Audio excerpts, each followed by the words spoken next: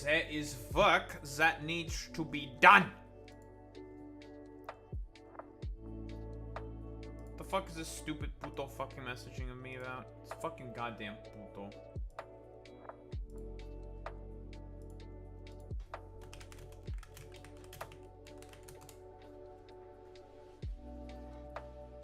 Fuck this puto. Fuck this puto, the Fordus Netus. Fuck this puto. La Fordus Netus. The Fordus Netus. This complete, utter fucking papega. La Fordus Netus. Whoa! A racist? I know, a stream in 2025. I know, cring. Like, comment, and subscribe.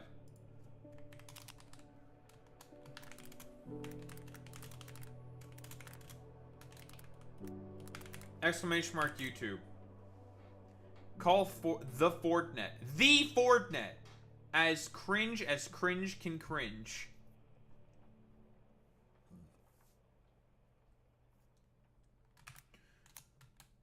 Man, there's probably gonna be a lot of wacky stuff at the Charlie Kirk Memorial, huh? I've so far the one highlight I've seen is Trump immediately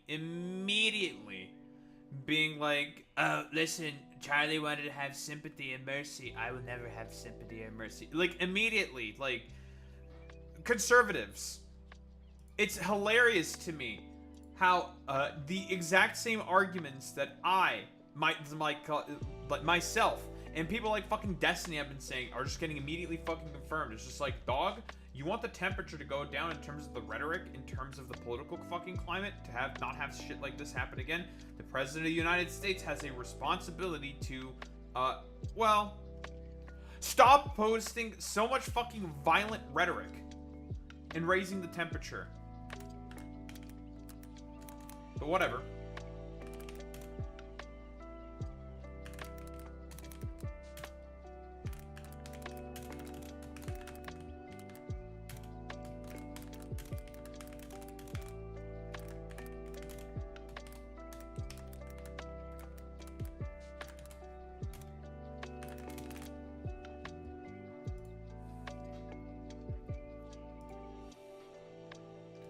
What are you up to, fucking Papegas?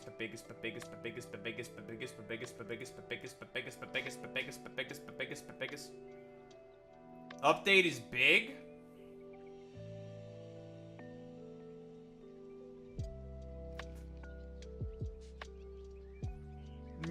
No, I don't think so. No. No, I don't think so.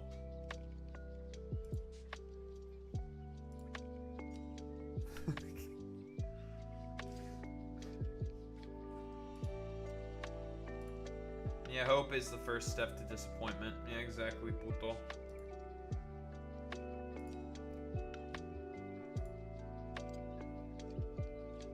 Papegas.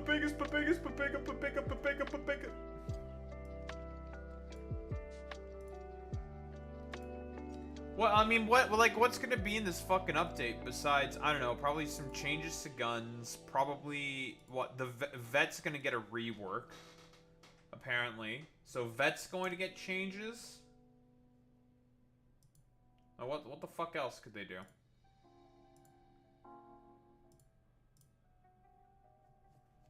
Are they gonna change Psyker? Psyker is, I believe, the least played class right now, right?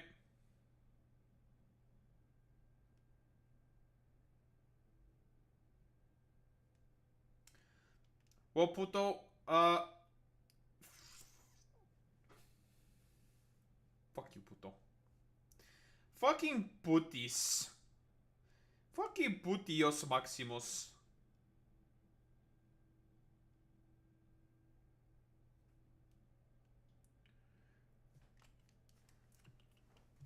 Now! Now! Fuck you, puto. You know what? Mods, Banford. Burn Ben. I'm gone. For forever. Oh, I'm gone. For forever. Permanent ban. For all eternity. Fuck you, puto.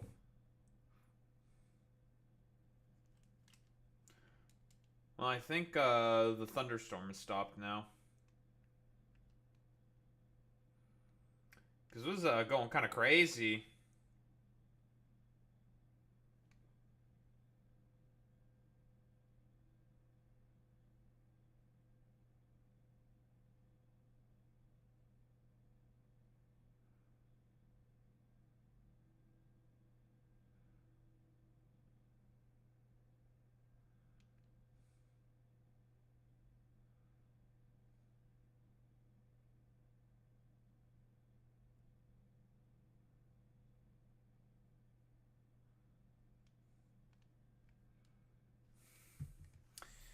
Yeah, well, he should be back tomorrow.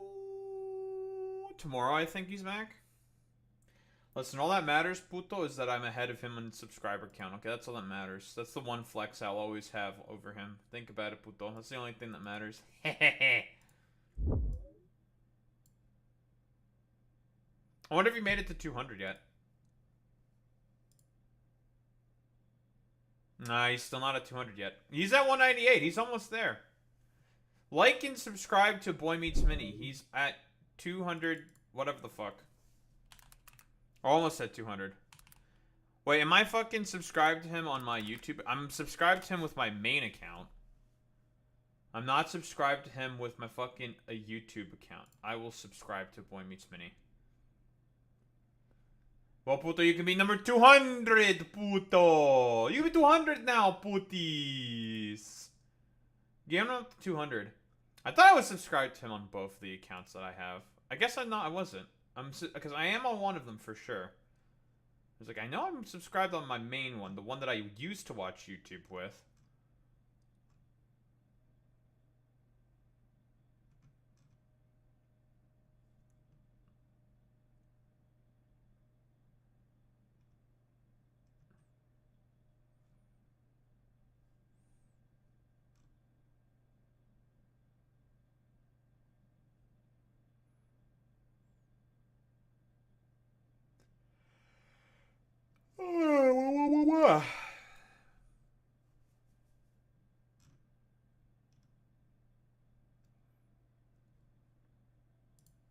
Is my fucking computer lagging?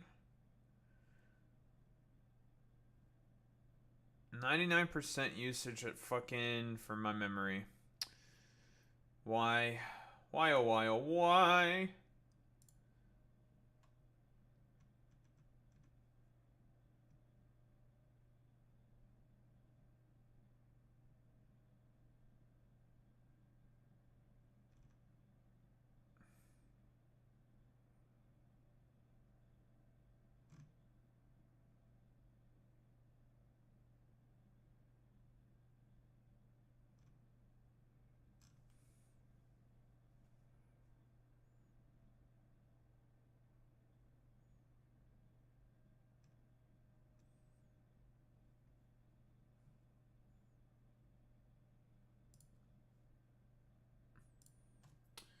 Okay, let me close all these tabs then. That should help. Doesn't respond to anything he's saying. Refuses.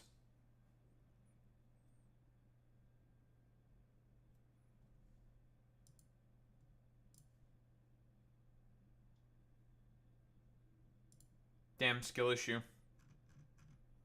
Life issue. Imagine having a JOB. God damn it. Fuck. I might have fucked up pretty badly. Uh-oh.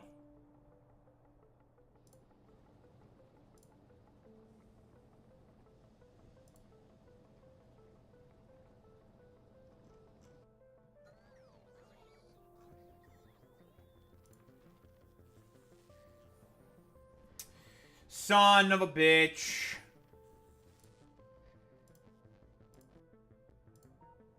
I'm gonna fucking shit myself.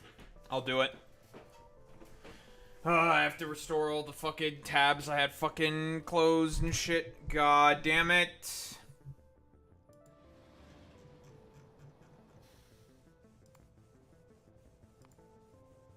All because of that fucking bull.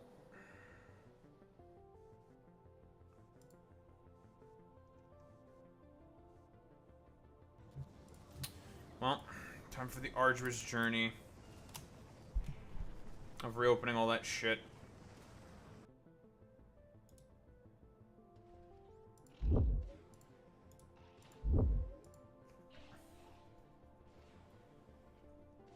Oh, I'm not gonna get everything. I'm not gonna remember everything.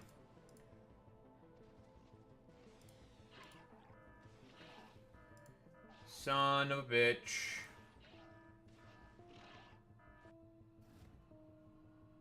And all the fucking goddamn other shitting videos I had open as well. Fuck my life.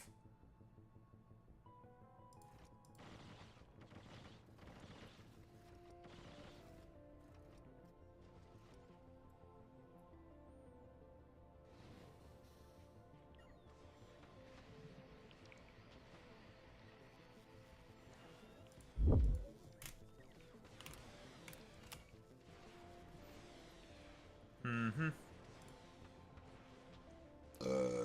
Excuse me.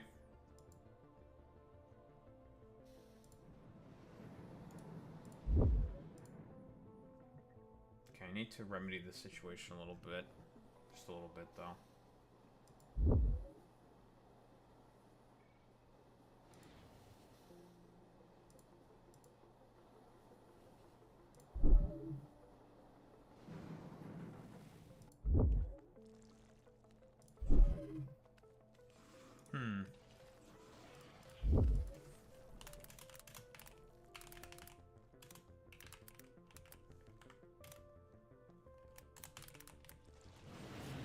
How do I recover close tabs?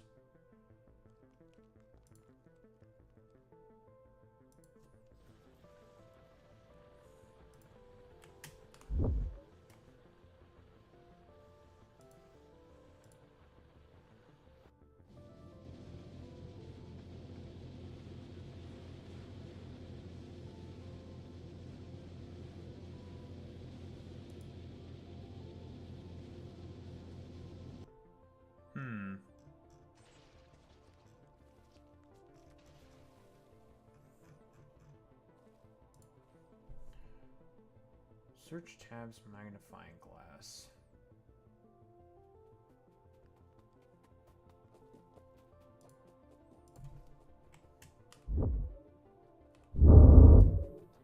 What? Oh shit, it brought back all my shit. Really? It's constructed shit. Oh, fascinating. Yeah, you have a good one, puto. Alright, I lost nothing. That's good to know. Control-Shift-T. Wait, what the fuck are you... Wait, what is this about, puto? Explica.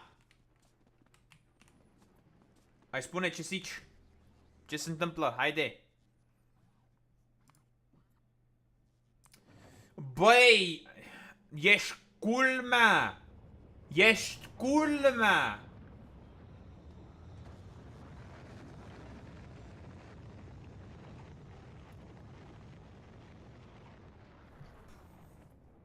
Pizda mătii. Just swearing at Ford and Romanian and shit.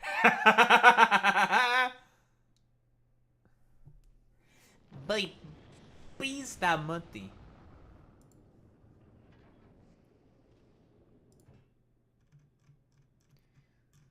Trebuie să știi de Fortnite că ești...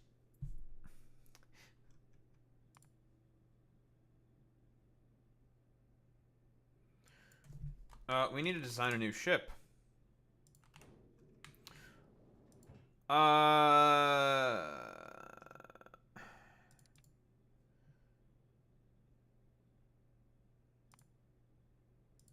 Well, time to go around and see what supplies we need.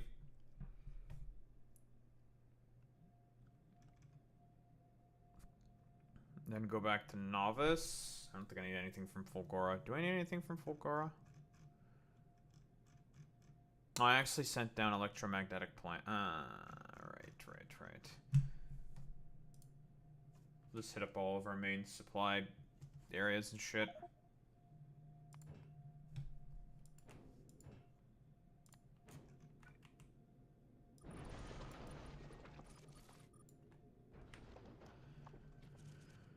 Okay, Arig.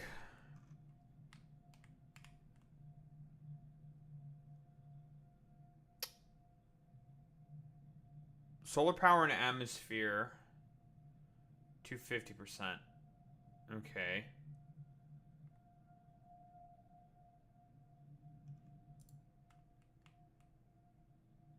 It's not that high.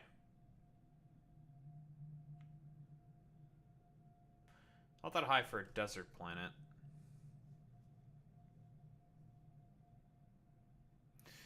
What about solar power in, not an atmosphere, but in, around orbit? I'm trying to think, what's the best way to do this, then? It'd be 2 times here. This is a little closer. It'd be about the same. Maybe we need 250 instead. Maybe 300? Think about how I want to power the ship.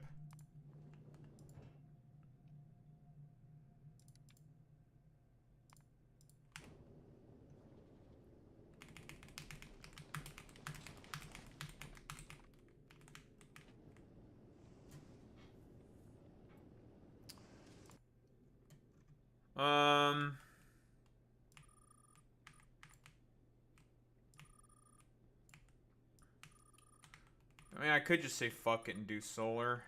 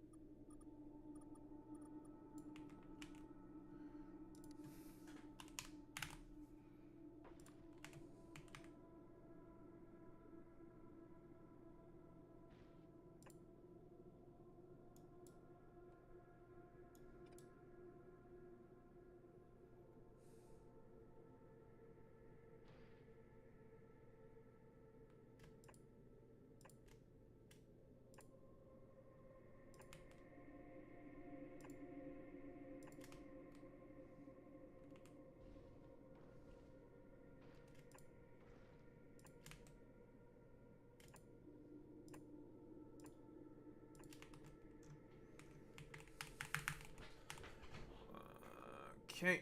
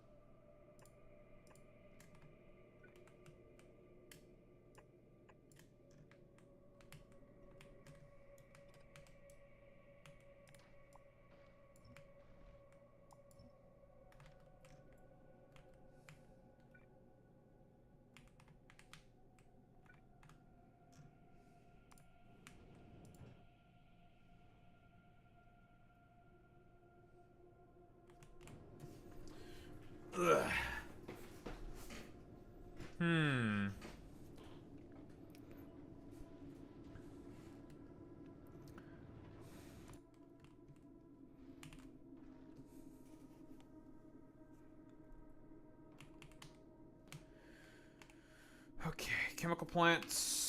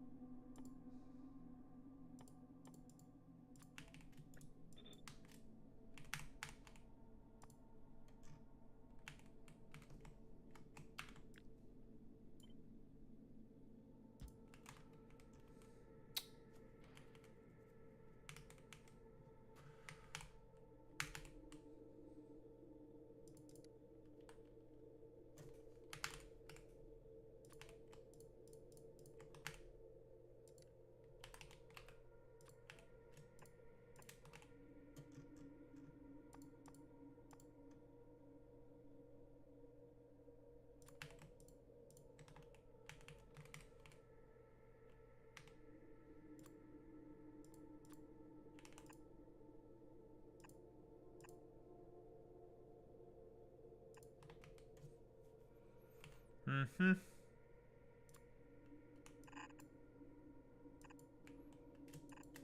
Probably gonna put 5 thrusters, so we probably don't need a crazy amount of this shit.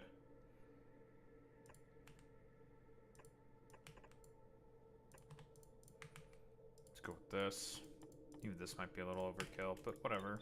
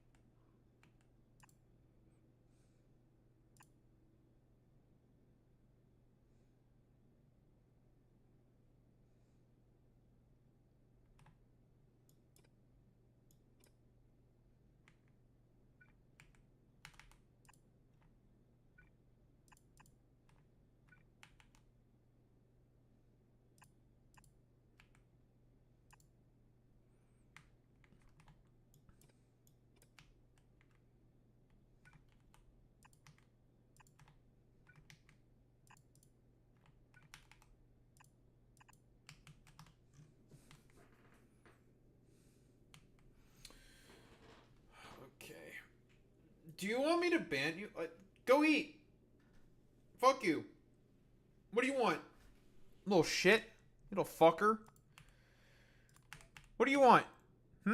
Put this? You're eating? No. I don't think so. What are you eating? Share with the class, puto.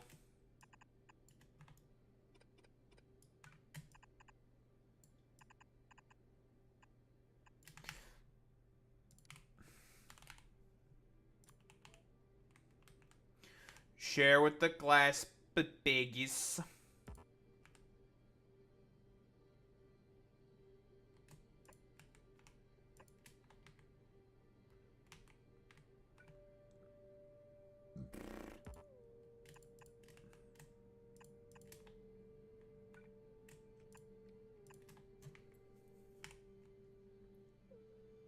Whoa, steak? Like the gambling platform, putis? What, you're a gambler now, puto? What's up, Matt? I've heard a lot of good things about mouthwashing.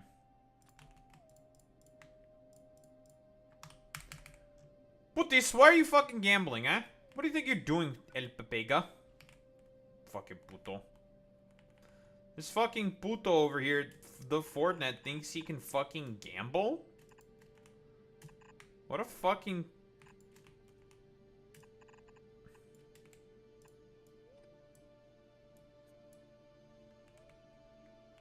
Yeah, the Fortnite's gonna gamble. Looks like you're a gotcha player at heart. Is that because of my brain damage? No, it's because you go after children, and there ain't enough room in this preschool for the two of us. Shut the fuck up, Sundowner. Sundowner is a pedophile, okay? He's not a gotcha player. Now what's the difference, right? Distinction without a difference. Man, that fucking laugh, made the camera go full schizo for a second. That's crazy. I'm gonna make the ship look a little different.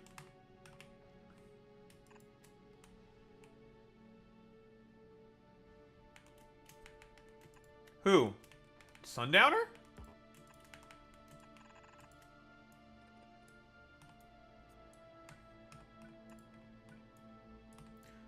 Well, if he's a gotcha player at heart, then yes?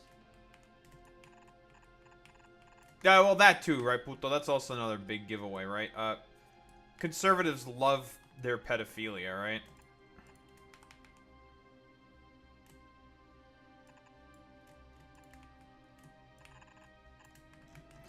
Like, they like child rape, unironically.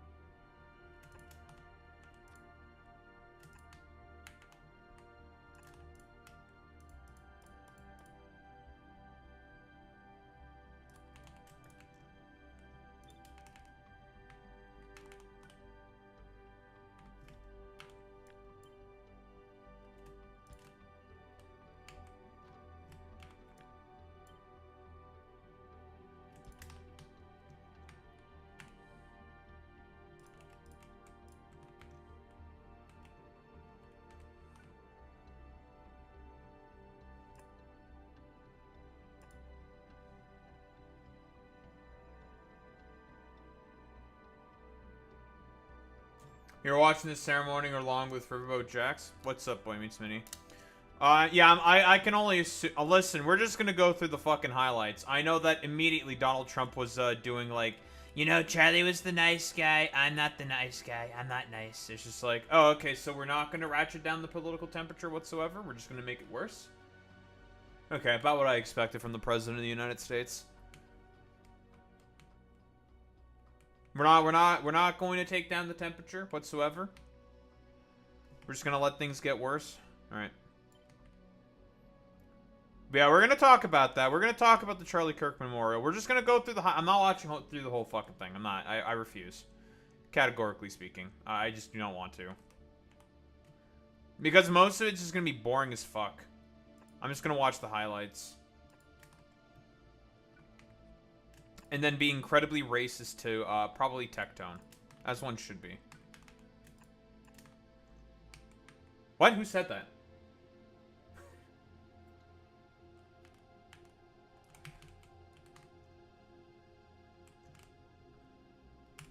Can't believe that my streamer, Da Harambe, would be racist against a humble white man. A most humble of white man.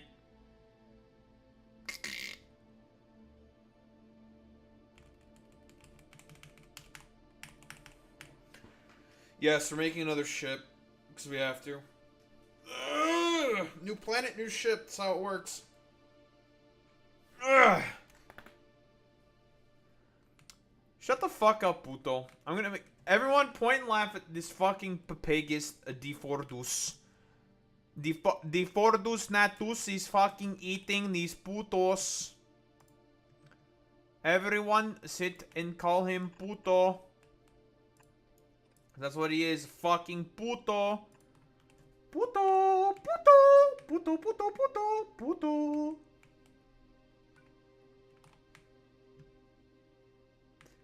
I'm stretching out and cracking my neck and shit, and here you are being fucking literal team Papagia brain.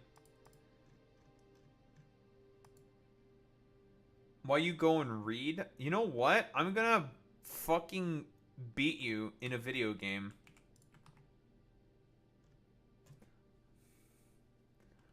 I'm gonna permanently ban Ford. I'll ban him. I will permanently ban him. I'll do it. I'm gonna kill him. I'm gonna kill him for saying slurs like a JOB. You don't fucking say slurs like that around here, okay? This fucking puto with his fucking slur usage.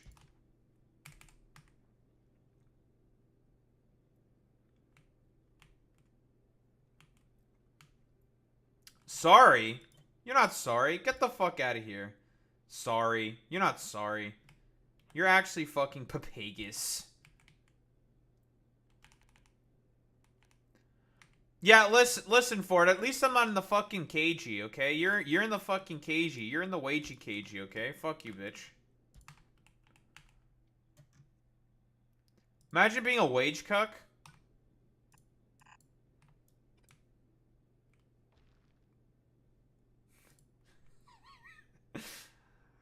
Wagey, you're wagey. What? How's it feel being in a little fucking cagey? Wagey. What? You in a little cage? What? What?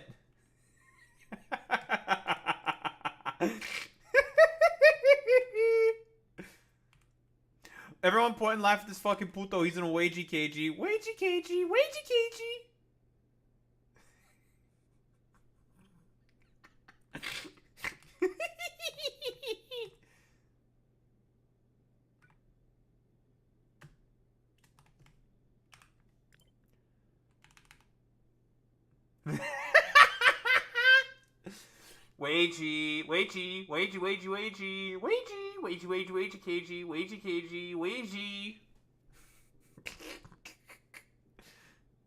Imagine having a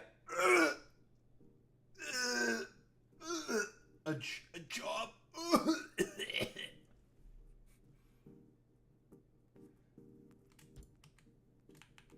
Yeah, imagine being Team Papagia, like Boy Meets Mini, Ford. Like, you should be a damn ashamed of yourself.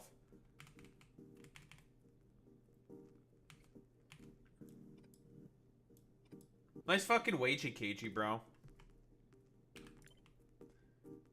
Imagine bragging about a wage in the year of our Lord 2025.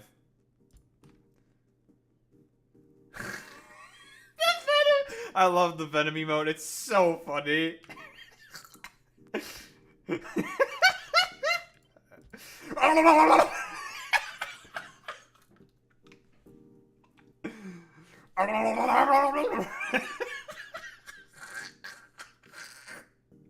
It's one of my favorite emotes. It's so funny.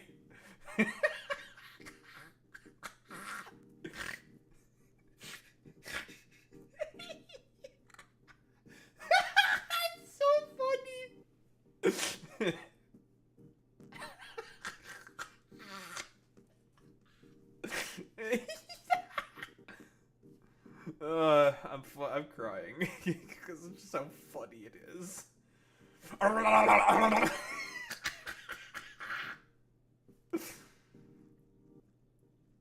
Oh god, that's funny.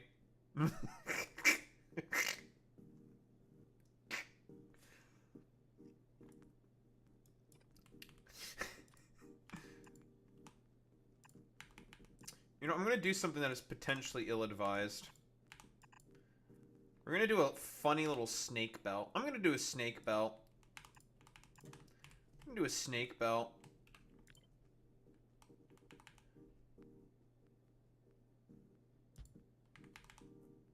We're gonna try something a little new.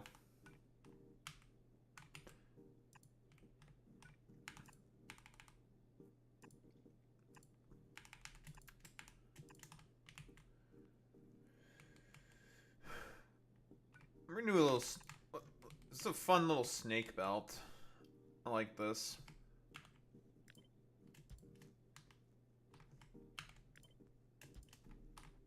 I like that.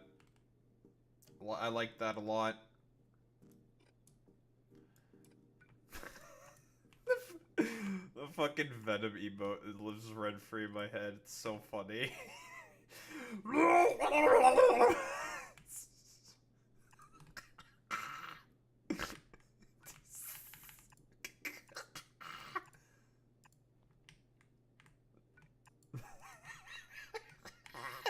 I just keep thinking about it, just thinking about how funny it is.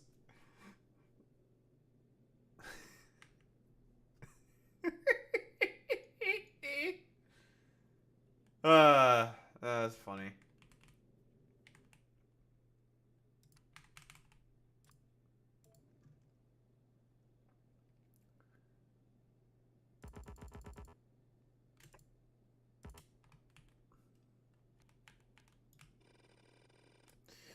Man, where am I gonna put the crushers then?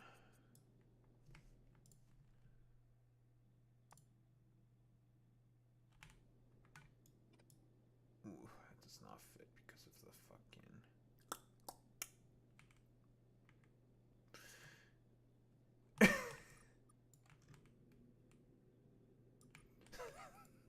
The fucking Venom emote. It's so funny.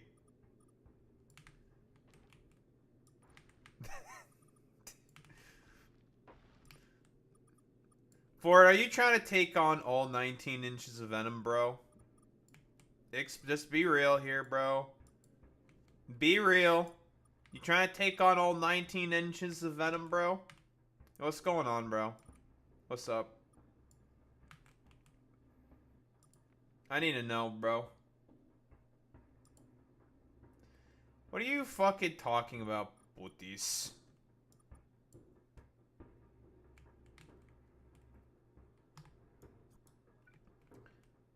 Well, you know, sometimes Boy Meets Mini racism does end up prevailing in the end. You know? This is some clearly Italophobic bullshit. Like, the Italians are gonna know about this. Clearly, there's some Italophobias going on here that shouldn't be tolerated whatsoever. Clearly, there's something going on here against the Italians.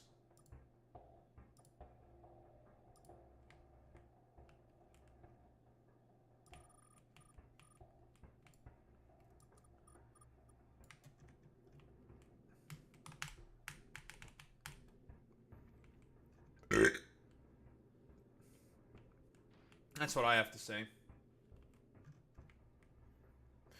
Burp, Daniel's video gaming. Daniel's game, burping.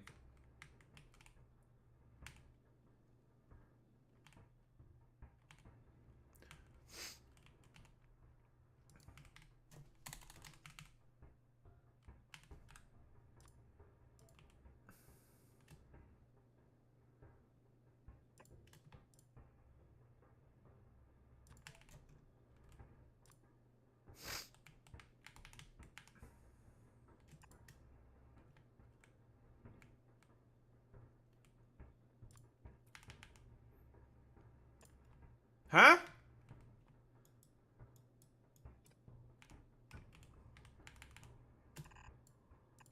I don't know what's being talked about here. Oh, you're talking about Mario Kart World. Oh, sorry. My racism sensibilities were not triggering what was going on. Because I, too, am also racist against Italians. Which is normal because I am Romanian, which means we have to be racist. Right? I am Romanian. I have to be racist. It's one of the, like, prerogatives that I have in the world. I have to be racist. obviously. Oh, well, you know, it could be worse.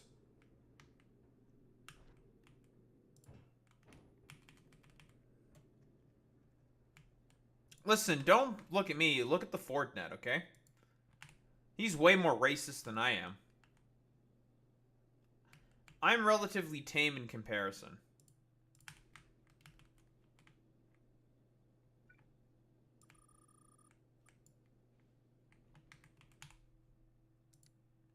Listen, in the great words of the TPUSA, or whatever conservative conference it was, we're all terrorists now. We are all domestic fucking terrorists. In the minds of the Trump administration, okay? So, who the fuck cares? I'm a terrorist, you're a terrorist, you know, Ford's a terrorist. But it's all a relative scale. Like, Ford is probably a super terrorist.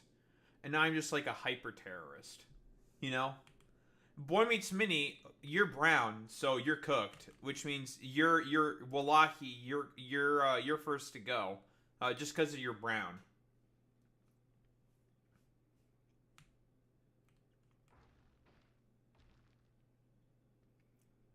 And Ford lives in Chile. But otherwise, he would also be cooked as well. What's the difference between this shit and this shit? What is the difference between a low-density space platform versus just a normal space platform?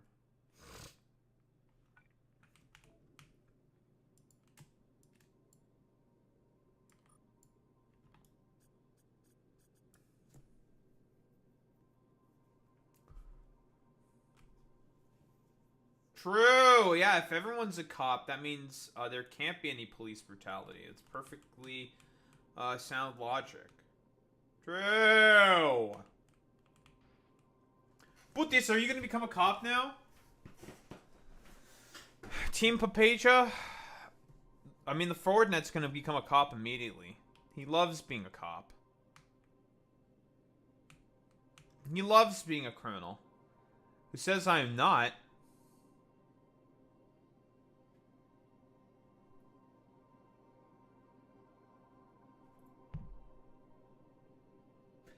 Alright, I don't think that's passing the smell test, puto. Alright, wrap it up, Doom. Wrap it up, Domi. Wrap it up. Wrap this shit up.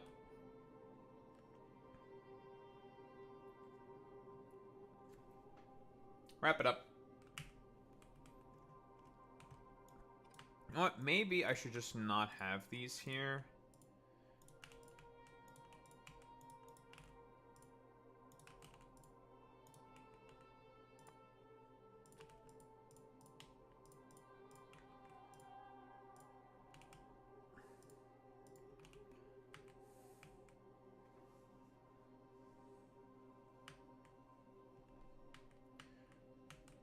Listen, don't say Papega 5 times faster on the Fortnite, or he will become full Papeja. He'll do it.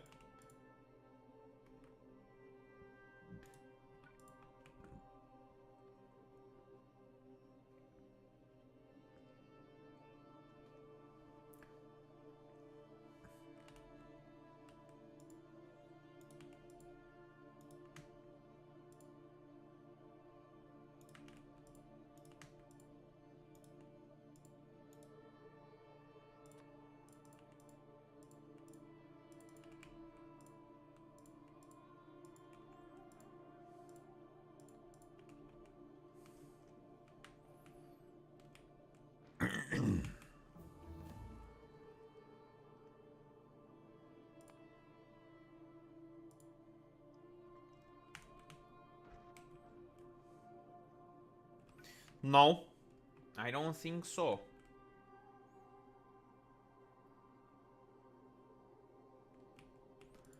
Nah, I'm forcing you to stay here now, puto, cause fuck you, I hate you. Smile.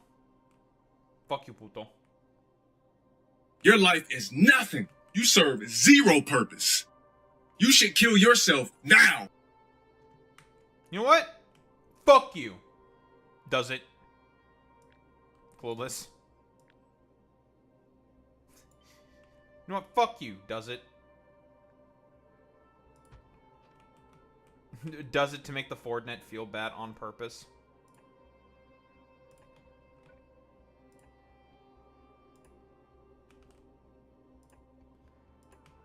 So then Ford can feel some kind of culpability for his actions. Similar to the President of the United States.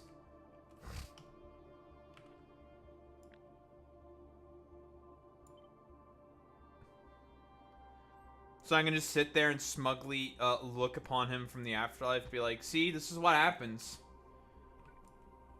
when you're wholeheartedly unwilling to recognize the consequences of your actions.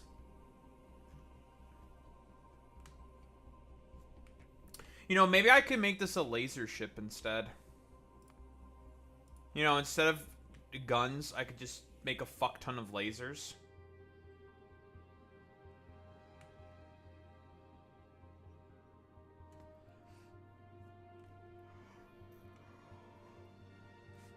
I've not made a laser ship yet. Lasers suck at fucking asteroid defense. They're so bad.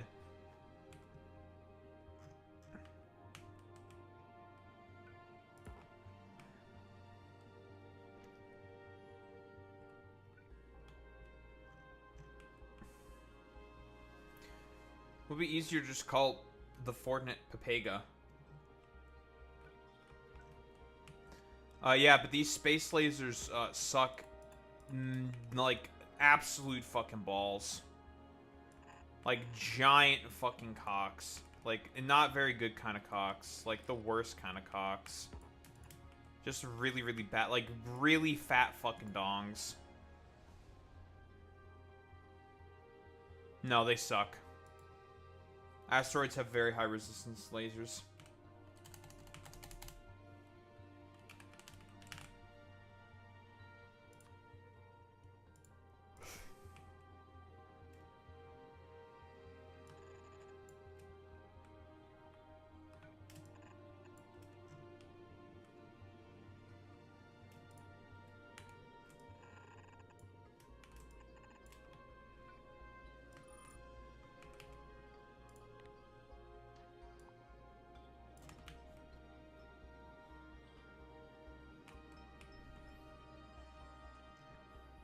Do you have the visual Boy Meets Mini? I don't believe you. I think you're lying to me. I need you to understand just how many fucking giant fucking goddamn cocks in my asshole.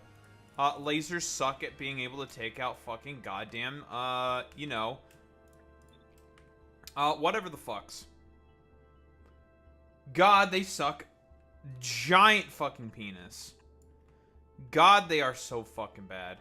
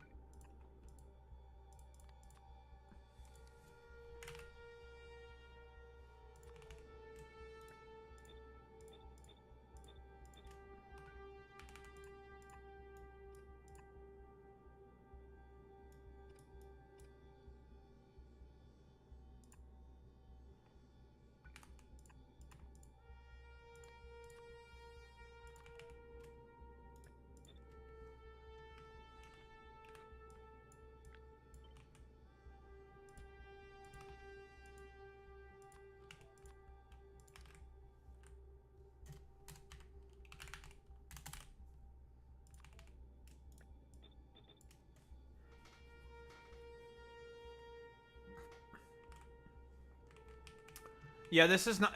It is very not yup cock. Like this is about as nope, not today, Satan, kind of cock.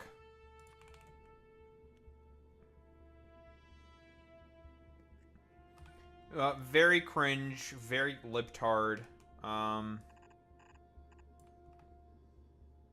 very stupid, very putis.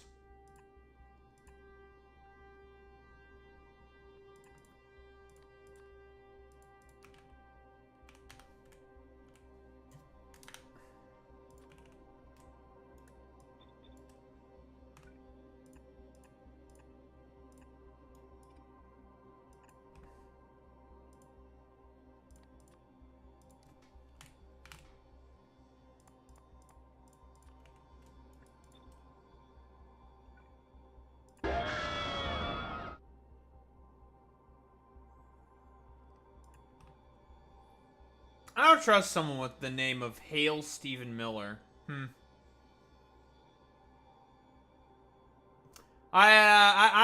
You seem very suspicious to me.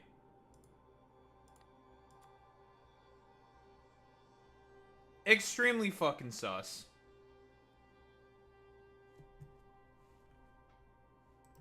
The sussy meter is at 11 right now.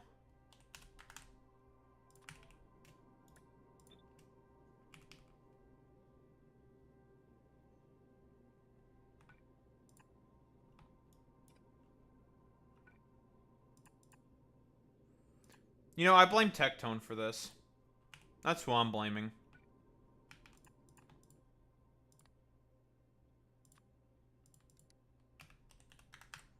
I blame that son of a bitch.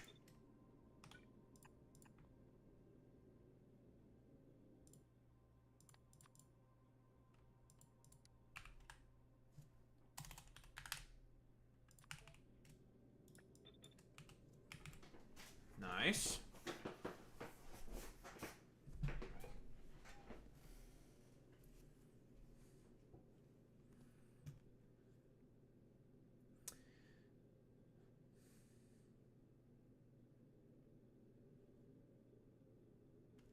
True, he is also bald. That is also a very important factor to consider, Boy Meets Many.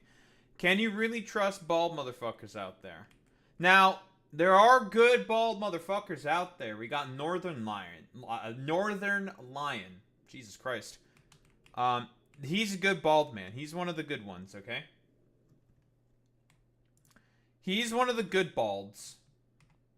Obviously. But Stephen Miller, he's like, I think he's like single-handedly, like bringing it down for old bald people, you know? You know, the reason why bald people are like having a bad rep right now, I think is because of Stephen Miller. I'll be honest. Yeah, obviously, yeah, not hashtag not all bald, not all bald people. What the fuck is a bald Urian? What the fuck are you talking about, Boy Meets Mini?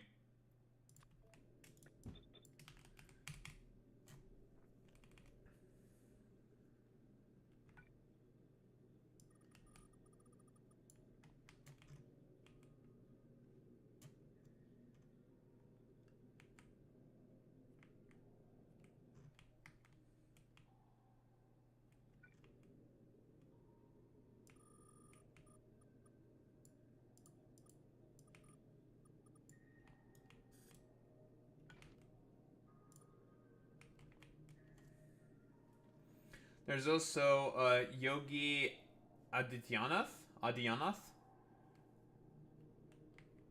fascist governor of my home state in India. That dude is Stephen Miller level evil. We call him Yogi Diesel.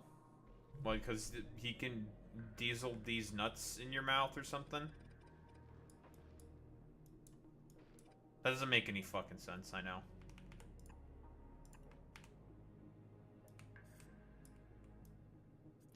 Is that supposed to be like a dig on Vin Diesel?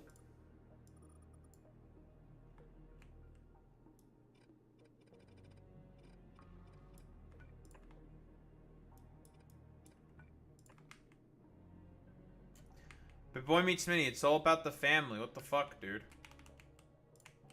It's all about family. Now he looks like Vin Diesel. Oh. Oh, okay. Wait, he's white? I just makes it... I now have more questions than I have answers, Boy Meets Mini. What the fuck, dude?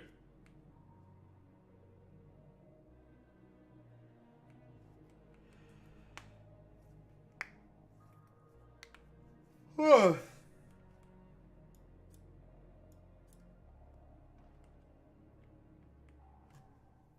about the family and the critical... Yeah, race... Now, it'd be critical racist theory, but, like, using it to do racism. Which means I have a direct problem with him, which means we now have to fight rhetorically. That's how it works, right? No one will use the name of critical racist theory except for me for ill intent, okay? For I am the critical racist theorist.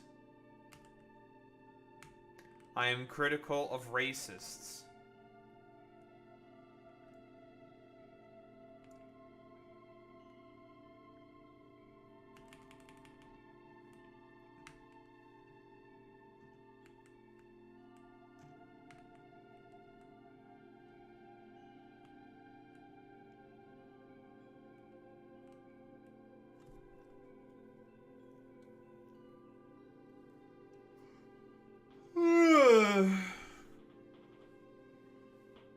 Why am I so sleepy?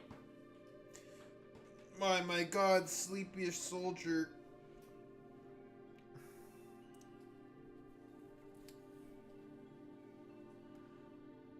Is it copyright now? Because I'll copy left at 200 miles on track. Good one.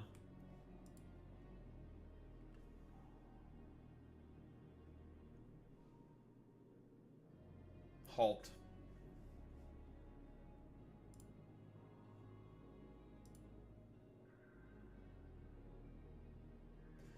I'm gonna need you to stop right there.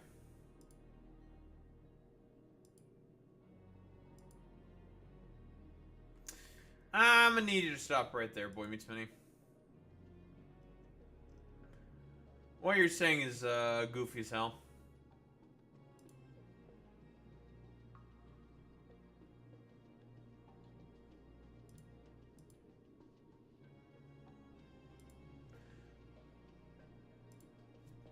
Copium bans you.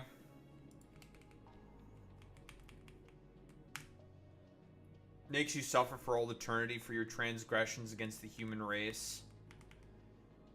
Starts becoming explicitly racist against all Indians now because of Boy Meets Minnie. Basically becomes no different than Sam Hyde.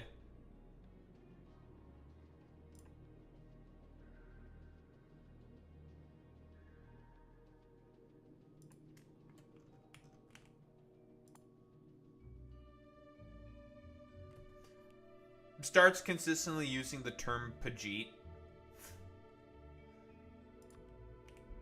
Yeah, you're cooked now, buddy. Now I am racist. Look what you've done, Boy Meets Minnie. You've brought this upon yourself. The American people are tired of women. That's real. So real.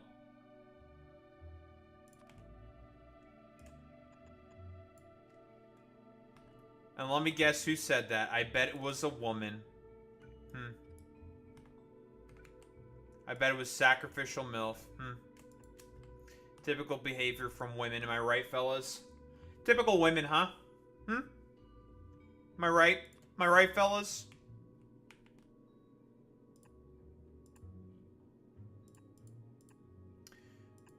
These dang lascivious women. These darned hypergamous women, am I right, fellas?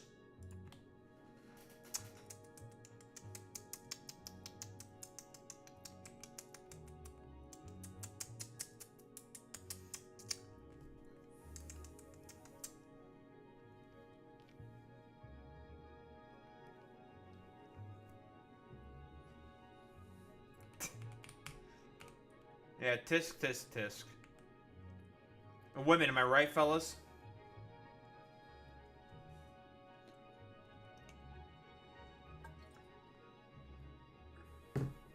Well, I don't know. I'm existing. That's what I'm doing. I'm just existing.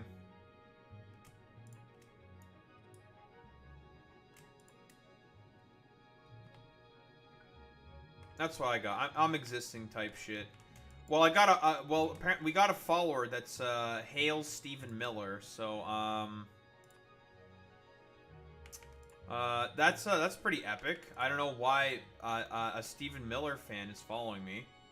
I don't like that guy. I think he's a bald-headed little freak. But you know, we got some interesting characters up and about in Twitch. Yeah, kind of ick, kind of ew. Kind of cringe, kind of weird. Yeah, that's true. Kind of crungus. Kind of cring. Oh, yeah? I was the most recent follower.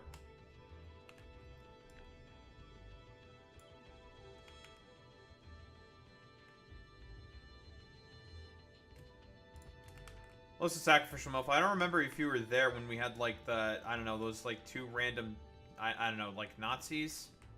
I don't know, weirdos? Just say weird. I'm just gonna call them weirdos. Decide to just come by and, I don't know, argue for a pro-Israeli position or some shit. I don't know, it was weird.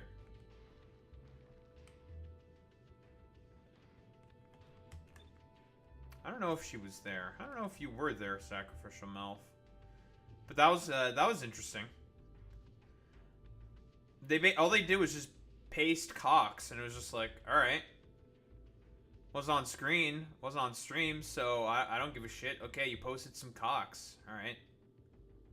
Yep, cock.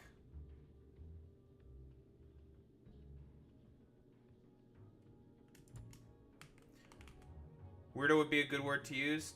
I thought so as well.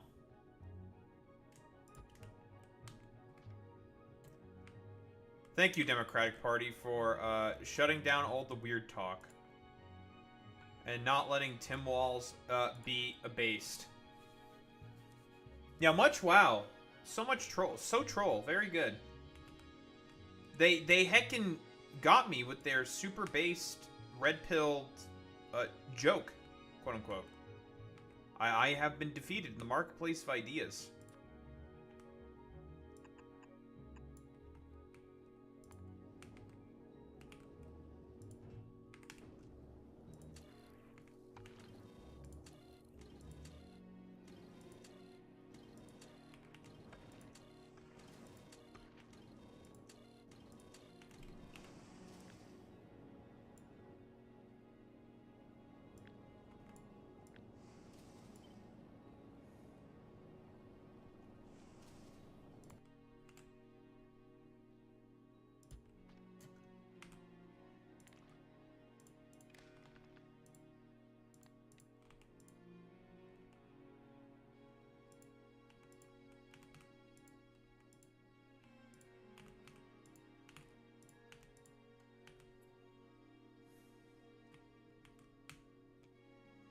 That's true.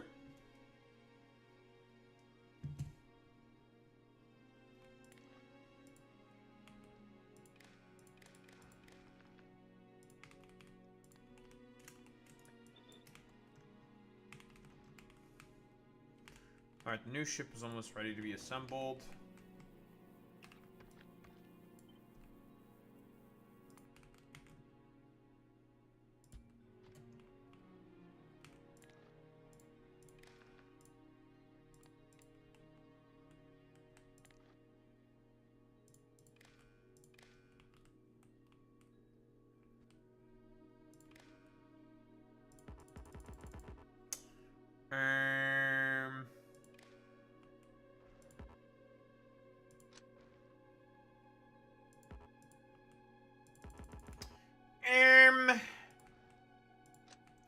What the glurm?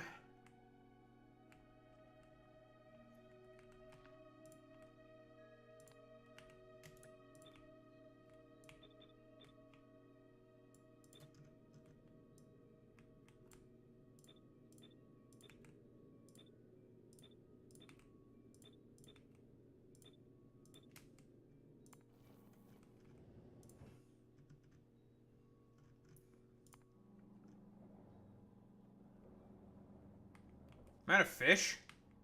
Oh, that's not good. Uh-oh. That's bad.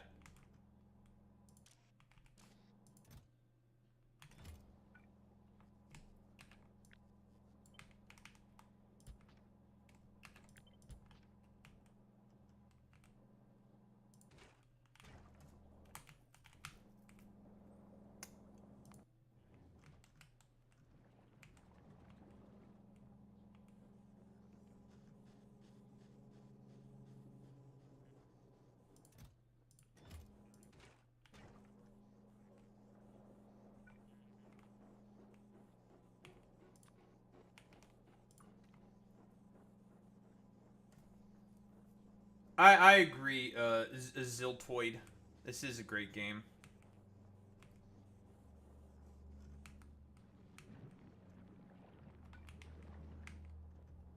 Well, this is annoying.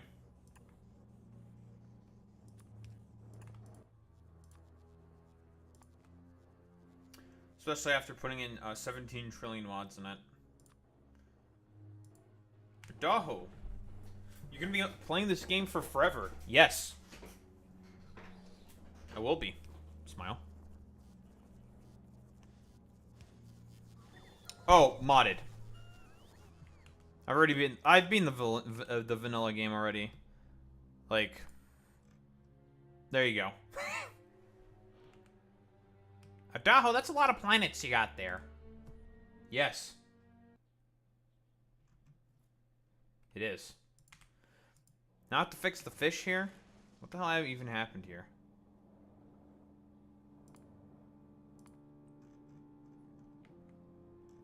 Why do you not have any ammo? Are you out of water again?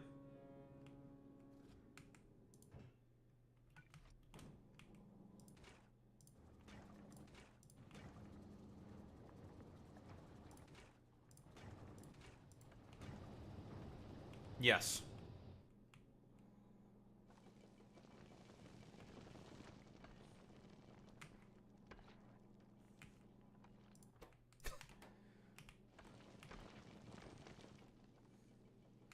Listen, what could possibly go wrong?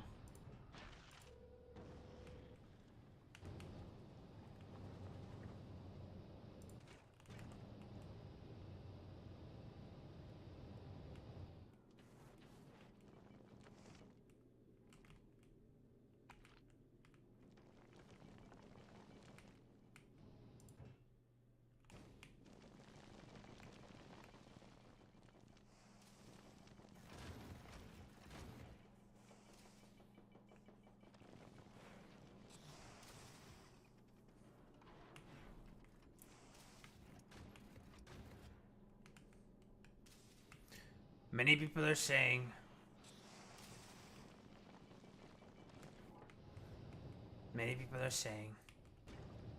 many different things.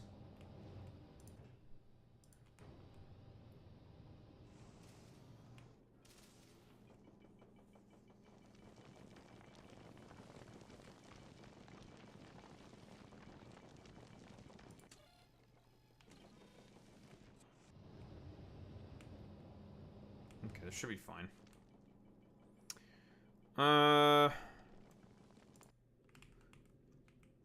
You. Well, that's not gonna work.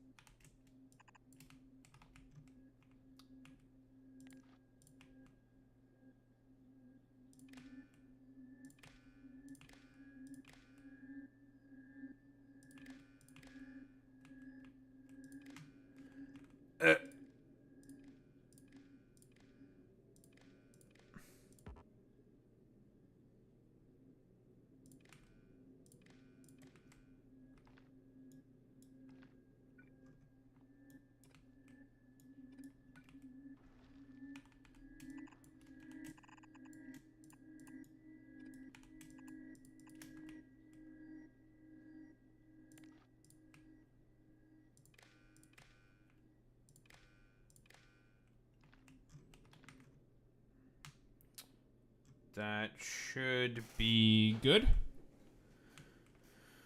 Drop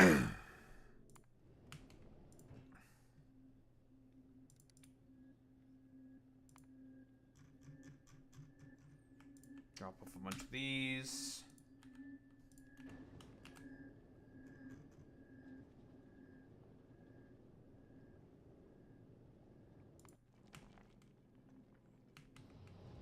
Okay, you should be okay now.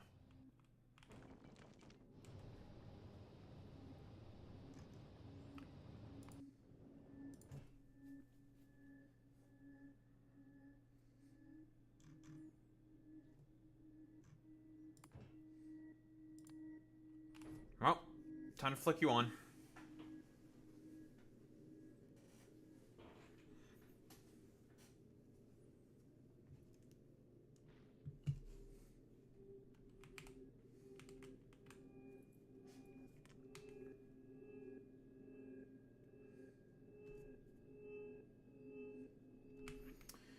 We're not carrying anything that's spoilable, obviously, in this ship, so we don't really have to care about how fast it is. So this should be fine.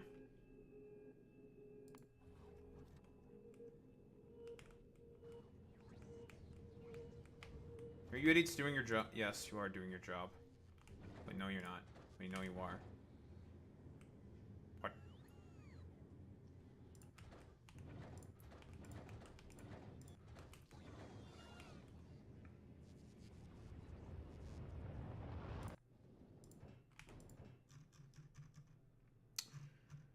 I'm inclined to believe that,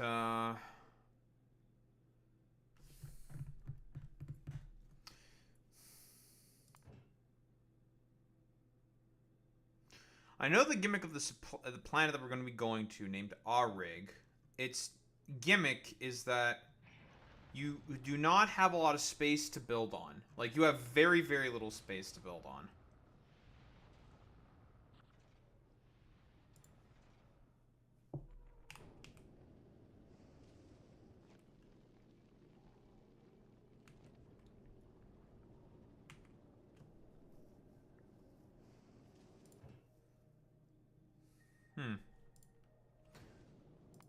Of course, eventually that problem gets remedied.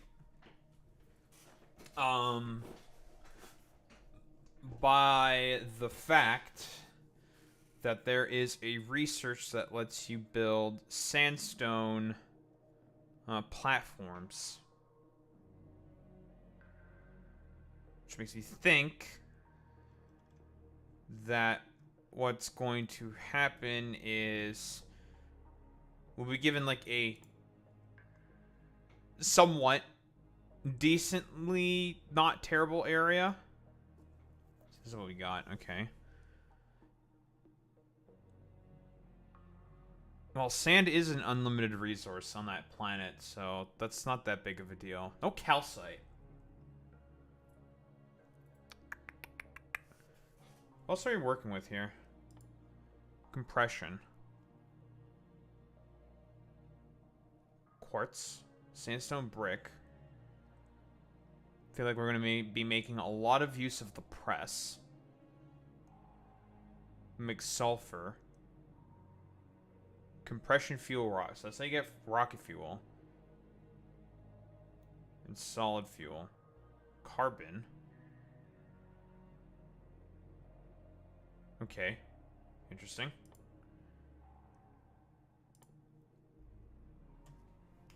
Advanced heavy oil cracking.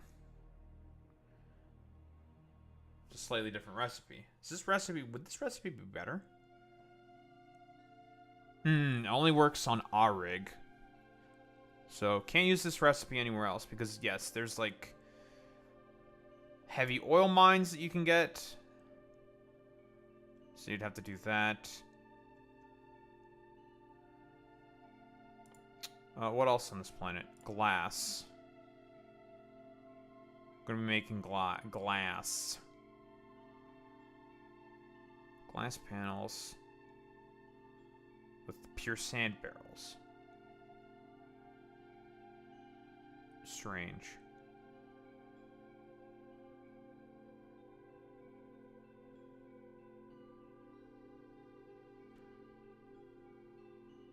So that's with egress glass.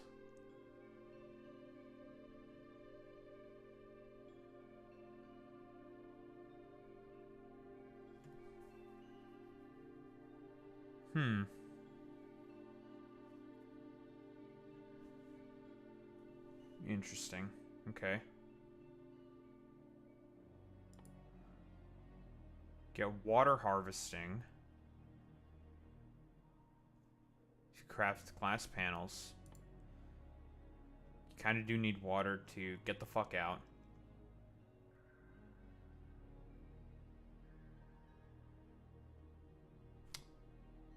Oh, that's interesting. No cargo, huh? No cargo until you get the science pack. So we're gonna be on our own. I see. Well, it's not the end of the world because the sand is infinite, so it's not too bad. It's annoying. It's gonna be annoying. But it's not the worst.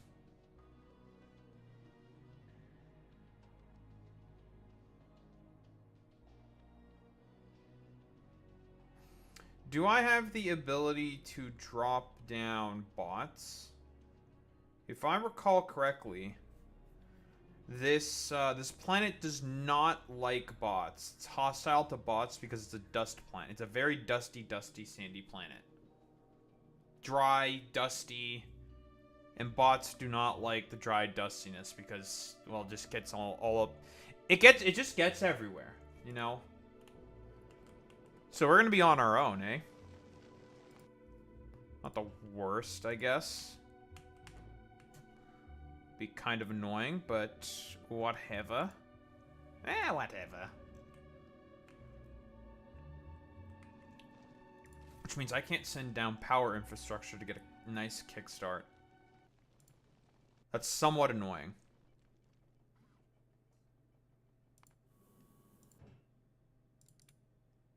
I want you to go to Maluna, please. Drop off those for more spaceships. Okay. Why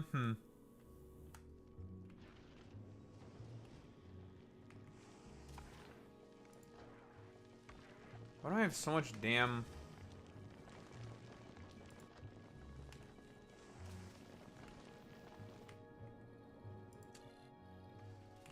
Why do I have so much damn iron? Is it because of all the asteroid productivity?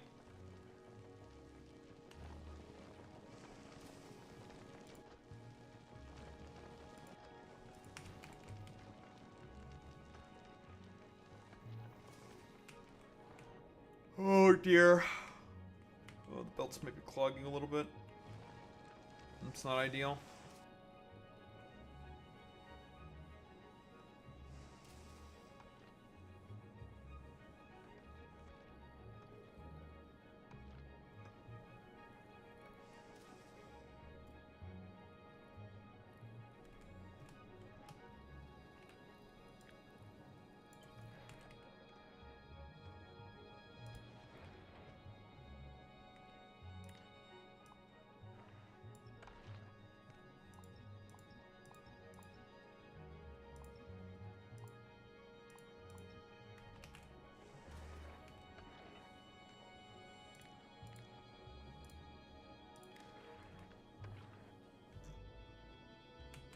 That should help.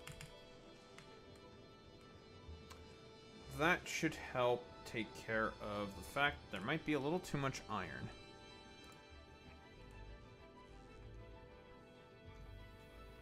Okay, I want to see how this does on its main voyage before we... Because obviously my other spaceship's going to be... My main spaceship's going to be fine. Obviously. I made it.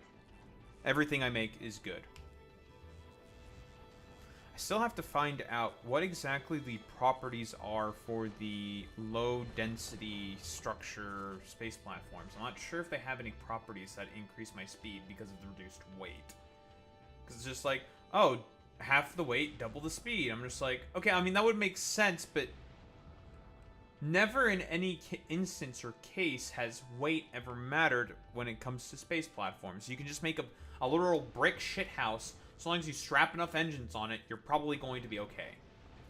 Like, who gives a shit? And it's just like, well, this is a little strange. And it's just like, alright. You know?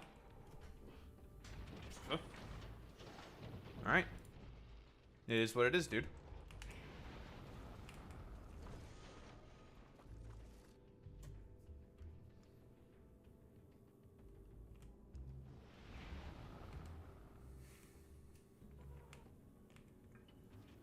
Oh, Boy Meets Mini. I don't know if you're there, Boy Meets Mini, but I did end up deciding on a color. It's a very, like, I would say deserty yellow. Oh, now you come back, Boy Meets Mini, just to say this.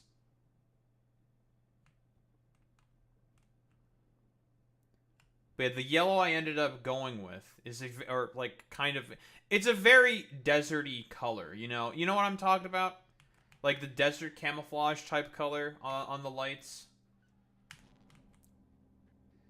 Is that what Fallout New Vegas' color is?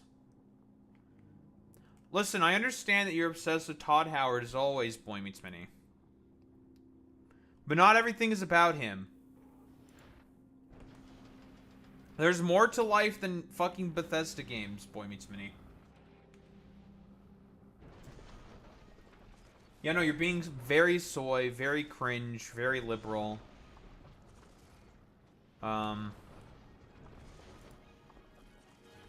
Being a bit of a libtard.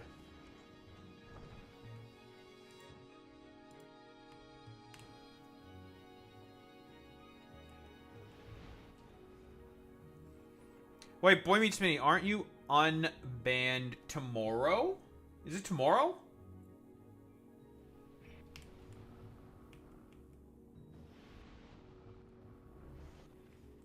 This is true. That's crazy.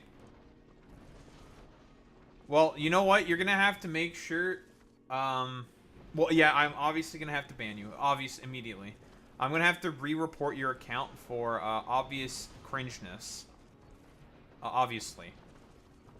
Right, I remember what I wanted to set up. I wanted to set up the gachapon machine. I need to set up the asteroid collector gachapon machine because that's the only other way I really want to upgrade my fucking goddamn spaceships, and that is with this gachapon machine.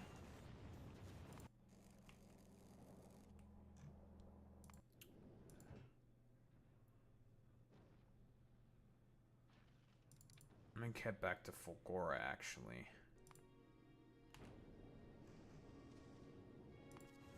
What am I missing on Luna?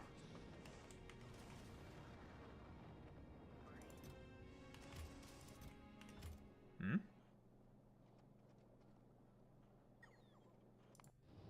What are you doing here? Oh. Whoops. I forgot to send you off your merry way. Oopsie. That is my bad. So let's get our rare quality 3 modules from Fulgora, because we have a bunch.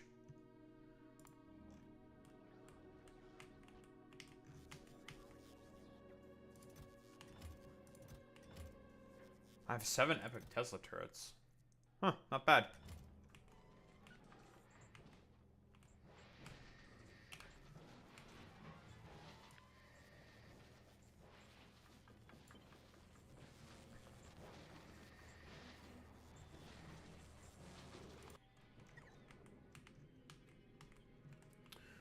Alright. Gachapon machine.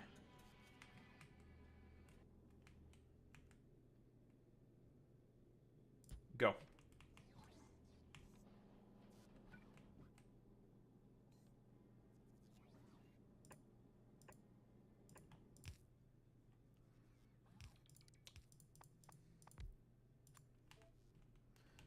Yeah, no, we don't have the appropriate material for that. Thank you. Because these things are hella fucking worth it, even to just hard force.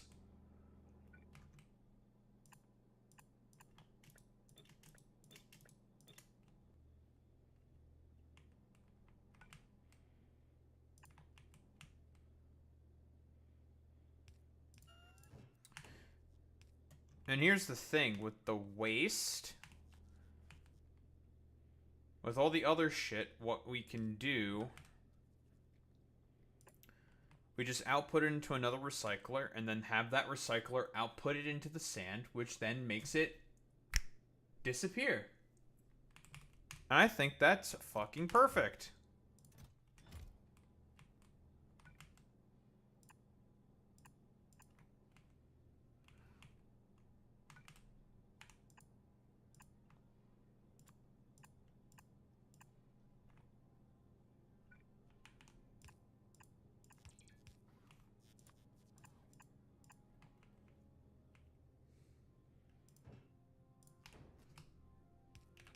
course, we can always just do it with another one as well. Just do 2 of them.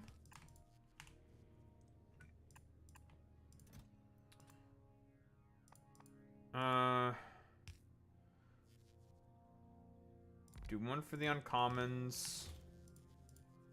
So I just want to keep the rares, and I want to keep the epics. Alright, Gachapon. Go. Actually, no, wait. We should stop for now. We don't have the quality modules yet, so we can't even upcycle. Maluna.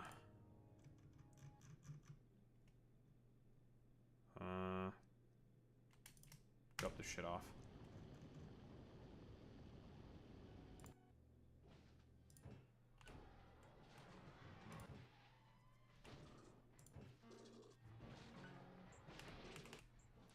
Alright, this shit is slow as fucking balls. Jesus. Hurry that. Hurry this shit up.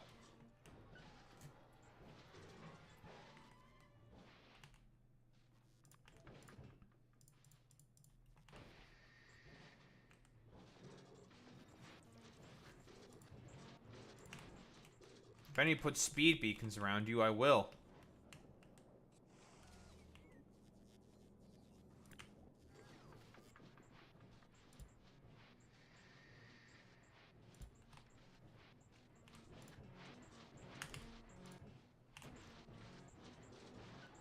This thing's making funny noises.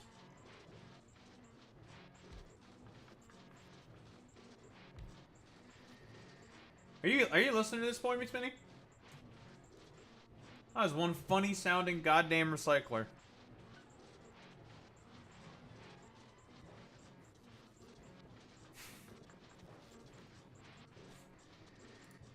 Making it sound worse. We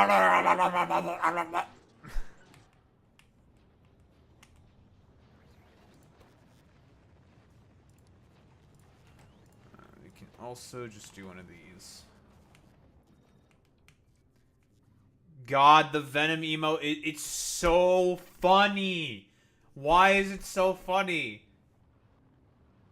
Why is the Venom emote so funny?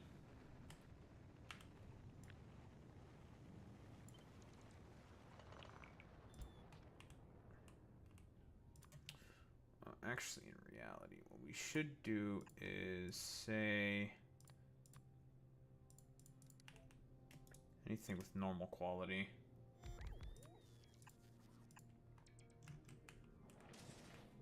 Keep actively cock blocking all my shit. It's funny.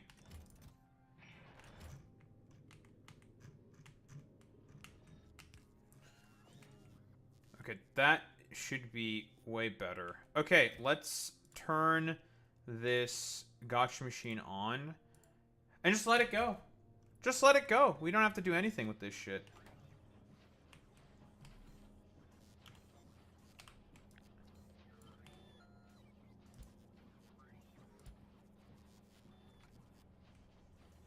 It's just, like I've said before, it's always worthwhile to just make a fuck ton of, as many of these fucking asteroid collectors as possible. So we're gonna just make as many of them as possible. Do I have green chests?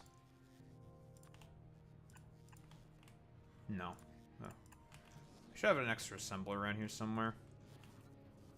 That's empty, not doing anything. Ah! I don't. What the heck?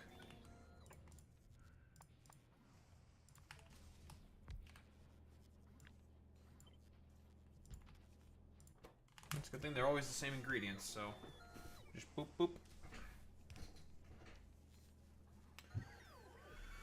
Alright, make me the appropriate chests I need. You should not need that many, you should only need that many. Lovely.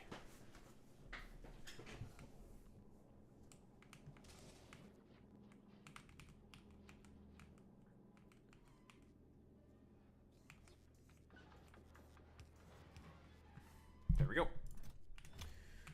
And now we have a nice little gachapon machine. So let's go fucking gambling. Let's go gambling!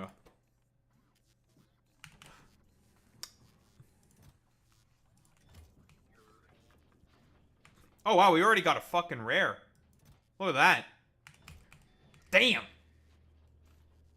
I do plan on upgrading all of my ships with these fucking better asteroid collectors because they are just better.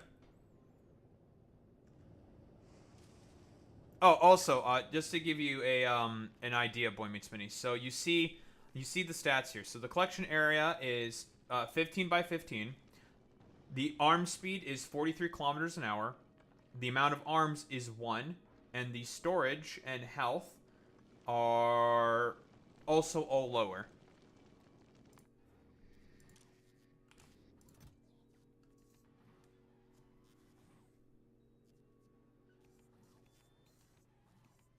Yeah. They are faster, they store more, they store more, they're faster, the collection area is bigger. Yeah, sure, it consumes a bit more electricity. Sure. Who the fuck cares? It's minuscule in comparison to what you get out of it. These things are fucking insane. Well, you pay a little bit, you get a mile. Oh, look at that. Our new ship is now ready. How's my power situation doing? Oh, wow. I thought I wouldn't have enough, but I got plenty.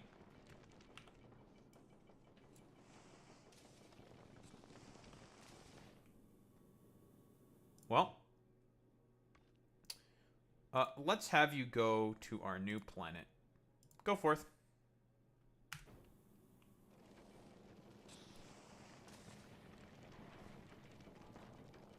I'm liking this snake idea I have going on here.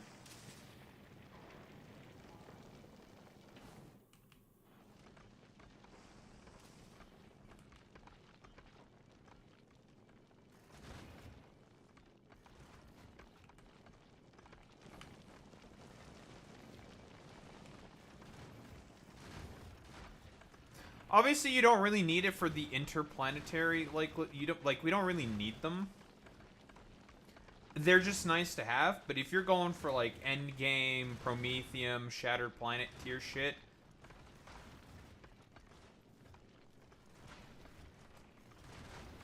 you get them. You get them. Well, there's Arig. There's a big hole in it. That was a very, very easy, clean trip.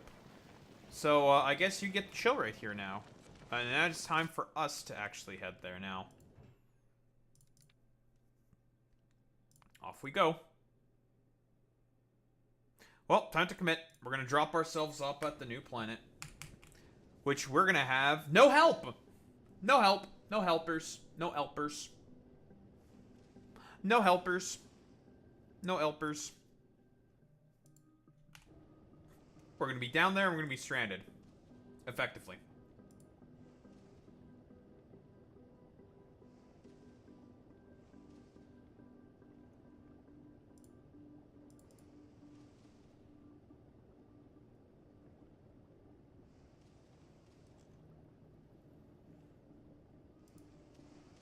Boy Meets Mini, I have a question. What do you know about the LGB International page? What do you know about them? Oh, so this is only 10k this trip? Wow, that's actually pretty fast. Well, we're here.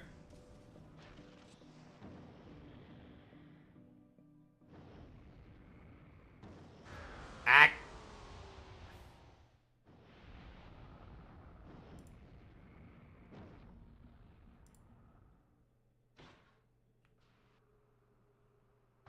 So this is Arig. Got some stone. Never heard of him.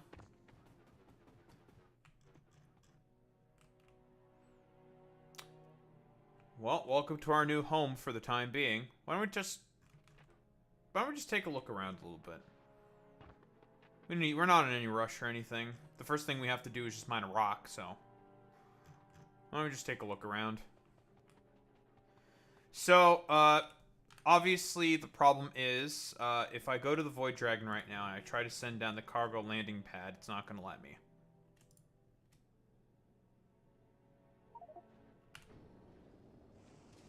See? Aborted. We do not have the ability to send down supplies. No supplies. No helpers. No helpers. Well, we can take some time to explore a little bit. That's fine. I know there's supposed to be heavy oil deposits around here. Well, so far I'm seeing a lot of stone. I guess it's okay. Getting very Fulgora vibes here. Can make this area my starting area. It's very big. Very big.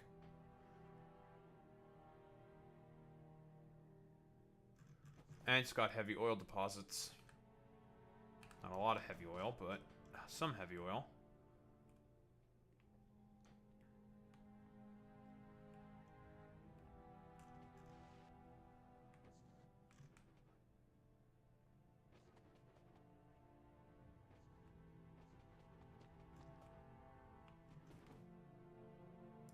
Oh, hello. Crash remnants.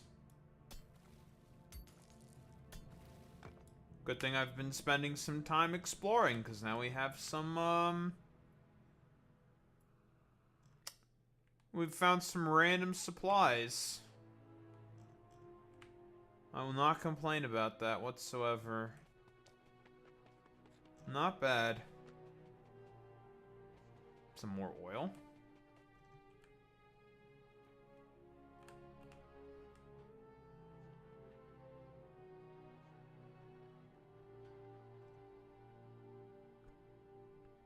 Ooh, a big one. Hello. That's a big, big plot of oil.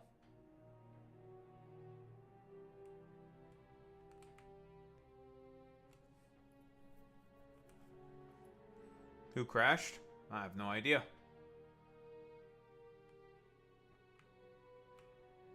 Some more oil. A bunch more stone.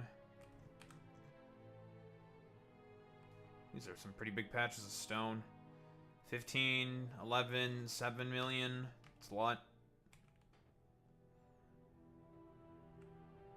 Do I want to make my base here instead? I mean, eventually we're going to have access to more area for ourselves.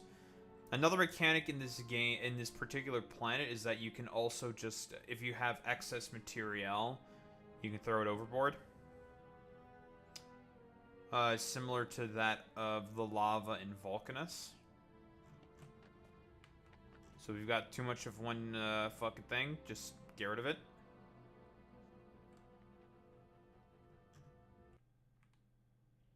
Alright.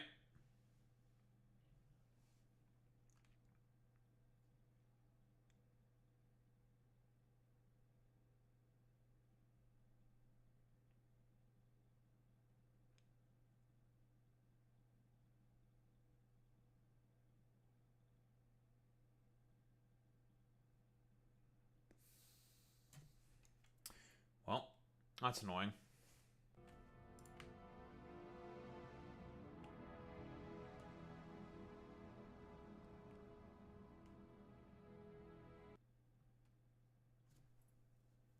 Alright. And we barely even started. Now we're doing this shit. We're doing the annoying cringe-ass shit.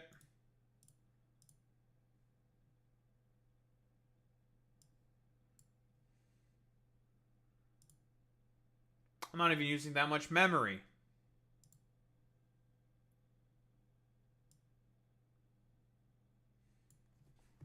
I'm just trying to explore, damn it.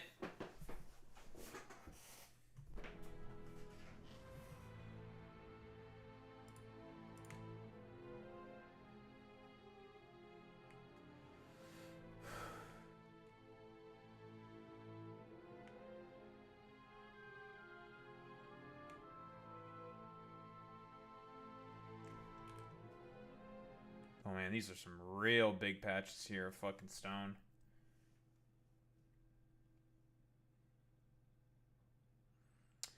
Well, since we're starting here basically with absolutely nothing, all we can rely on for now is just hitting rocks, make some stone furnaces, and then smelting some plates.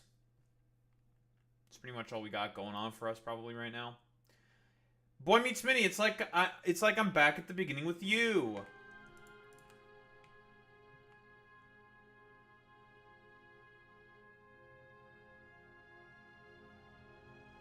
I don't have bots. I just realized harvesting rocks without bots sucks. Fuck my life, dude. Oh, we got another crash.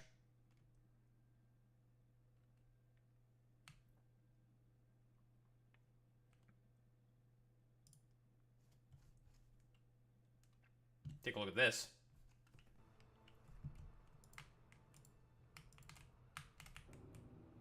Man, that was weird. Plates, belts, more inserters. We'll take that. More oil.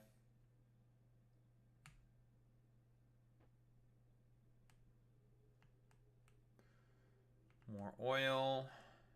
Not a lot of oil, but oil.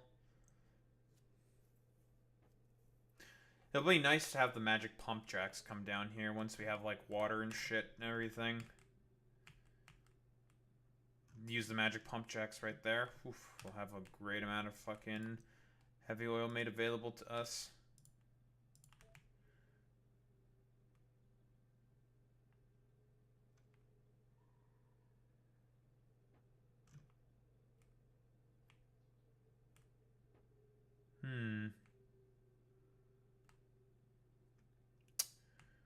Of all the islands I've explored, that's a huge patch of stone. Jesus, 47 million.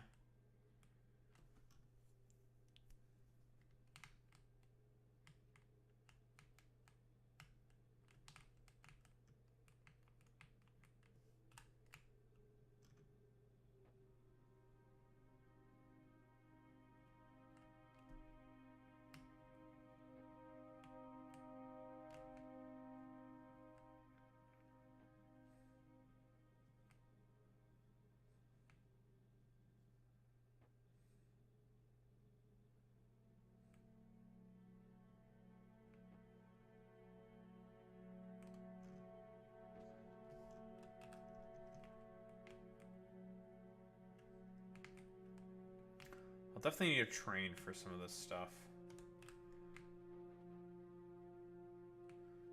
Don't know how much heavy oil we're going to need.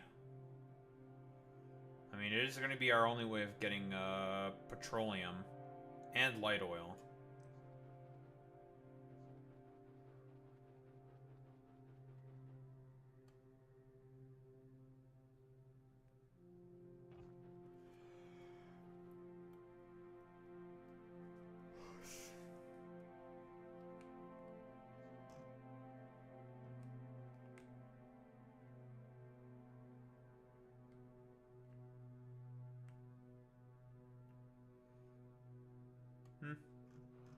Let's go with this place. Alright, let's hit this rock. Sand sifting and advanced oil cracking.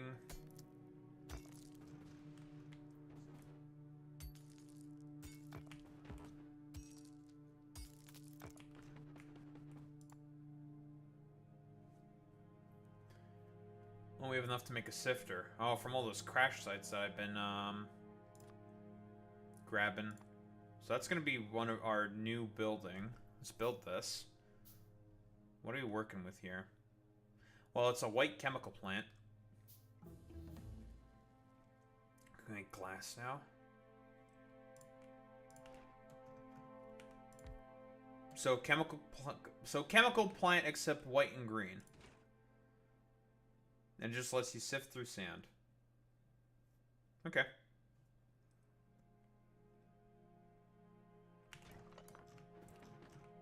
We need power for that, and we don't have any yet. So.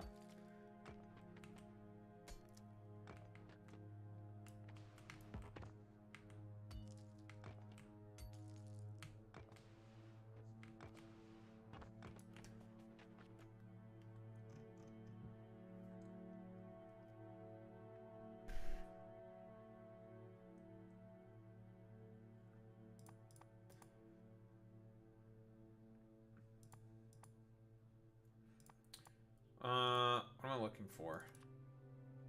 Right. Trying to make some stone furnaces.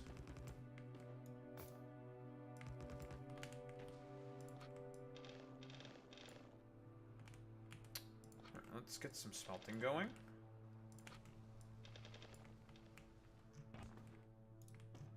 And just keep hitting some rocks.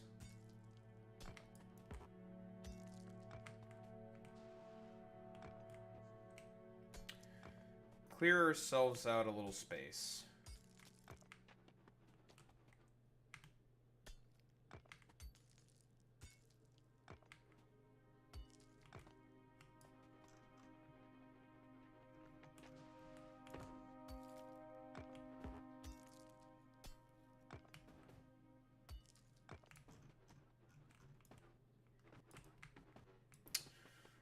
Okay, that makes me wonder, how exactly am I going to generate power here, then? I can't really use, solar panels or anything.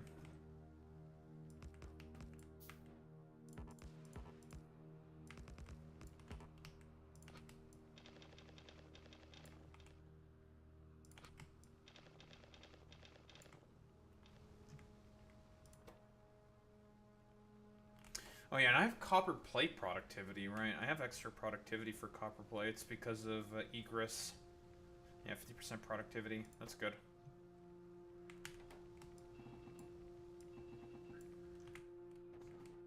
Right, good amount of plates. So steam engines, huh? I know that in order to pump up, we need offshore pumps. Because we can pump up the sand. So there we go. We can now get a bunch of sand. Let me see. What's the rates of this thing?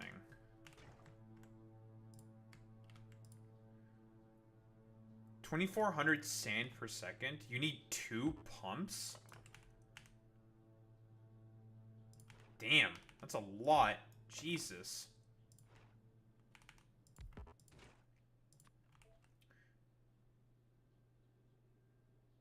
Okay, so this makes steam. At what degrees? What temperature does this make steam at? Does it make it at 165 degrees or 100 Alright, 500 degrees. Because that matters.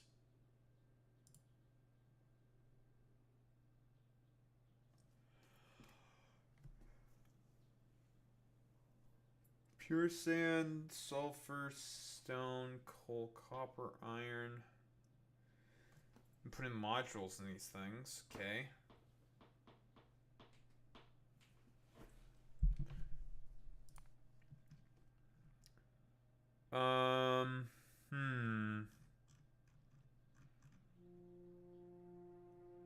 We need to make glass panels right now. Yeah, that's the next thing we have to do is make glass.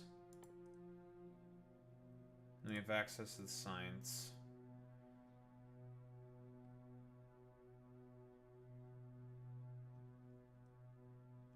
We also need to mine some heavy oil.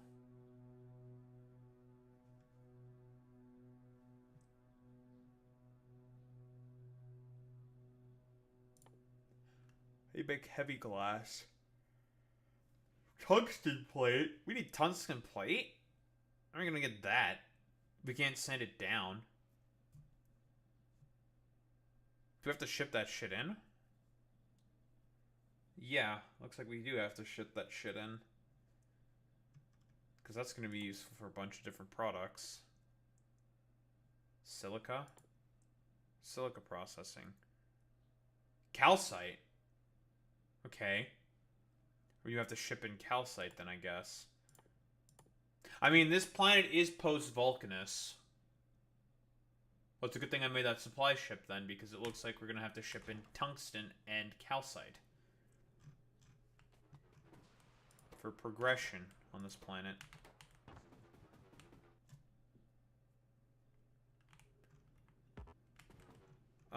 Okay, so pure sand is also a liquid. I wish I knew what kind of steam this was. That would have been nice to know. Also, it doesn't matter if we get rid of resources in this area because they are unlimited. Because you just get them from the sand. And the sand is unlimited. So, like, who cares about waste, fraud, and abuse? Pepe? We can afford to be wasteful, fraudful, and abuseful.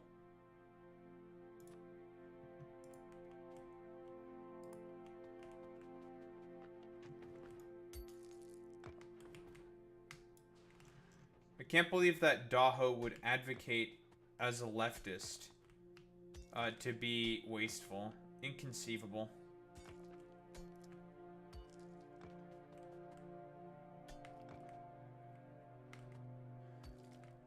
As a staunch libertarian, I think that what Daho desires ultimately is the death of America. Now, every single lefty collectively says, based? And then moves on with their lives.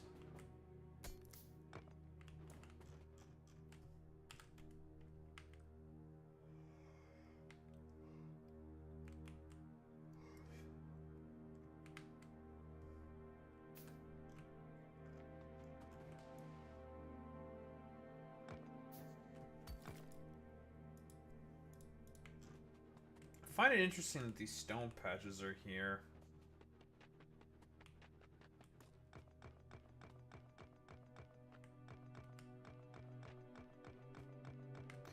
I want to go closer to that oil patch.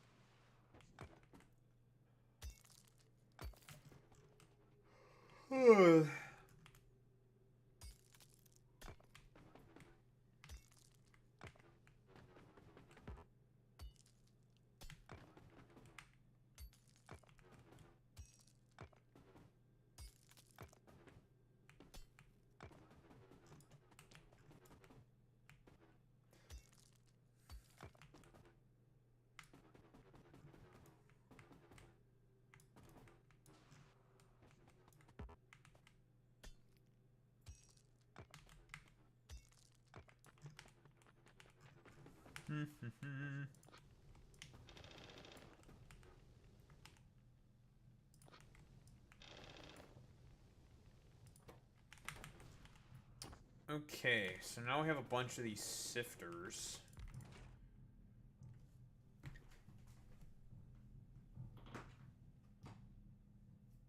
Oh, okay, I see. 165 degree steam.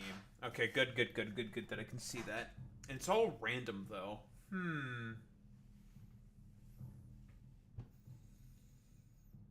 How exactly are we going to proceed here?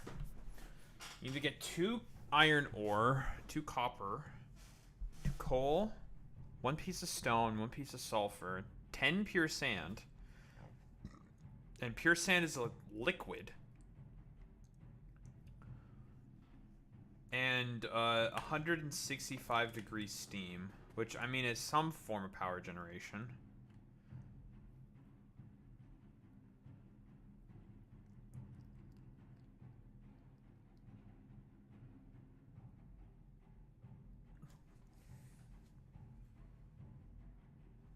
Wait, thermoelectric engines. This thing exists?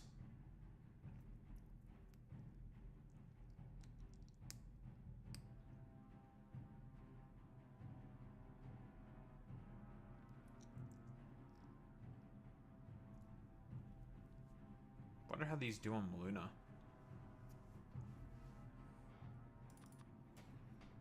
Okay, well, that's fine.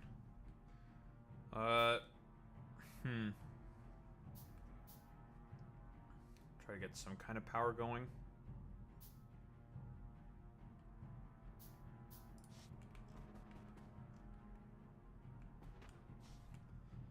Because the sifter itself makes the steam. It just comes out as steam. Okay.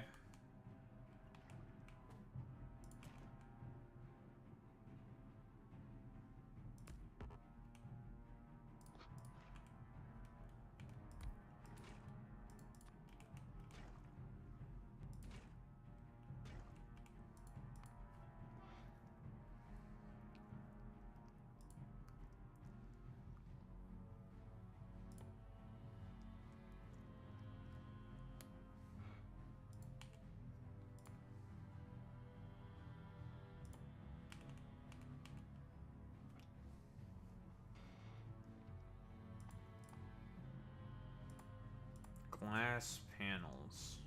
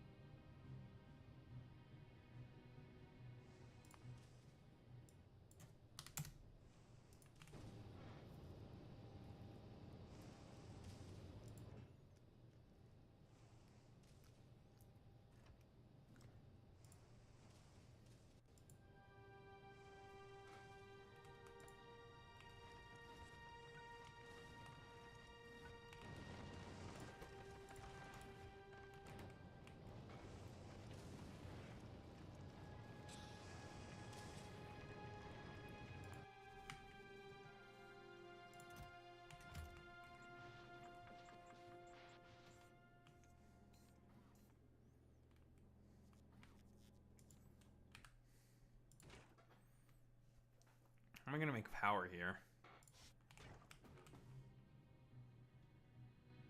How do I make power poles? Should be able to make medium power poles, right?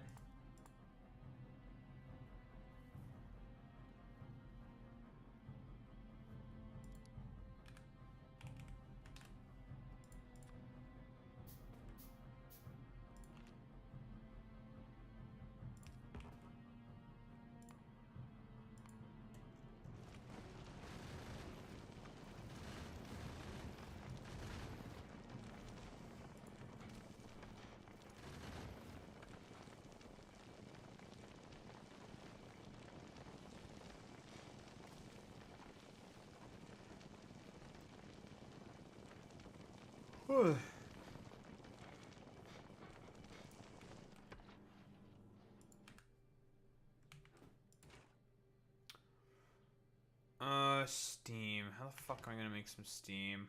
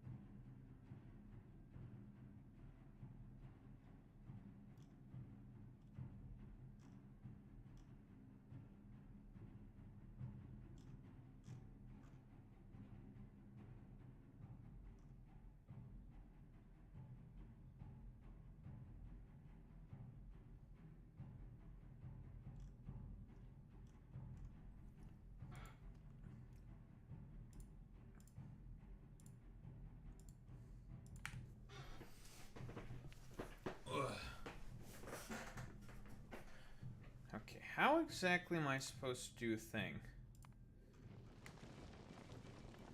What do you mean you're out of ammo? Oh, the fuck you ain't.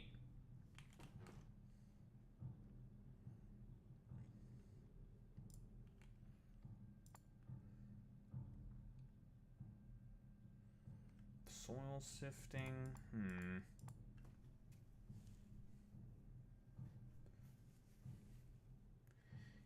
Can I make a solar panel here?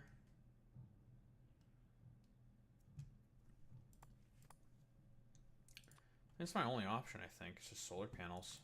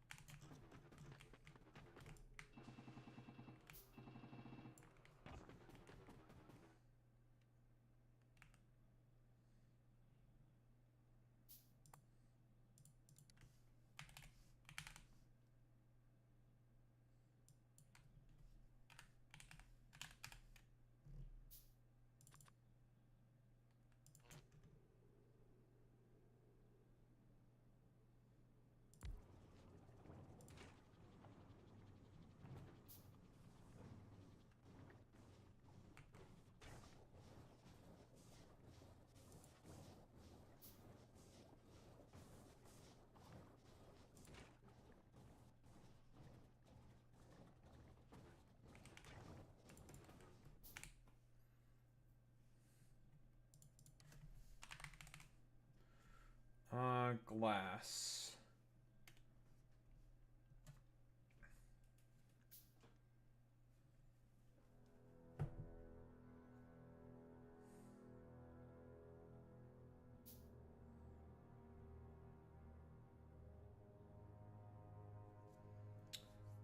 Okay, we can't.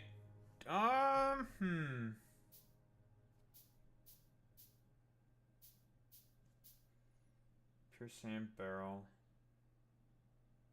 Why does it have to be a pure sand barrel? I think we'd rather do this through assembly machines. So we want to make the glass first, and then we make the glass panel. Which means we need stone.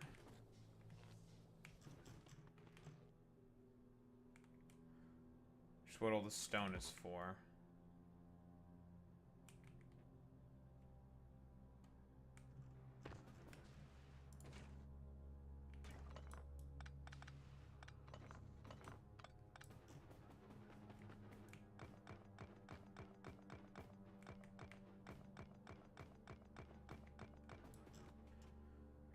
Stone is just for making glass.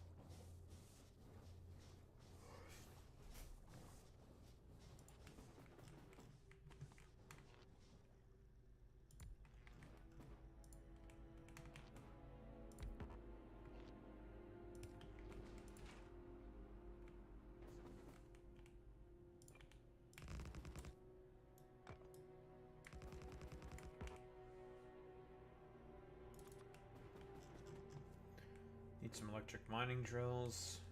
Because we need to start making some stone.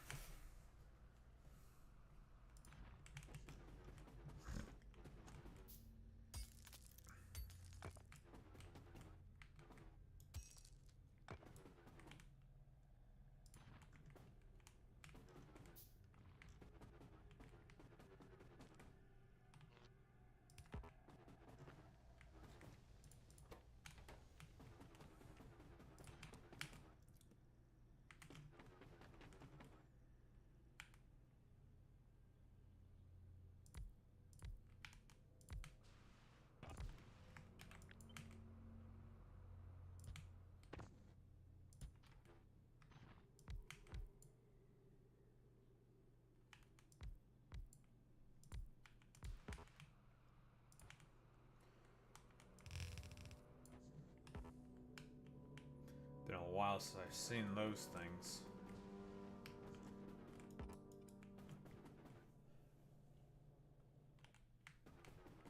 Oh, we really are back in the fucking Stone Ages, huh?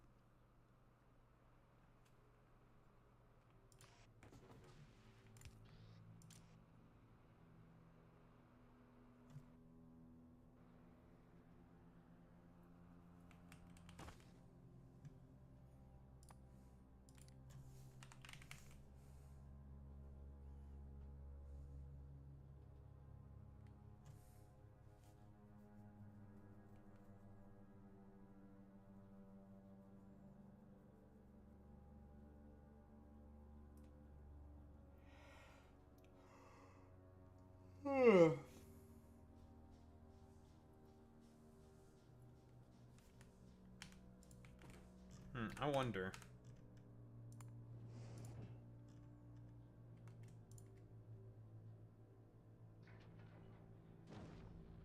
I can't send down bots.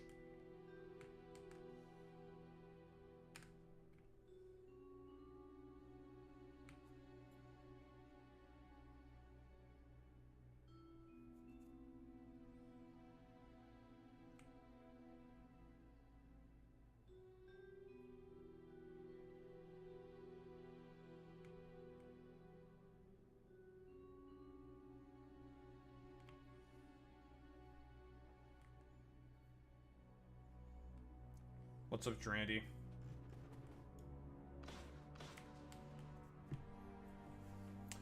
No. I don't live in the US, so can't say I am. Boy Meets Mini might be, though. Although he's about to be unbanned from being a terrorist, so he's probably okay.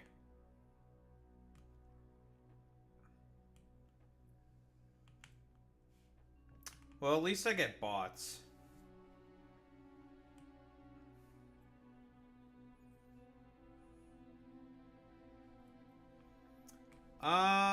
No, I don't think I would be.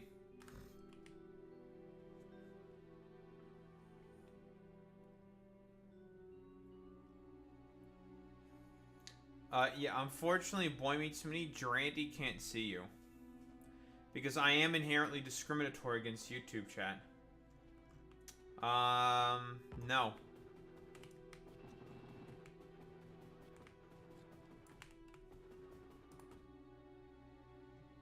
Sorry to say conservatives, but Antifa's a little more complicated than that.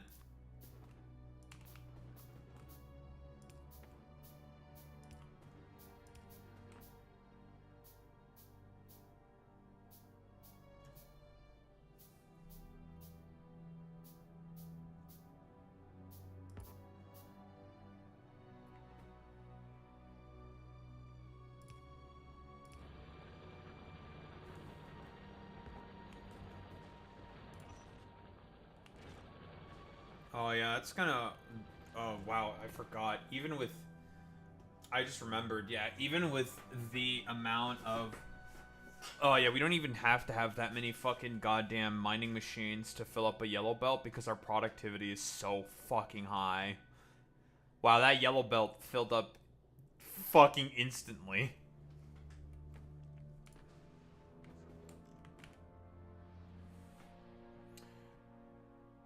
Alright, let's make some assembly machines, get some production of glass. Ah, you know, same old, more memes, dreams, creams, beams, flames, deems, memes, plemes, beams, memes, beams, memes, memes, memes. Mental illness. What? Who said that?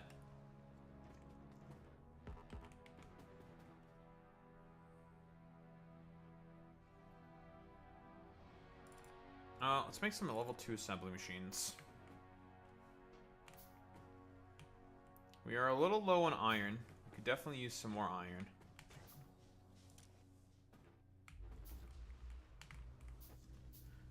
I don't know. What we can say for certain is that Boy Meets Mini is definitely an Antifa pirate and a racist.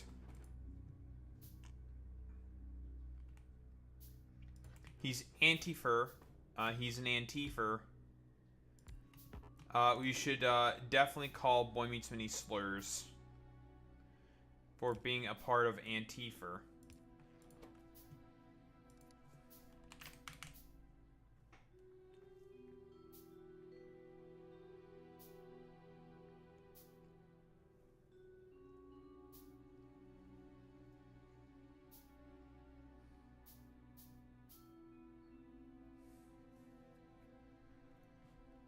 That's all I have to say. We need to call Boy Meets Mini slurs for being a part of Antifa. Like, I bet he's never even played Final Fantasy, so I have no idea why this motherfucker, Boy Meets Mini, would ever dare to claim Anti-Tifa of Final Fantasy 7. Because I don't like the fact that Boy Meets Mini is trying to claim that for himself, because I am racist. And I will call Boy Meets Mini slurs.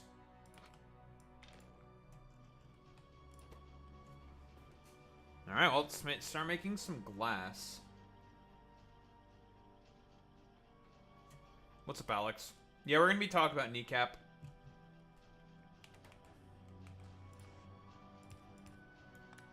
So, now that we have this glass...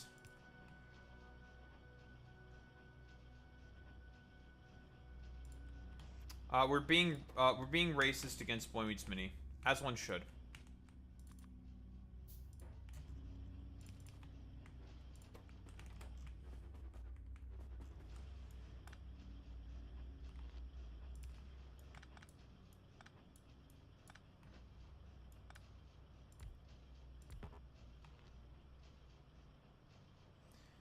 I'm basically calling out Boy Meets Mini for being a fake Final Fantasy fan.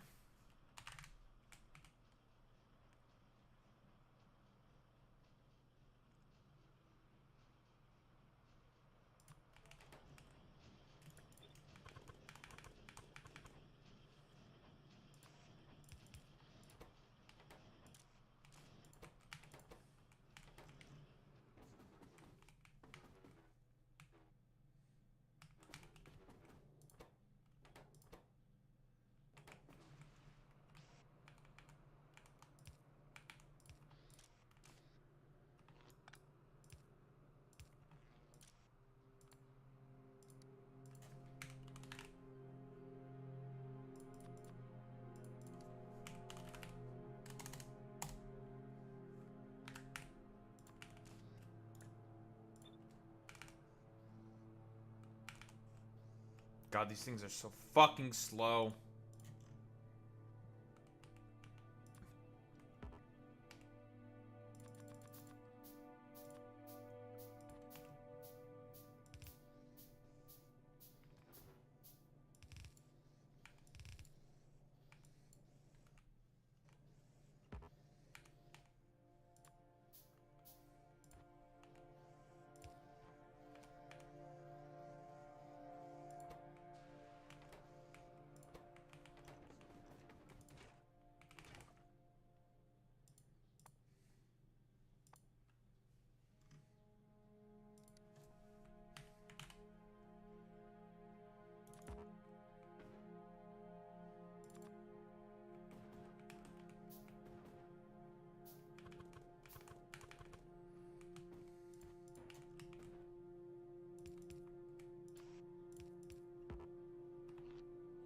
Oh, here's the real question.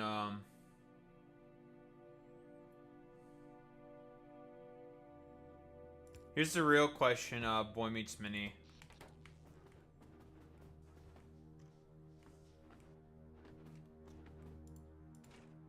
What's up, Copper? Yeah, I can't believe the Antifa has arrived. We're cooked now, guys. Antifa's here. It's over. We're all fucking cooked. It's over. We're fucked.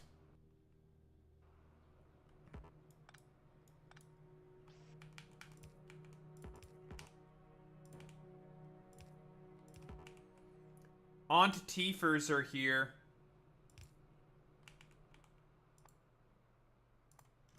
And they're bearing Datifers.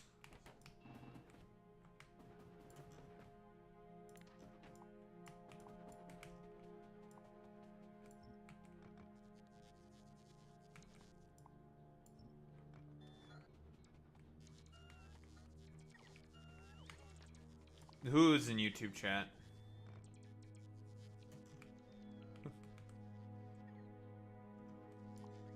Doesn't Ludwig now stream on Twitch again?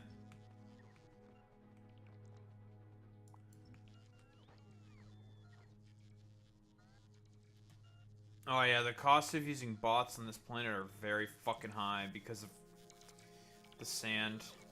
Oh dear. You're Durandi? Yeah, are we talking about Boy Meets Mini? Boy Meets Mini got banned.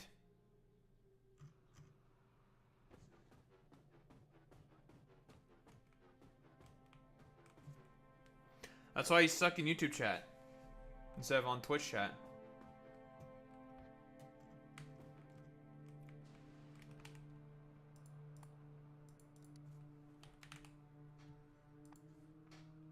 Basically, a bunch of, like, you know, typical schizo right-wingers decided to be, like, dumb, annoying schizos and reported him for being the controversial position of anti-violence.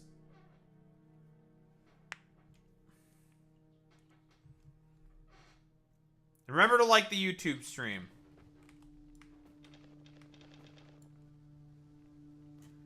And comment and subscribe.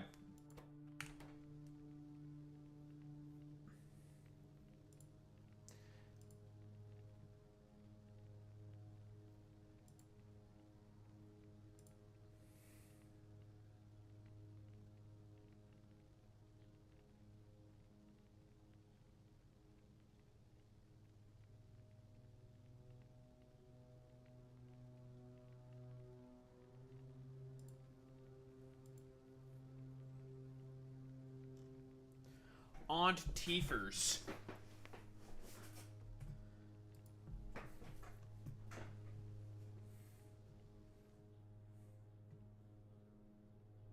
That's so true. That's so true, Durandy. Any truers? I'm truing that one. That's a truth nuke.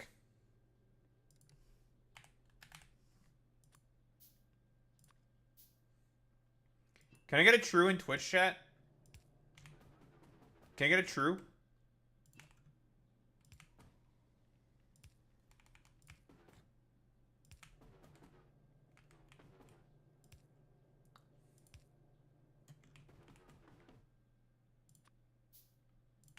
True, and yeah, that's pretty true. That's true, and yeah, that's true. That's true. That's true. That's pretty true. That's pretty true. I mean,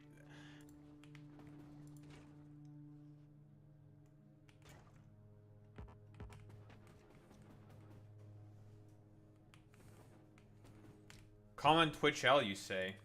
You say that, Boy Meets Mini, but now, you're stuck on YouTube chat, and YouTube chat is just an L. So, and you don't get to have da boo boo. Who's taking the L now, Boy Meets Mini? No da boo boo. And you're saying that Twitch is taking an L, bro? Stop the cap.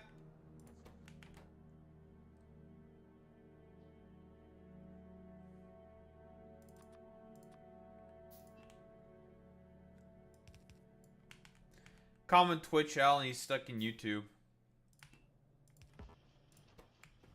Alright, well, let's make some glass.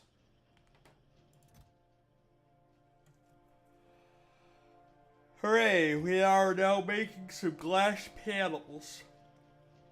Cool.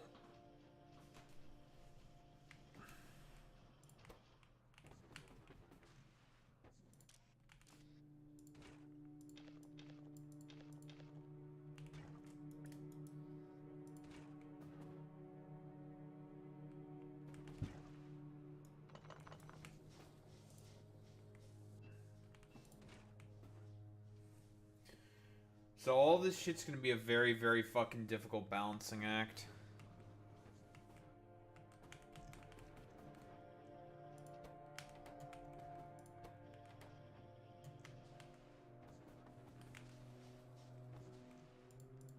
YouTube's woke now?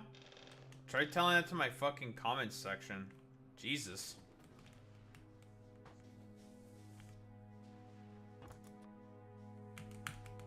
I got nothing but a collection of, like, weird schizophrenics.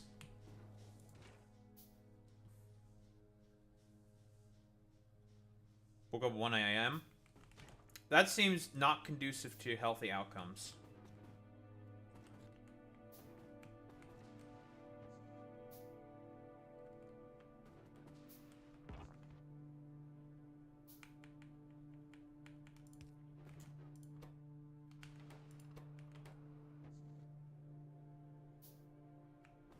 Those news comments on YouTube are all Russian bots. Yeah, that checks out.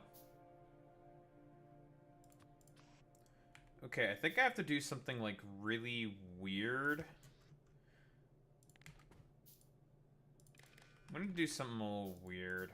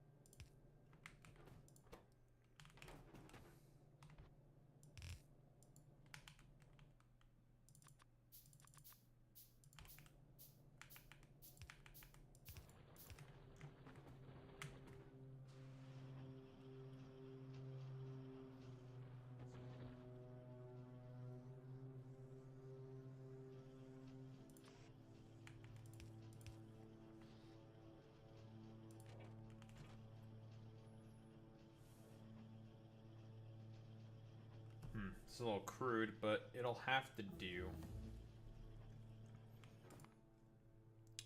Alright, water harvesting.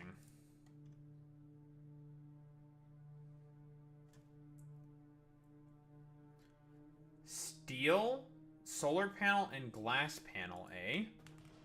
That'll give us some water.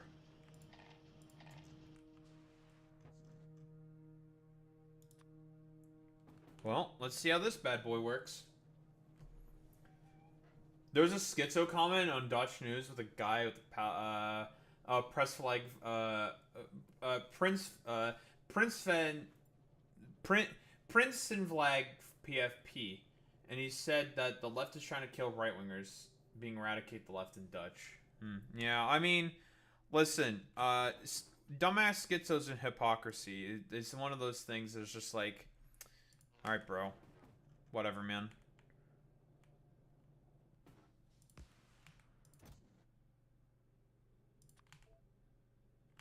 You just make water? That's all that you do, little buddy? You just make water? Huh. Okay. Interesting. Okay, interesting. Okay, so now that we can make water...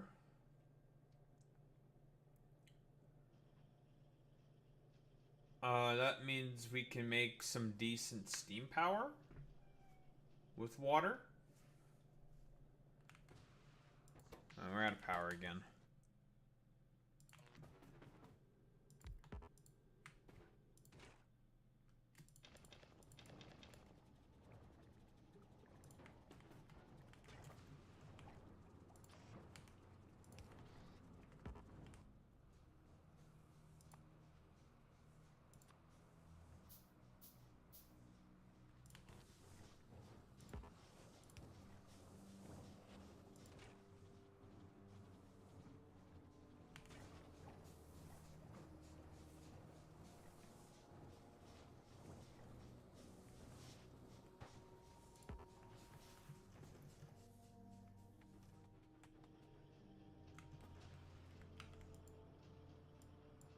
Well, we are making some glass.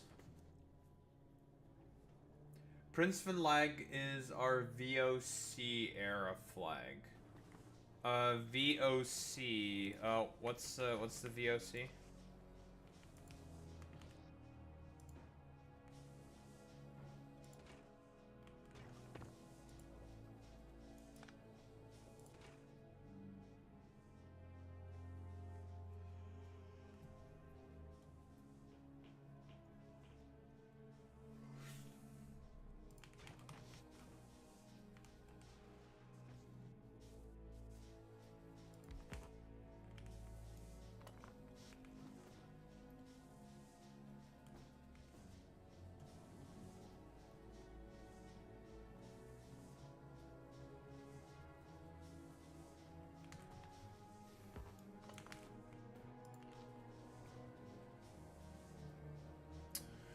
Ah, the Dutch East India Company.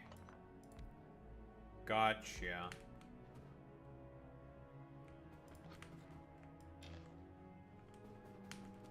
Boy Meets Mini, I assume you're probably all too aware.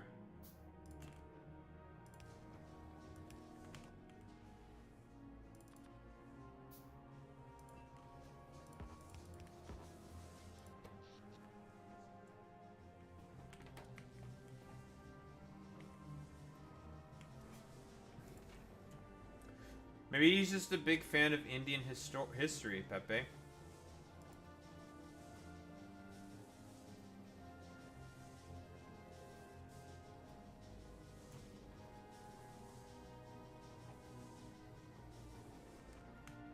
Oh, I'm aware, Boy Meets Mini. Yeah, they were.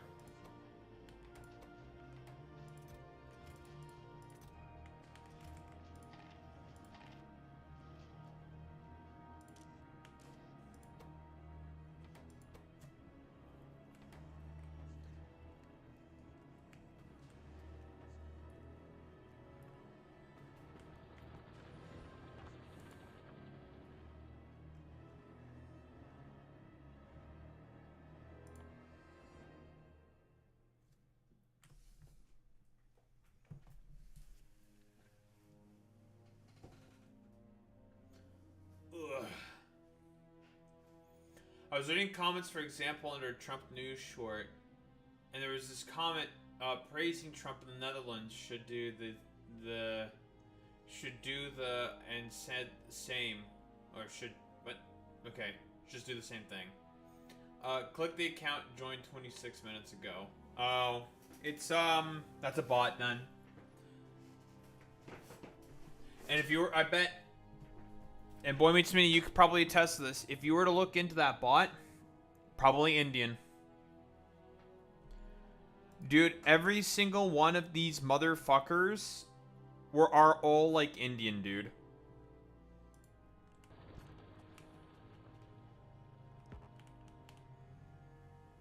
All of them are fucking Indian, dude. It's so obnoxious.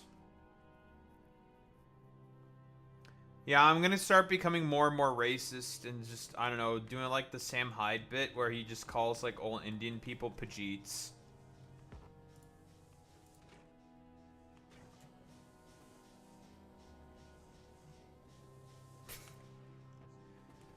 Yeah, you're on fraud watch right now, Boy Meets Mini.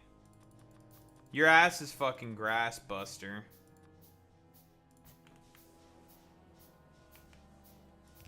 Yeah, I'm gonna become Sam Hyde now.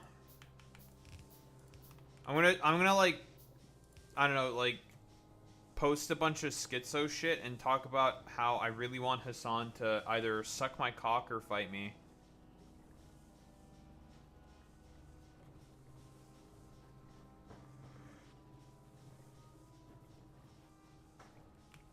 Okay, so we're just gonna let these things just constantly empty out and just, because this process can just go on for forever. We're not really losing anything by throwing all this shit back into the sand. For one simple reason, sand is unlimited in this planet, so we don't lose anything. The only annoying part is just getting rid of all the fucking steam. Right now, all we want to do is just make more glass and unlock the next building, which I think we're close to.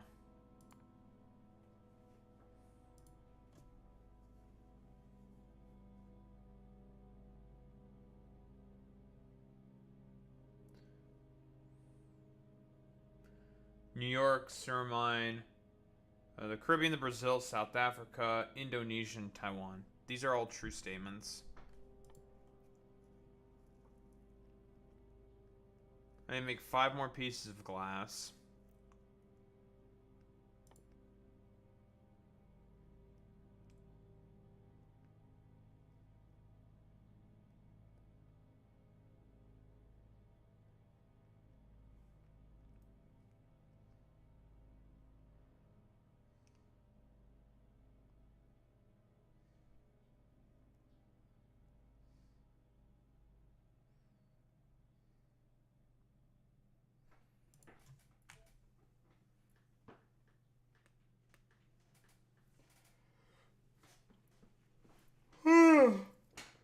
We'd have colonialism in Sri Lanka and southern India, though.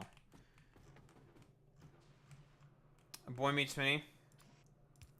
Are you being colonized by the Dutch right now?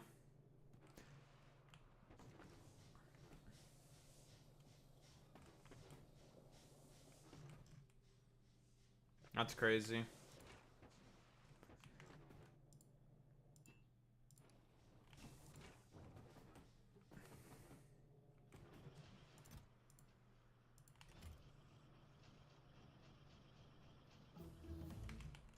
Nice. New building.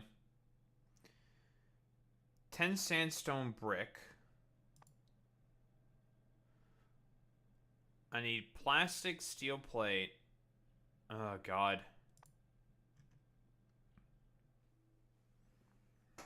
Steam light oil for quartz. Solid fuel from heavy oil with the press.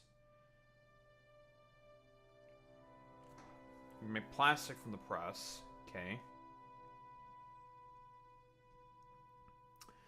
Well, with the water harvesters and the heavy oil, we can crack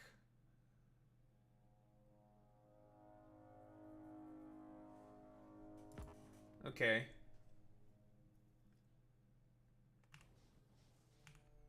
I'm curious. Press.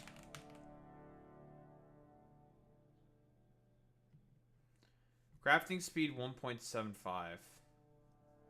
2 module slots.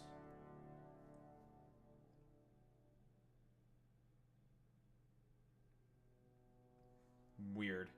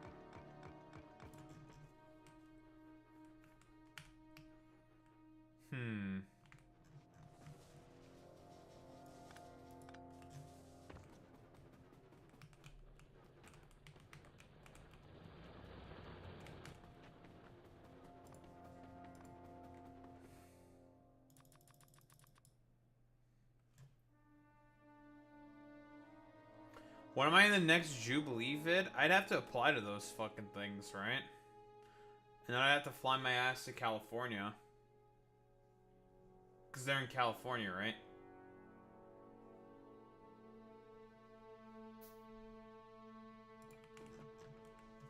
I could apply. See if I could get in.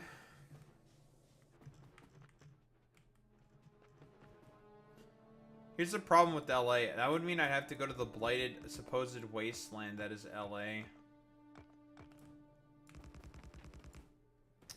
The first time in a while I've made one of these things. A furnace stack.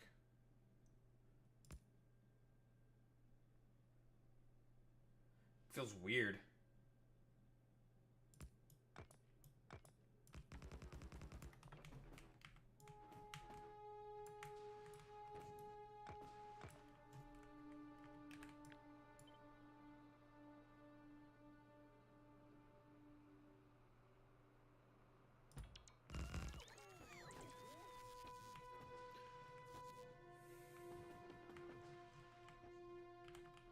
So I don't really have much for choice right now.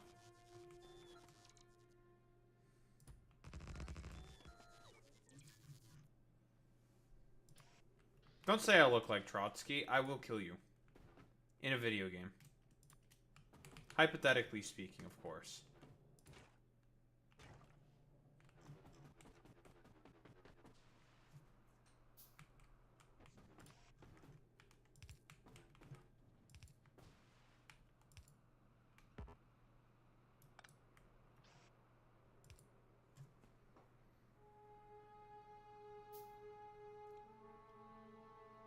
We're gonna have to do a bunch of shenanigans to make this thing work.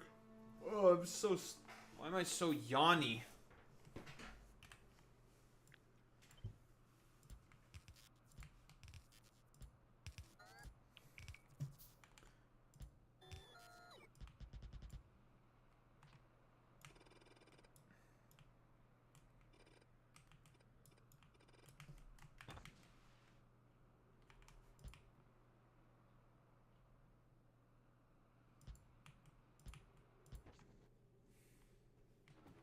Yeah, I was about to say, she's dead. Rip.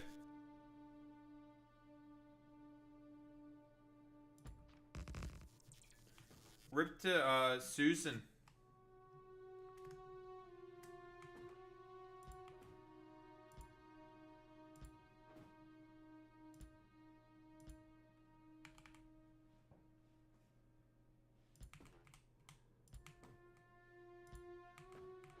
Yeah, I think she died, didn't she? Right? I'm pretty sure Susan Wojcicki died. I think she had, it was medical complications. Right? Susan Wojcicki. Yep. She died. Last year, August 9th. Jeez, she died last year. Holy shit, it's been a year since Susan Wojcicki died, dude. Holy fuck. Oh, man. Yeah, she died.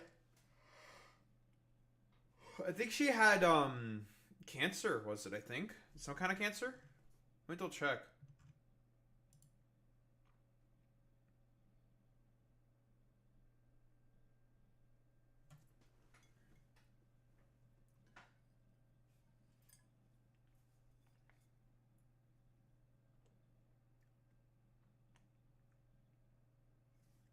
Who, Susan Wojcicki? She's the former CEO of YouTube. Yeah, she died. Like, last year. I think it was of cancer, I think. I'm like 95% certain it was cancer.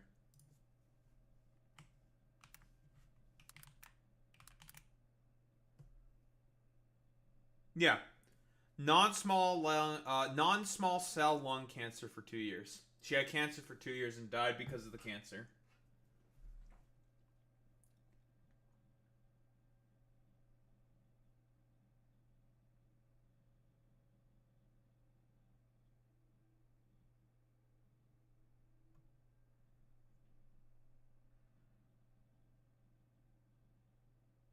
Oh, Jesus.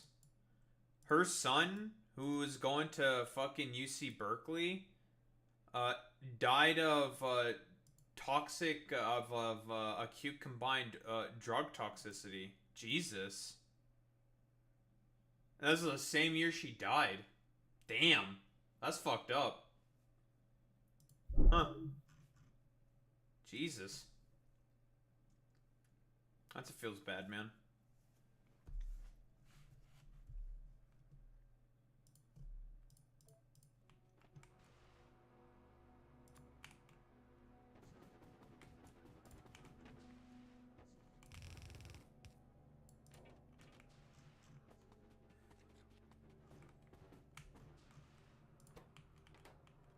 Listen, this clearly had nothing to do with Alex Roivas and Esper. She died after.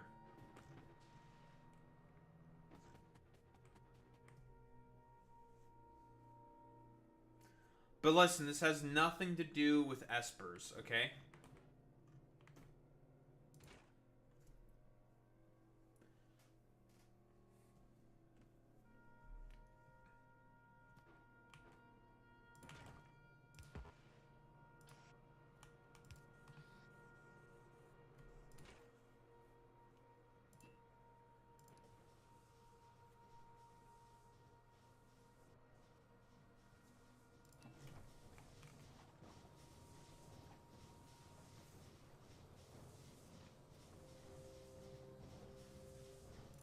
You're a Clippy now? Like, that's what they all say, Alex.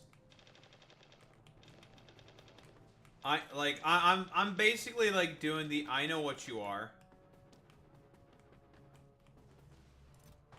You know, I'm doing my own homophobic dog stare, you know?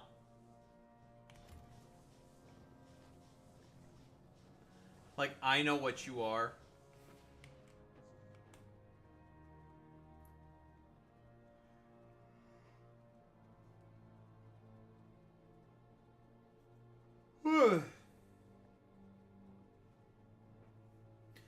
I know what you are, Alex.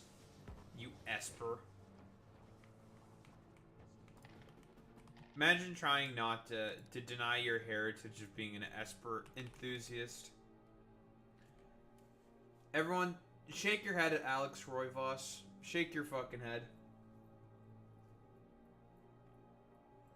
I'm shaking my head.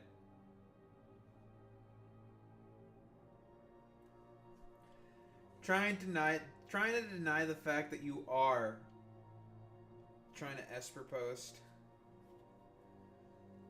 SMH my head.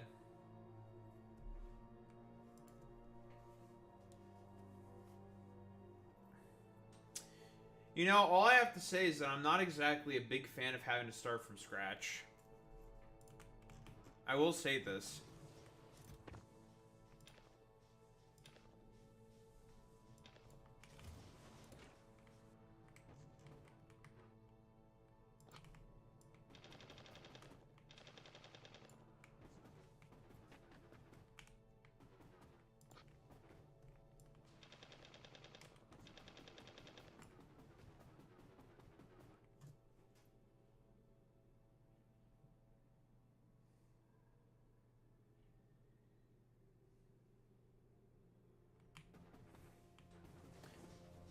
My favorite Pokemon, Giratina.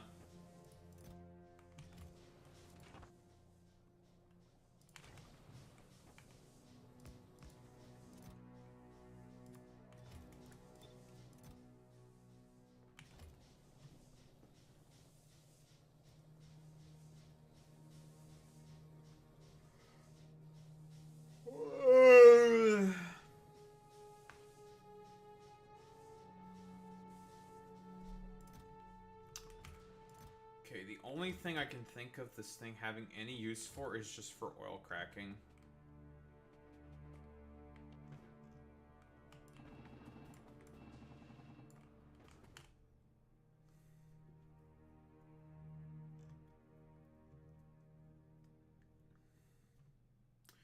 Because now what we need to do is to make the press.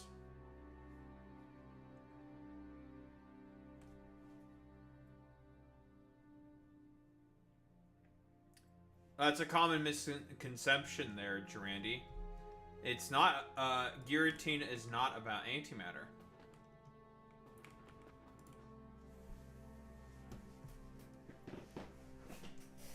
Nope. It is a Pokemon all about shadows. It is the Lord of Shadows. It embodies the aspect of where there is a light, there is always a shadow.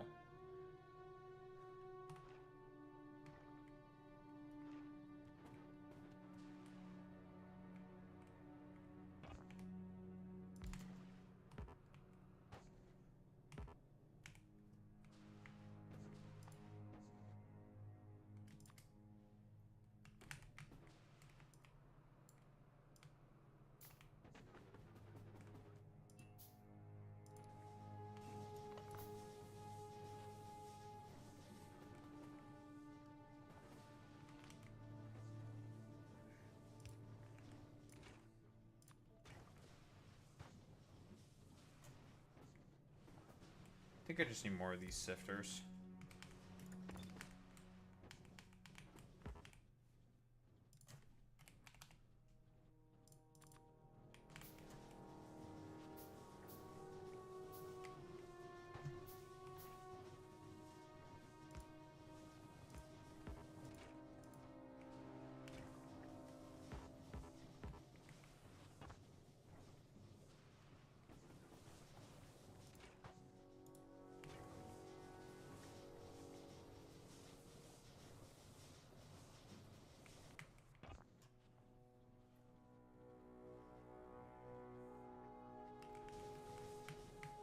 I'm 14 and this is deep Pokemon. More like this is a common thing Pokemon does with all of their fucking themes that they like to explore. They always like to have one side of a coin and then have the other side of a coin. This is like standard fucking Pokemon shit.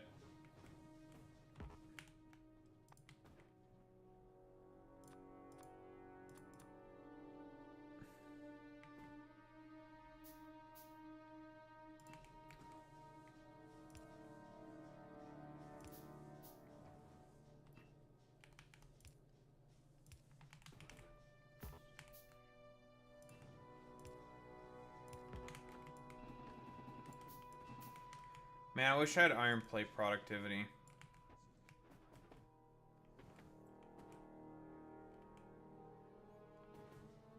Meowstick? Wow, we got another fucking Esper enthusiast. Alex?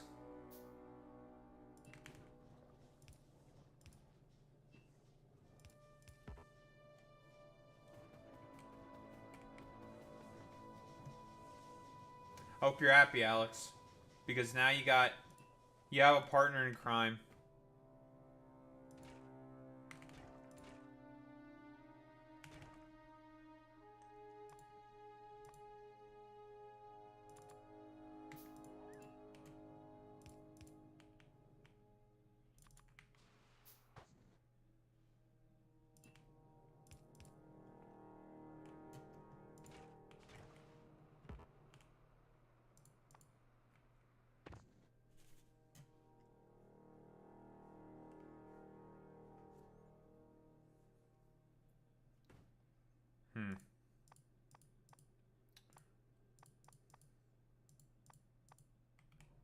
think I might have just done a labubu.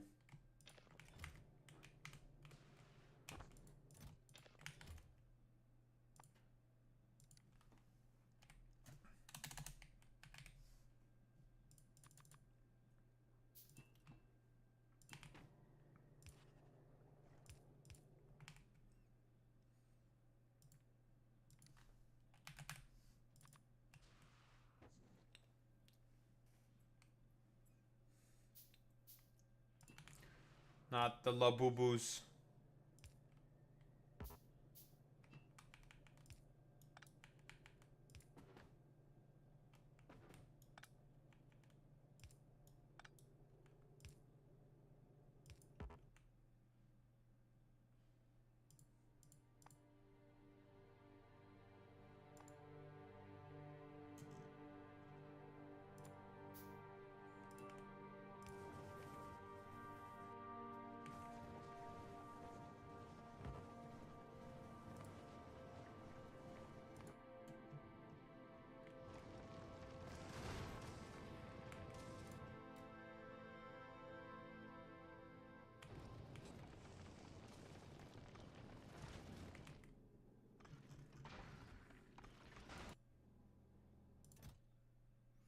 Oh look, we got an epic.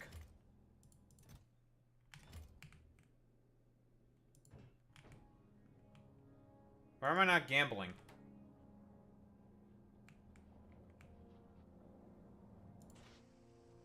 Why is there no plastic?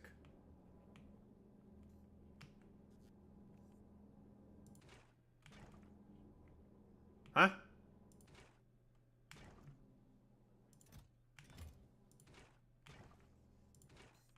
Why is there no water?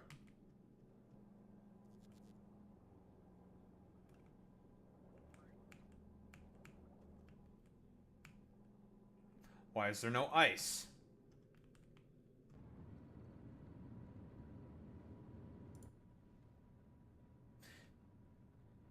Get the fuck out of here.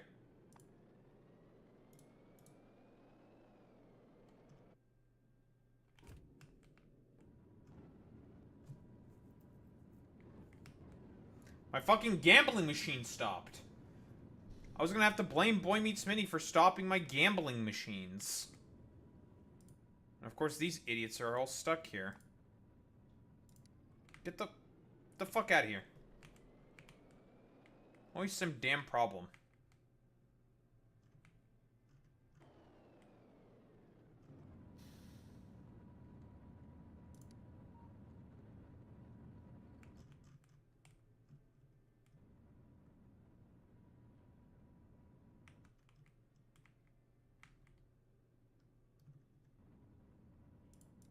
This is literally what the fucking relax station is for, you dumbasses. You know what? Just for the express purpose of annoying, specifically you, yes.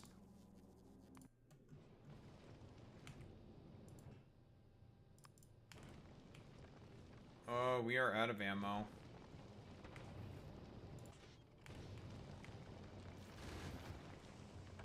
It is time to stop moving.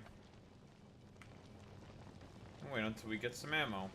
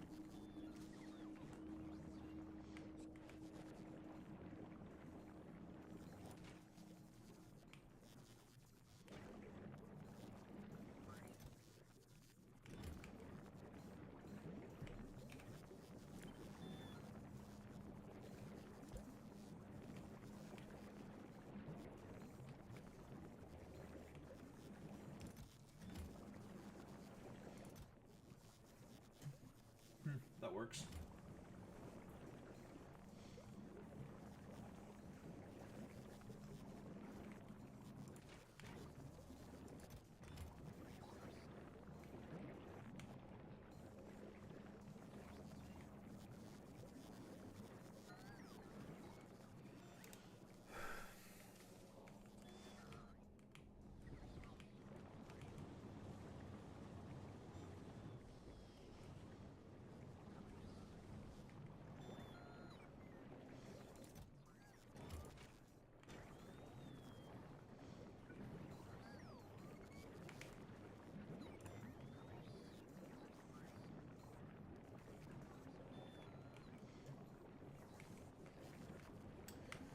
Well, there were some problems, and now they are all fixed.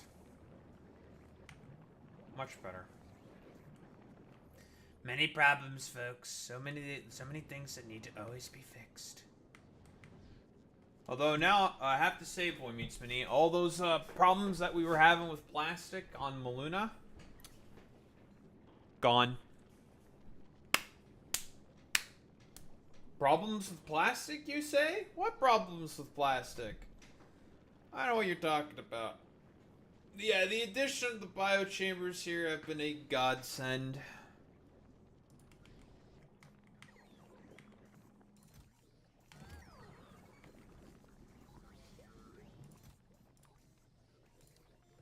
Although, the thing that we have to do sometimes is kickstart these things.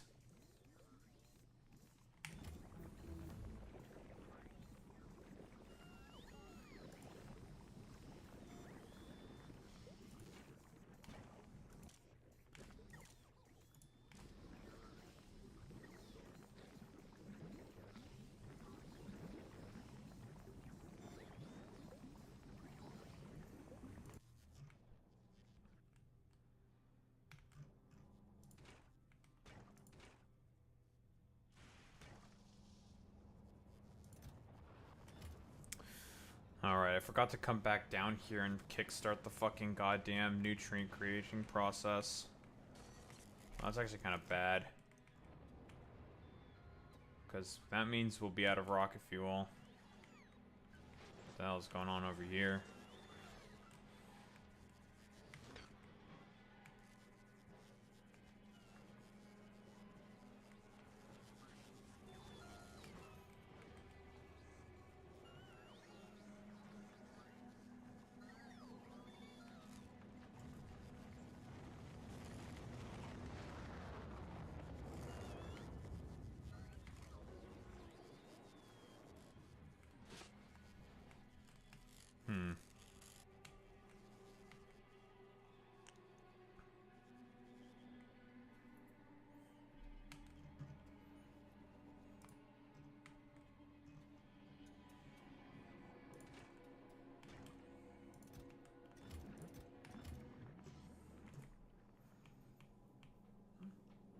Curses.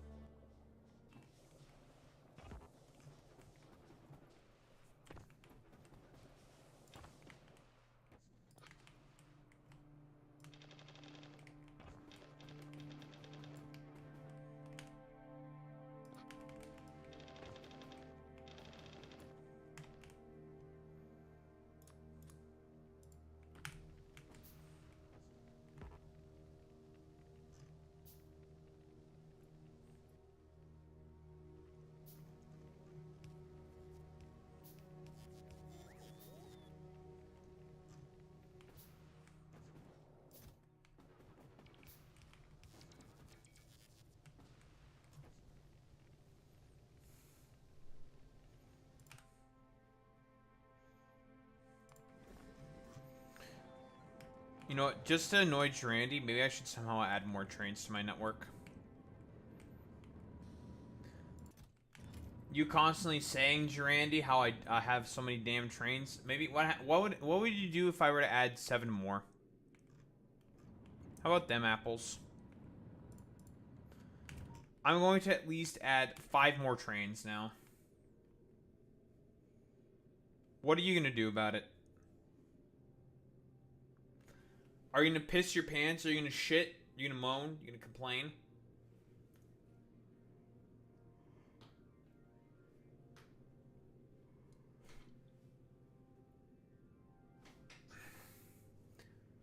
Just like Boy Meets Miniwood.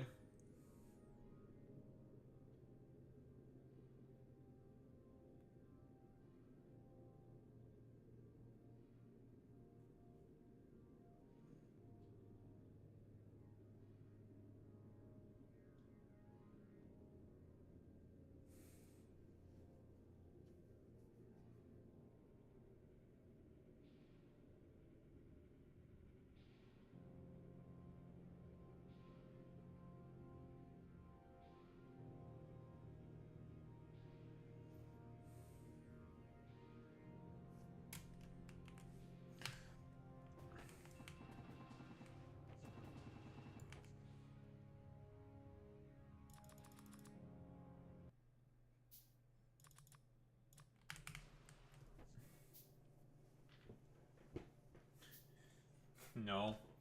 Listen, Drandy, I have something. What if I were to tell you I have an even bigger train network?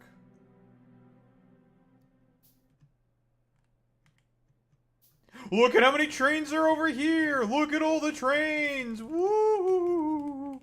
Look at how many of them there are, all just chilling and waiting for their stuff. Woo! Look at all the maglev trains. They bring ammo for my fucking flamethrowers. They go to my outposts. They pick up material and they go really fucking fast. Woo!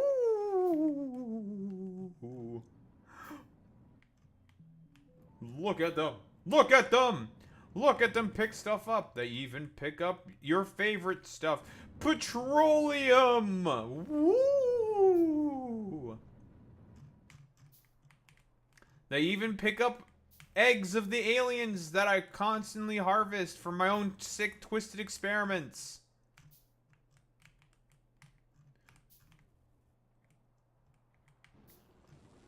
Well, mostly to turn them into nutrients, but that's to grow fish. But that's besides the point. Woo! Yeah, that's right. I have a fish breeding program. Do you have a fish breeding program? I didn't think so.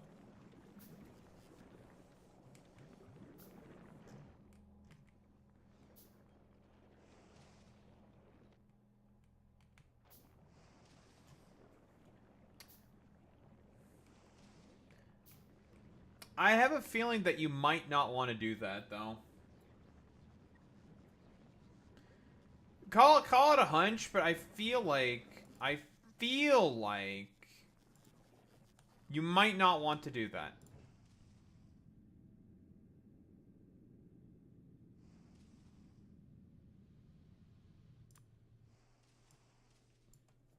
What the fuck? I think I might have almost... I think I just caught, like, an almost fucking potential disaster.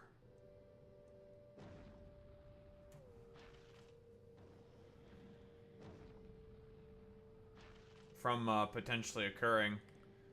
Because, funny thing about biters... they can spawn on spaceships. And they can survive in space.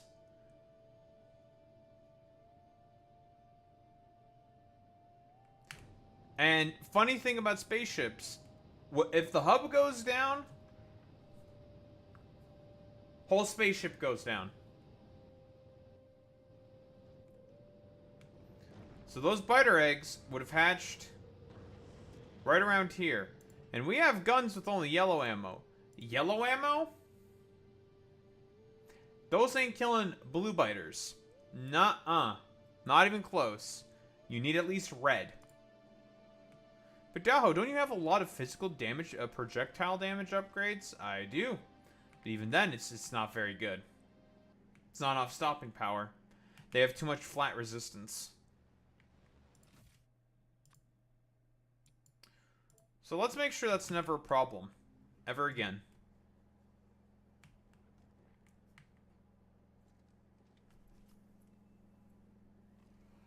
I've had train nightmares where I have to run across hundreds of rails of trains going across. Infinite train stations with tunnels and stairs that lead to infinite platforms. Look at more train stations! Woo! Look at them. These trains go to farms that I have to pick up fruit. Woo! Be very afraid of the train. Look at it.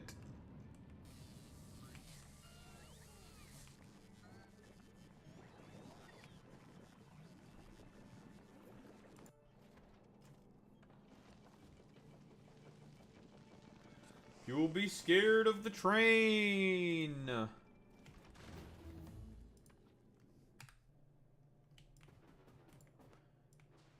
Oh, nice. This nice little smelting column is now ready.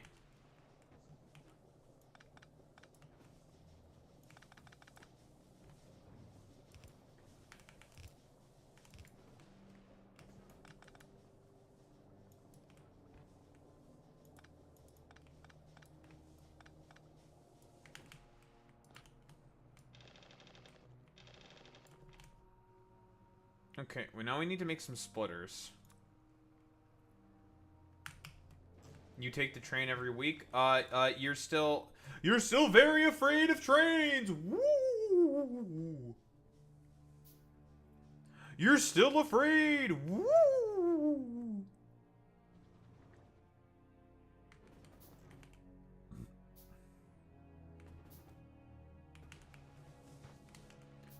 Listen, I'm anticipating that Durandi is the type of dude who says shit like we haben un serious problem. Who remembers that shit? That shit was so funny. We haben un serious problem.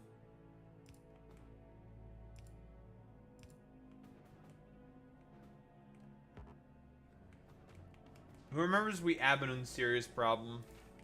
I remember that shit. That shit's funny as fuck.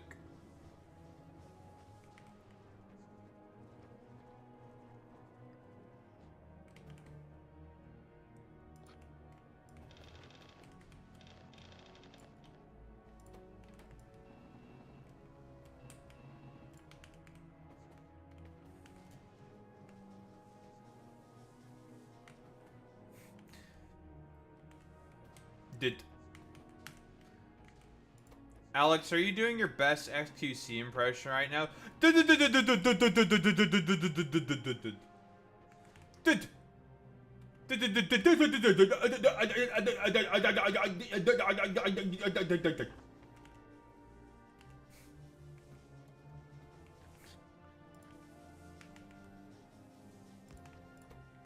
you can tell, I'm a very good XQC.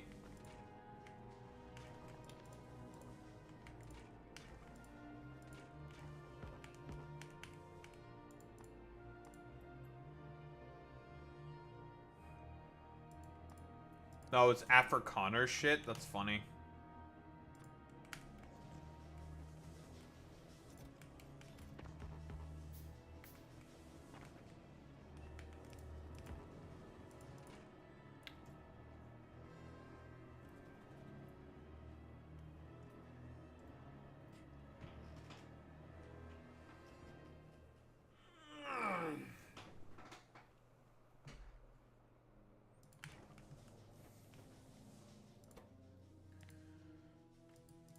Okay, so the stone, I think we want to get rid of the stone for the time being.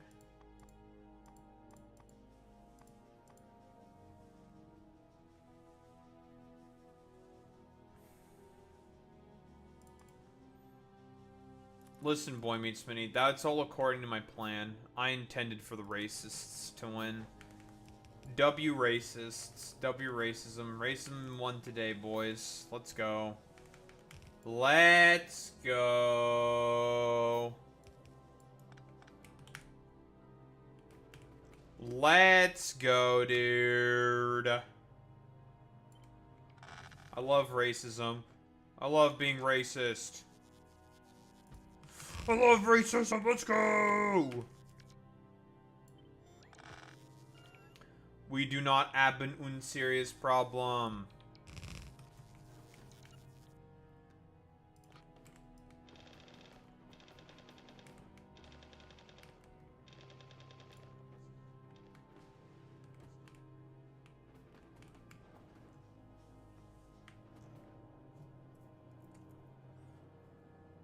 Real? Man, why are the Dutch so good at being racist? Anyone know?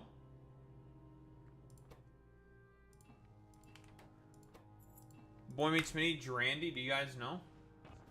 Yeah, we haben ein serious problem hier. Yeah, exactly. We haben un serious problem. God, when I saw that shit was so fucking funny. It's like, man, this language is not real. If that is how they say we have a serious problem. I refuse to believe that Dutch is a real language now.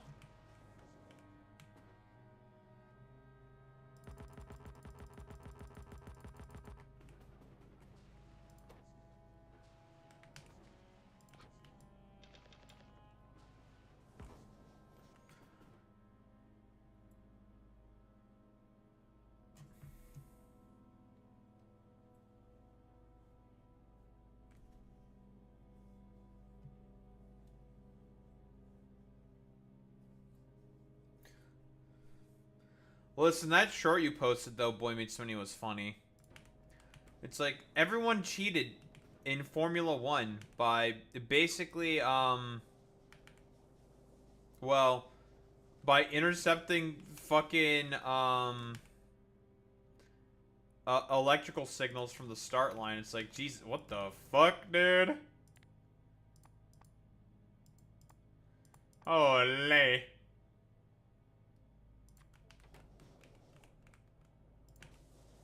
That's another instance of we haben un serious problem.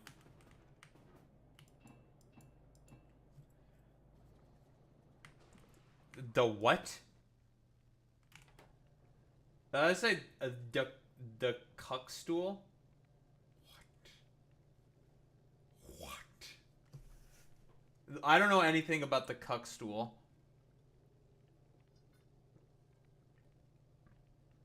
What's up, Matt?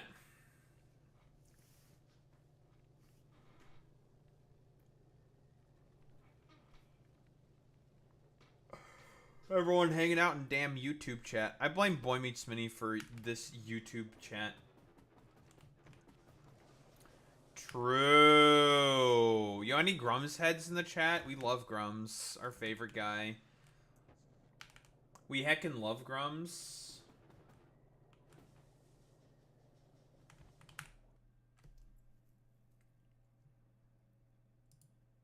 Can we get a soy clap for Grums? You're back on Twitch. YouTube's delayed. Haha. You know, maybe Boy Meets Mini deserved it. He deserved it to be be delayed. Daho, isn't that kind of rude? I am rude.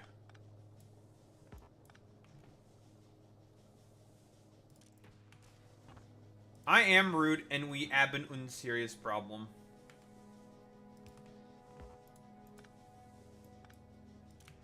What are you fucking soy clapping about there for, Alex? I see how it is. I see how it is.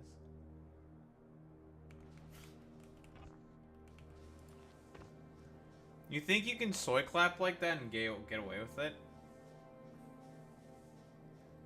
Read up on my Dutch history? No. No. Doesn't read up on Dutch history. Prefers to remain absolutely clueless.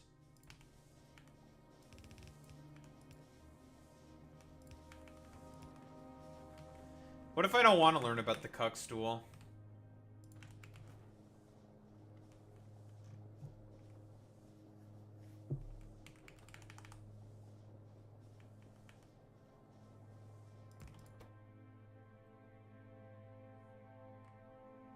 No. No. No. No. No.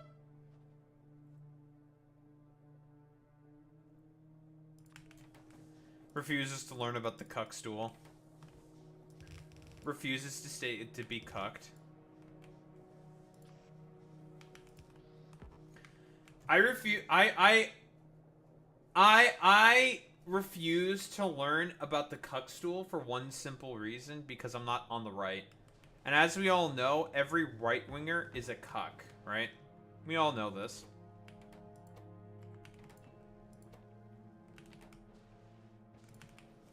Furry ass, no. You're ban. Mods, ban Randy. Permaban. Says furry ass, no. Yeah, you're getting banned. Yeah, you're getting killed for that one. Yeah, your ass is grass now. It's over for you, Buster.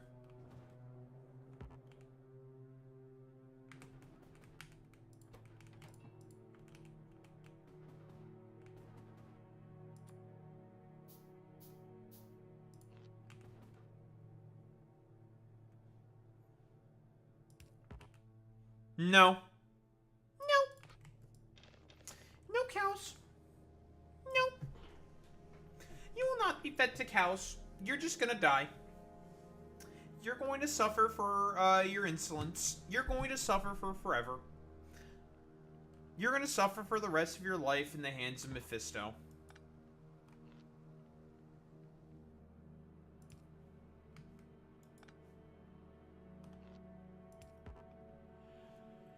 I hope you're ready to suffer for the rest of eternity.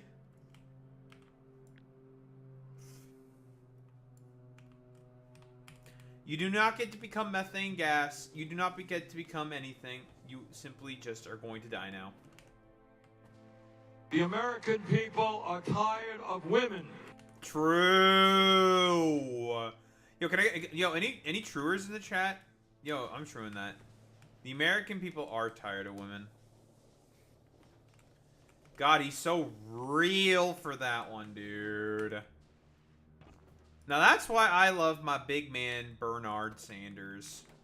He talks about how the American people are fucking tired of women.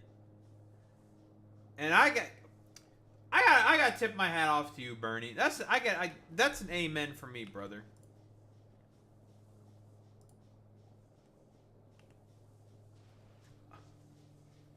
Oh, well, Drandy, I have bad news for you. You're a Dutch citizen.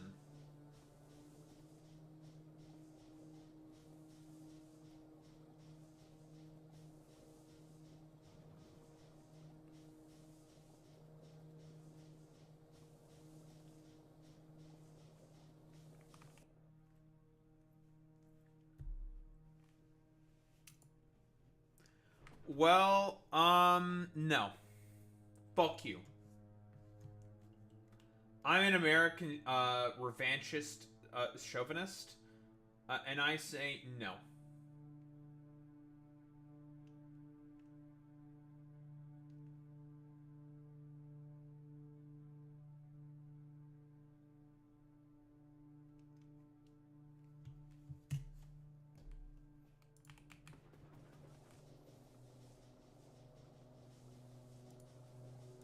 Unfortunately, no.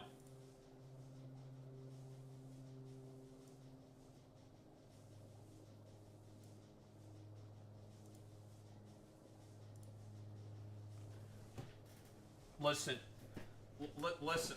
listen, Drandy. You can post as many, I assume, VTuber looking ass emotes.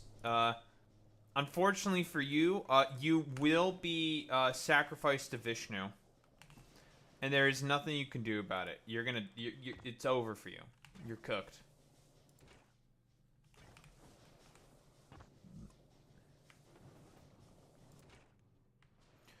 You will be sacrificed to Vishnu. Boy Meets Mini will be the one to sacrifice you to Vishnu. Boy Meets Mini, can you corroborate this? Are you gonna be sacrificing Trinity to Vishnu?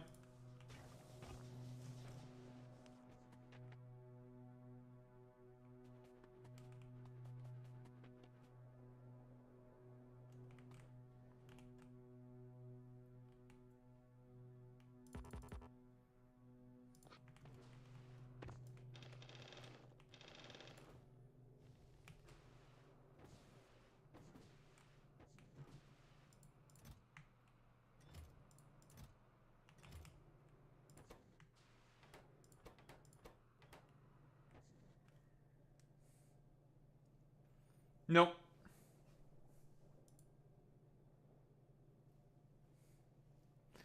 Well, no. Obviously, you're not gonna go to Modi's temple, Boy Meets Minnie. You're going to go to the actual Vishnu, okay, dude? You're literally, listen, I know that you're like an acolyte of Vishnu, okay? I know that you and him are basically big bros. Like, you dap each other up every single day. You're like, hey, yo, what's up, my homie Vishnu? Vishnu! Alright, you're gonna dap up your homie Vishnu. And you're just gonna be like, hey, yo, what up? I got this guy named Durandi, okay? You gotta get him. And Vishnu's gonna be like, say less, bro. And then Vishnu will appear, and then, I don't know, like, probably eat you or something. I don't know what Vishnu does. Not 100% aware of Vishnu's shtick. But I don't know, you're probably gonna die or something. I don't know.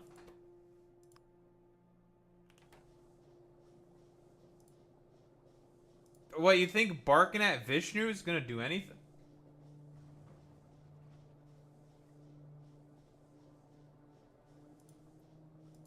This motherfucker thinks you can just bark at Vishnu. Alright, dude. Nice meme. This motherfucker thinks you can just bark at Vishnu and it's gonna do something. Alright. Nice meme. Good one. Motherfucker thinking you bark at Vishnu.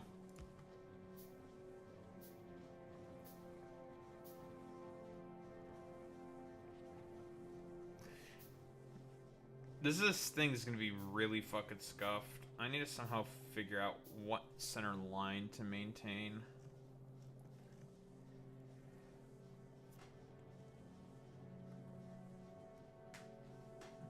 You don't want that. You say you will become that. You don't want that. And in fact, I don't think you want to be Vishnu's. I don't think anyone wants to be Vishnu's slave. I don't think that's the thing anyone wants. Boy Meets Minnie, can you attest to this? Is this true? Is what I'm saying accurate?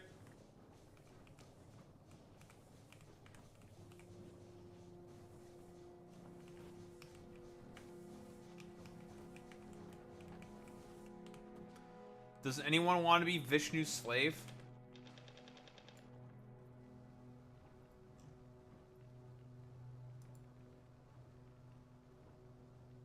Yeah, that'd be a bad choice. I'd rather be at the RNC. I could take Shiva one-on-one. No, you can't. I don't believe you. You're lying to me. Shiva would literally just, like, look at you funny, and then you just, like, would fold into, like, a paper bag. You'd just be, like... You'd be, like, standing there, and then just... You'd all of a sudden just be, like... And you'd just be, like, bent over in two.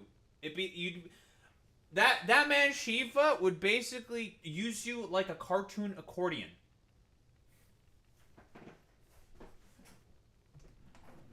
Yeah, you would dematerial... You're done. It's over. It's so over.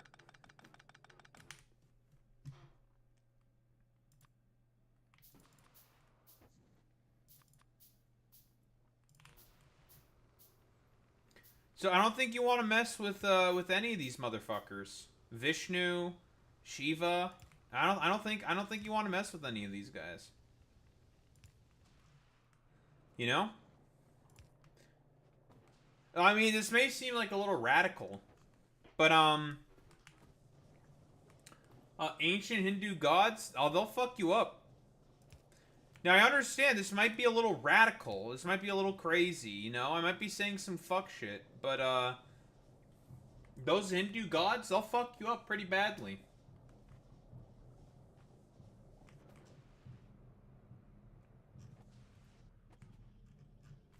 Did Jesus enough Jesus to be so Jesus? I don't know what that means. All I know is that you said Jesus a bunch, and that's about it.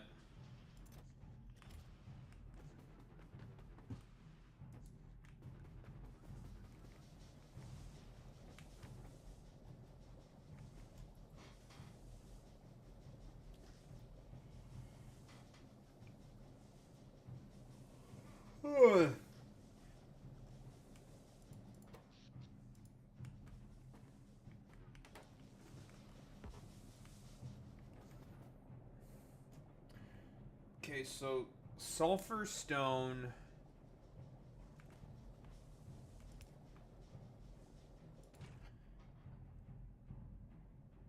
Coal, copper, iron. Okay, so now what we need to do is we need to sift all of the coal, copper, and iron.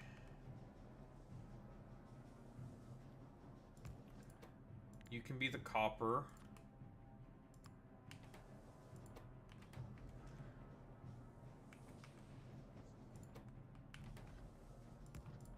You can be the coal.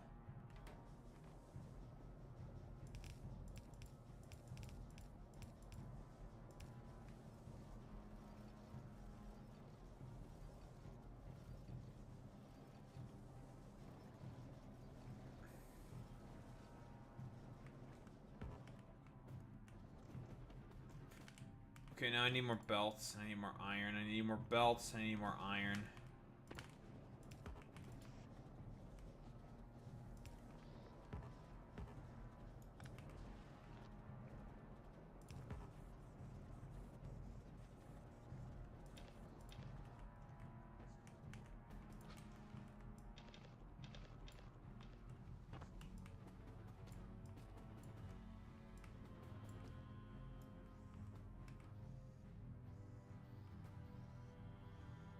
I love China. True.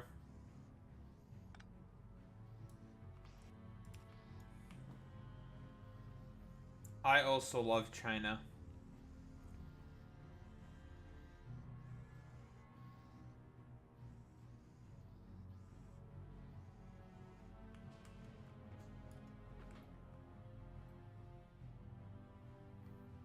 W speed. Why are we saying W speed for? I need more fucking belt. I just need more everything. I just need more stuff. The smelting column, I think, is almost ready. I just need more belts. I need some splitters. And then I need some undergrounds.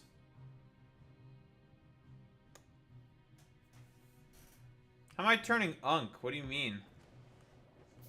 You're turning funk. Got him.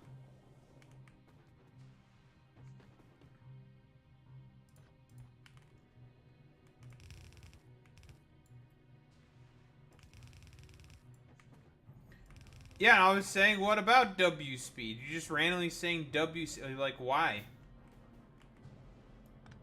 I ask why, and you're like, what are you, an unk? What are you, turning unk? I'm like, but why, but what? Why are we saying W speed? What'd he do? What did he do? What did he do?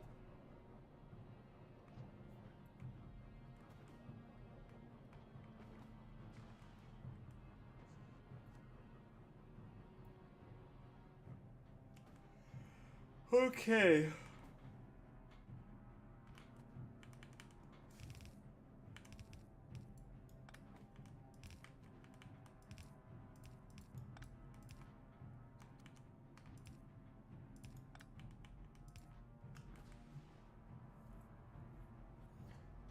You just don't get it. I'm gonna become... Alright, I'm gonna be like one of those like obnoxious millennials and just be like, I hate Zoomers. Why are Zoomers trying to cancel Eminem? Why are they doing that? I'll do that. I'll start doing that, Grift. Fuck you. I will become inherently discriminatory. True. I listen, my existence is W. All I do is win, win, win no matter what.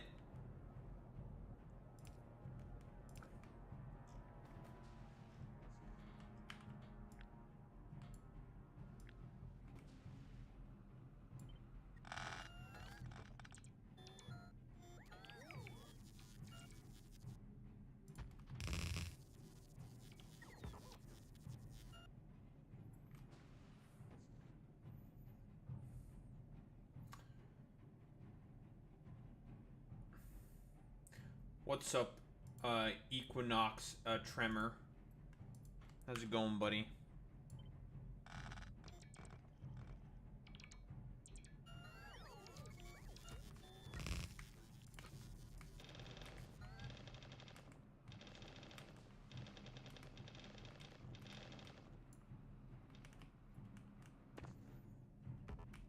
That's true.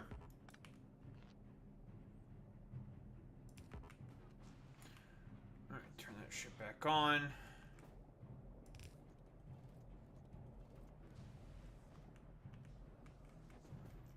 Going nice at the moment, surprisingly. Hell yeah, dude.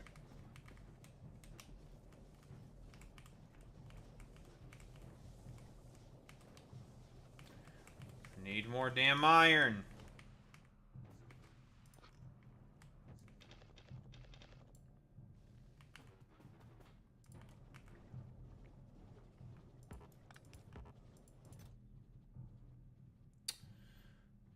Let's just get rid of a bunch of this random fucking shit we don't need.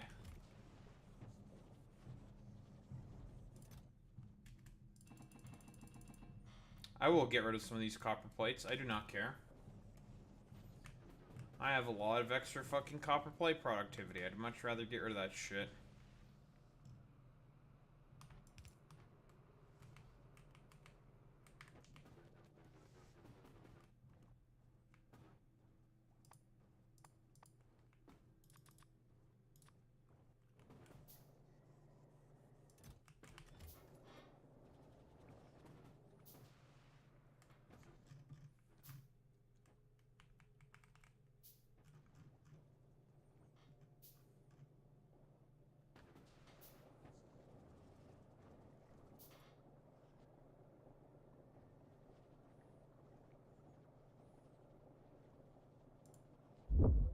Your average screen time? 16 hours? That's not that crazy.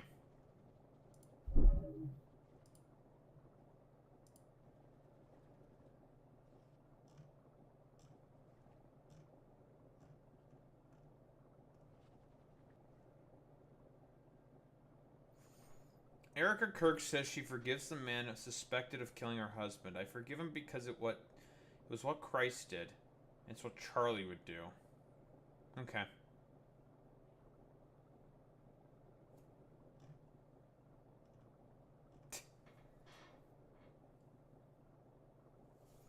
I find that so fucking goddamn funny that people would say this, like, I can't. Erica Kirk had such grace.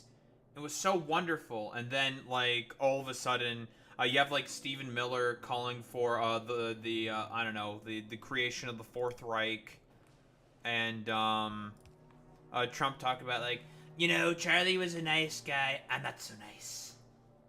It's like, all right, bro. And I'm being told to expect that these motherfuckers want to turn down the temperature.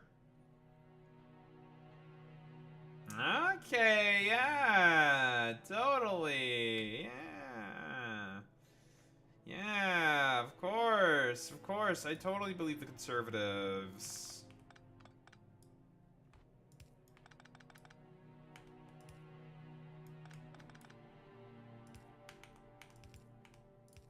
They totally wanted to be the ones who turned down the temperature on the rhetoric. They're totally not being performative. No, not at all.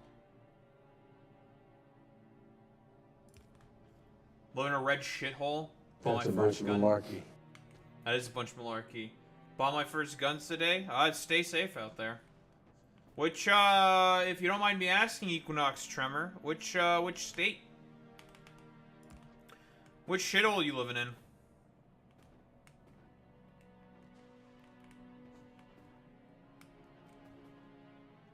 Oof, that's a rough one. Yeah, that shithole, pretty shitty. That's a pretty shitty shithole. That's a rough one, buddy. I'm not very well caught up on my Indiana lore. On a scale of 1 to 10, just how bad is southern Indiana in comparison? Because I believe, Indianapolis is probably up in the northern parts of the state. Is that correct? I'm not too caught up on my Indiana lore.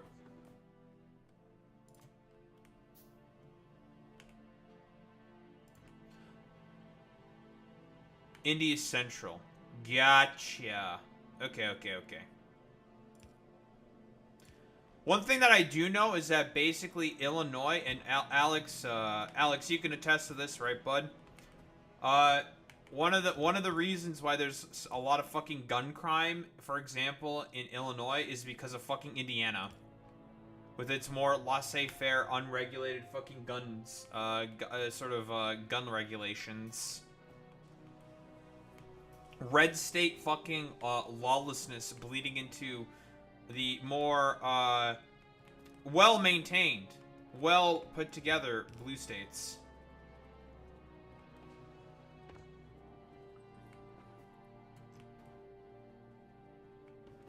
All right, well that's this smelting column pretty much complete. Now we can start to get some fucking iron plates. Oh, to be honest, I'm just gonna start yeeting. I just need iron right now. I'm just gonna start yeeting away this fucking goddamn copper. Southern Indiana is like the main capital of the Aryan Brotherhood. Jesus fucking Christ.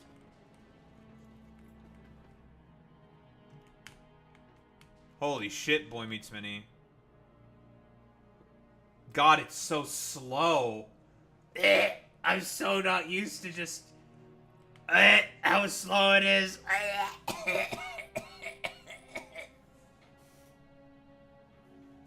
Lots of your coworkers are former members. Man, I knew that place was a shithole. I didn't think it'd be that bad. You got a factory job. Oh, you still have your factory job even after Trump, you know, seemingly has like zero understanding of how factory jobs work? I'm being a little crass, but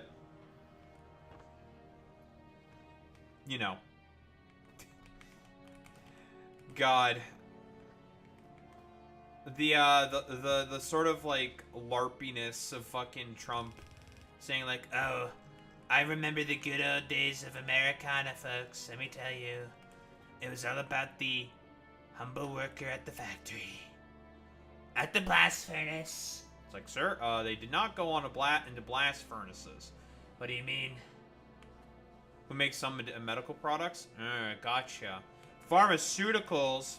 Pepe. I'm kidding.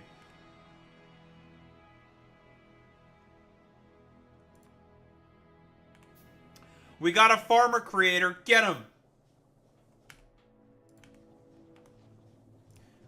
We got a person alert. We got a person that donates to that not donates. That helps supply for the pharmaceutical industry. Get him.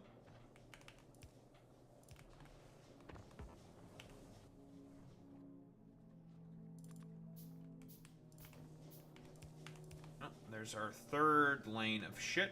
Nice. Now, obviously, this is a bit crude, but it works.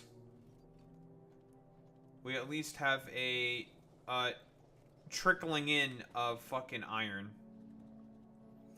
Not drugs, but like surgical kits and heart implants. Ah, interesting. Oh, thank you for the follow, Equinox Tremor. Okay, so you make like some, you make kits and shit. Interesting, interesting, fascinating. Very interesting, yes. I need to be able to consume more steam.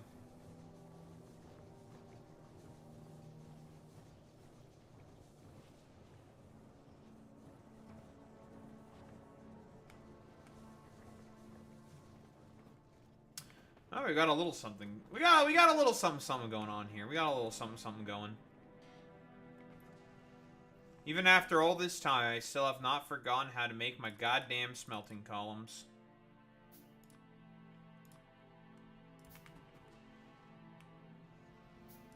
Well, we might as well make one for copper, and then we can make circuits, and then make some fucking supplies.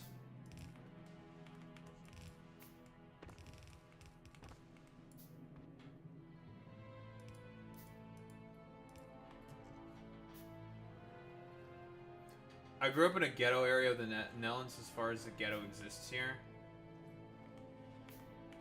I was about to say, ghetto and the Netherlands, not really two words that necessarily go together, right?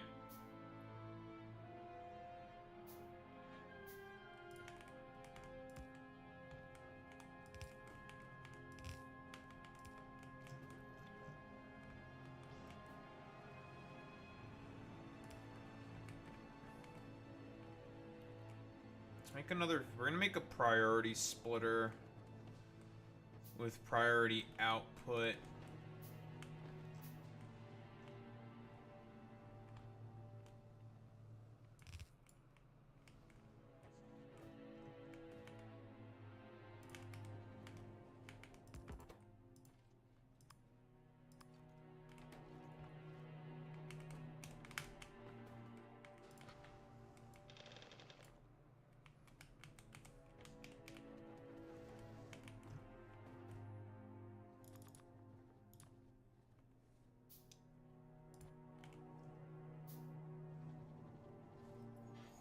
Like, when I look up people talk about my city on Reddit, they specifically calling it out to not go to my specific remove there because it's so ghetto. Really? Huh. That's interesting. Why is that?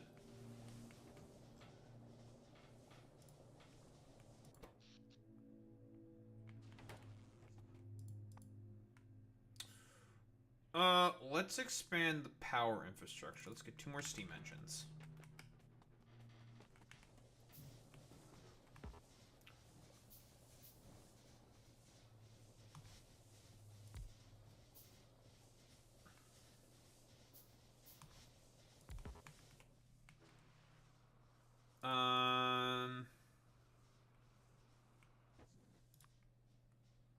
Pipes.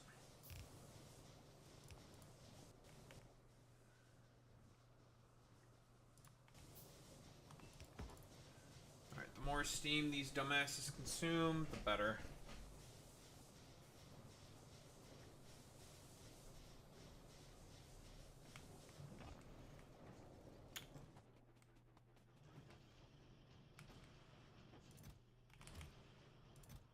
And we have a good amount of glass also accumulating. So what do we need now? We need petroleum products. Which means I need some kappa.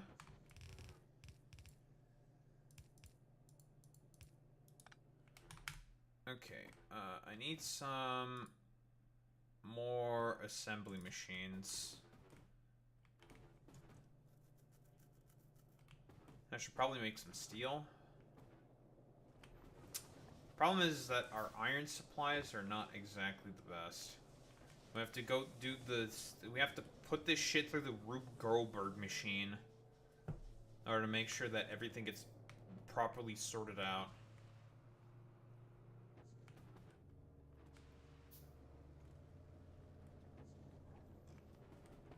I would have liked to have also been able to use some, at least red belts. But the thing is with red belts is that those are very expensive in terms of iron. We don't exactly have the greatest trickle of iron.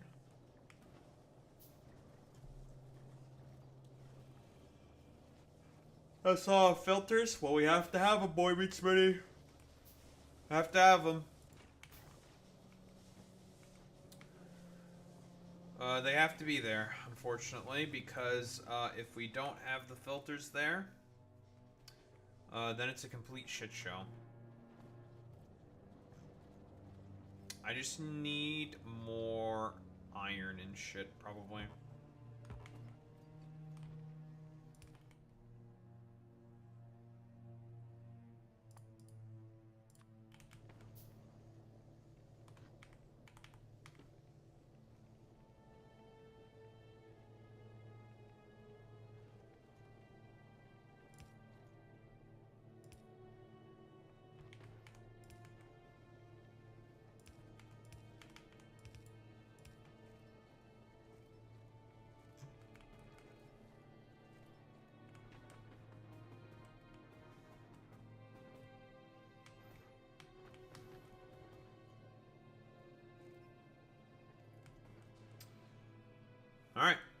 works.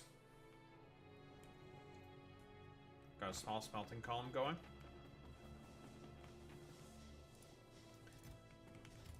We have water, and we have heavy oil, which means we have access to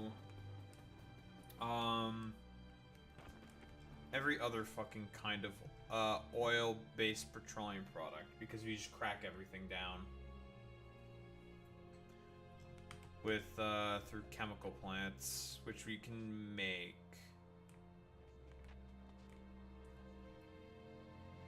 Because now we have iron and copper. That means we can make circuits, and with circuits, iron, and yeah, with circuits and iron, you can basically make any of the basic supplies that you need.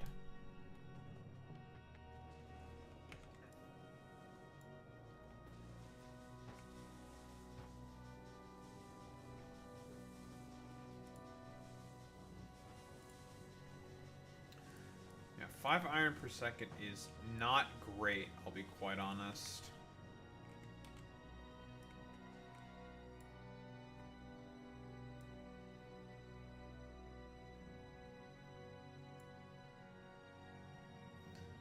And the reason why this is higher is because of the copper plate productivity that we have.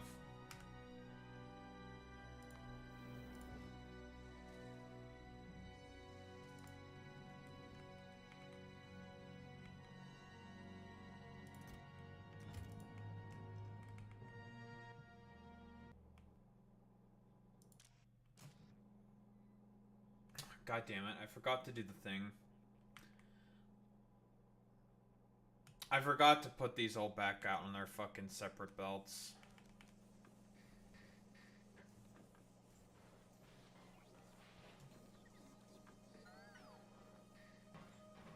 Son of a bitch.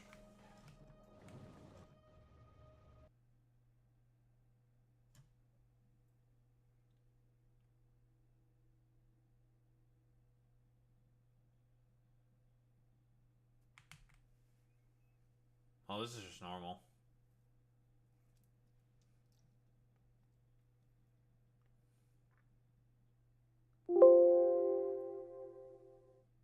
Eh?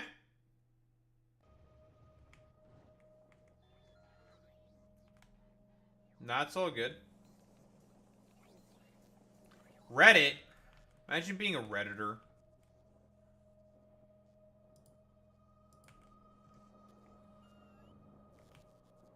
Couldn't be me.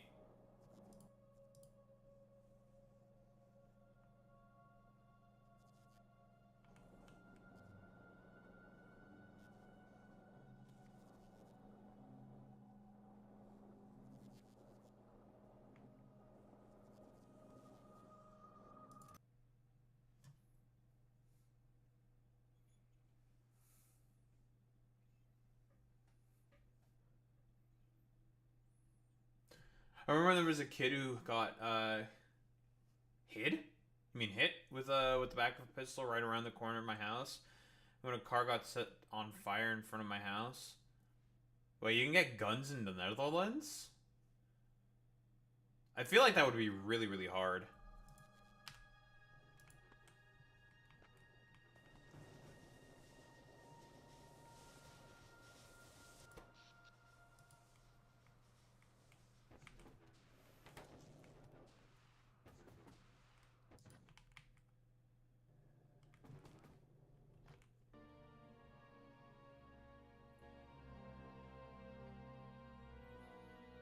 Illegally, yes, or with a specific license. Figured. Or you got a license for that, or you got a 14 license. Oi, you got a 14 license.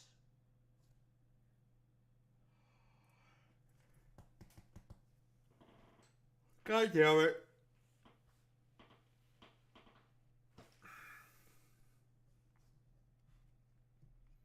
I might not be building in the best direction, you know? I'm kind of building down into the area that does not have a lot of space. which will probably bite me in the ass. Should probably be building around.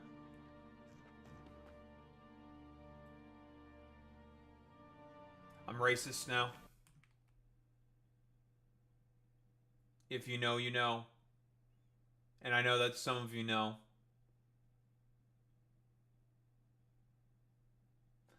Why I might be being a little racist right now.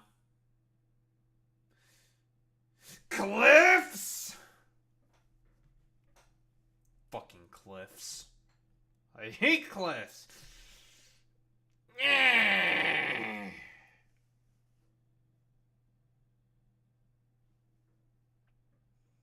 Police officers also have guns at home, but they hide them in 2 separate vaults with 2 different passcodes. Interesting.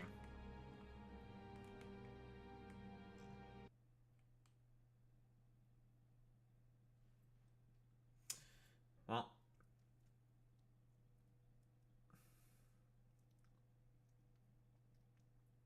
Son of a bitch.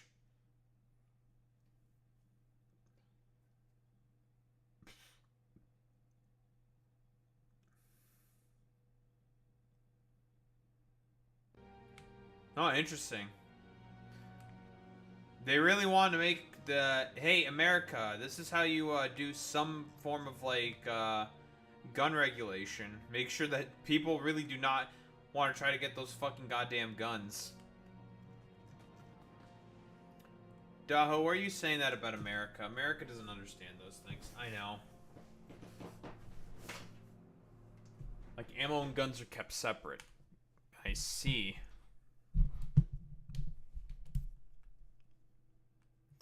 Can we not be so Ligma or Skibbity or with the Riz? Yeah, it seems kind of gay, woke, liberal. I don't know, folks. It seems a little woke. That seems kind of libtard shit to me, folks. Let me tell you. Personally, I prefer to have guns everywhere. You know, you need to have them, folks. It's very important to have your Second Amendment. Let me tell you.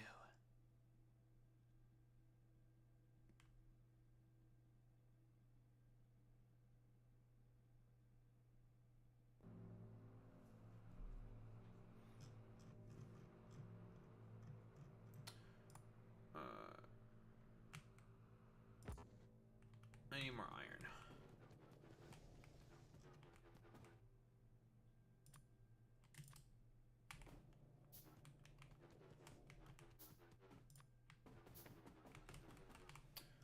Let's get some circuits going, because we need circuits.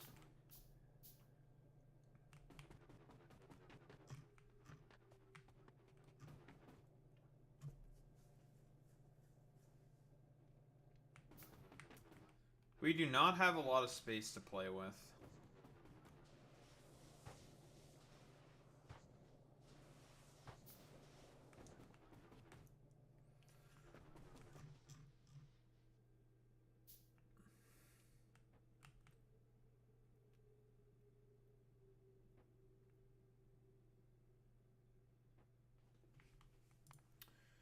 So that means what we're probably going to need to prioritize is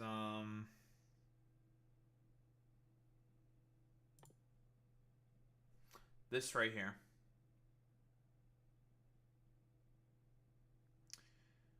Which means we need to make some labs down here. We're gonna have to.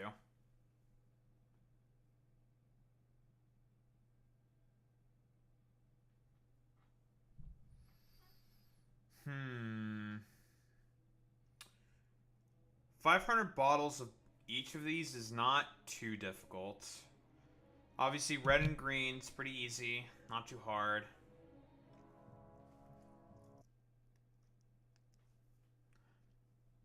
Because this is definitely the thing that we are going to hyper specifically prioritize first, is going to be cargo drops. As soon as we're able to start making some fucking Arig science, aka decompression science. We're gonna get this first. Advanced sand sifting. And then we're gonna get this. Sandstone foundations. Because we're gonna need a lot of this, probably. Need steel plate for this.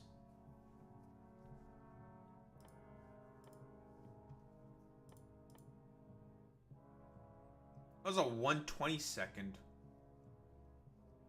Need space science, which means we need a rocket silo before we can even think about sending this stuff out. That's kind of annoying. You can also ship in that stuff, but main chemical science here sounds like an annoying proposition. Which means this will take 1,000 packs. Why 1,000, you may ask? The 1/22 is what tells me right here. Which is twice the normal amount. Okay.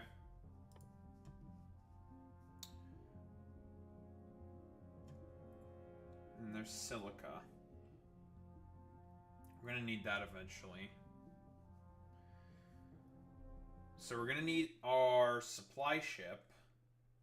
It's a good thing I ended up building that ship because we need to ship in both tungsten plates and calcite. I don't know if anything needs tungsten carbide.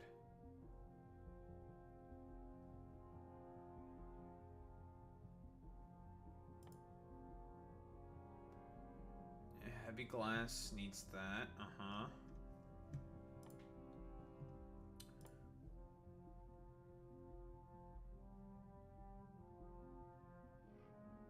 Oh, okay. This is actually post Fulgora as well, because these simulating units can only be made in electromagnetic plants, which means you need Fulgora. So this is a post Fulgora as well. Interesting.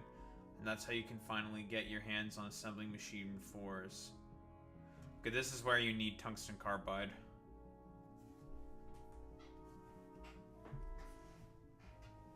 So we need to ship that stuff in as well. So every product from Vulcanus needs to be shipped into this planet.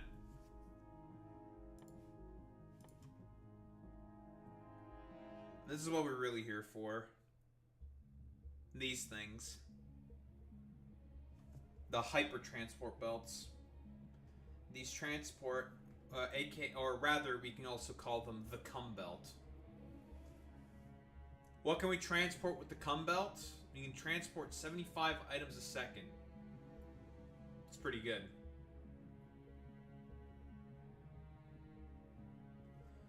Cum belt needs fucking 5,000 packs? That's a lot for semen. What the fuck?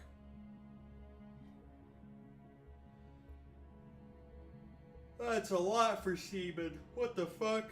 That's a little too. That's a crazy amount.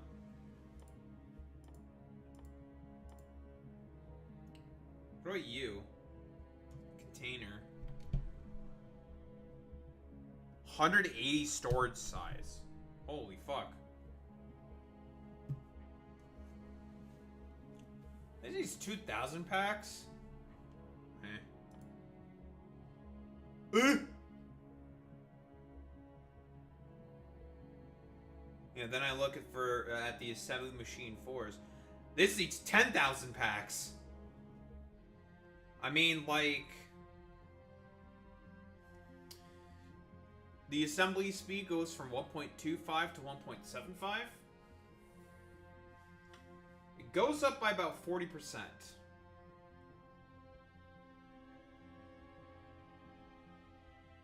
Would have been nice if it was crafting speed of 2. 60% would have been really nice. These are also assembled in electromagnetic plants. They assemble faster. Okay.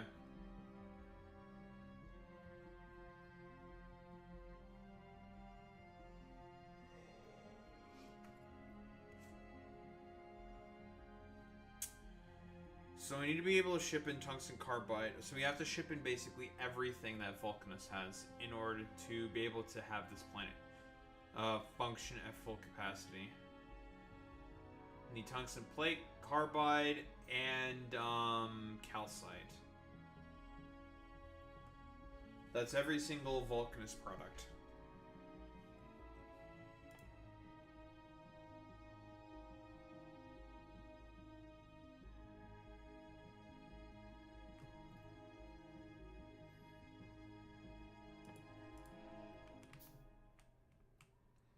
What a wacky planet I find myself on, huh?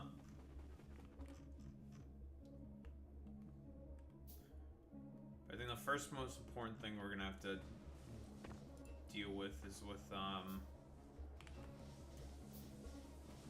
we need to deal with the fact that we keep making way too much fucking goddamn steam. Fuck you, Gabe.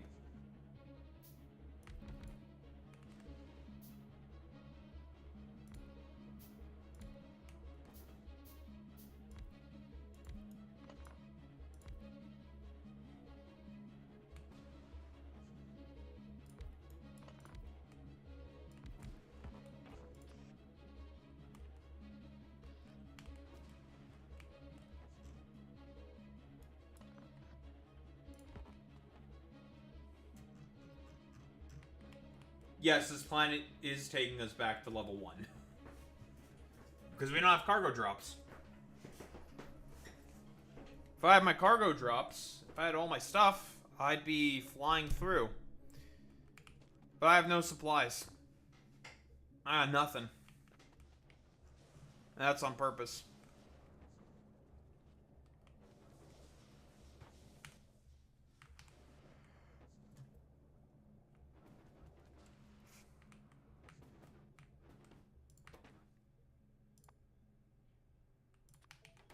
Ugh. I'm so disgusted that I have to do this. Ugh. Like, ugh. I have to do this in order to fucking make circuits again. Ugh. I'm disgusted. Do so much damn handcrafting. I need more damn iron again. Everything's so slow. Ugh!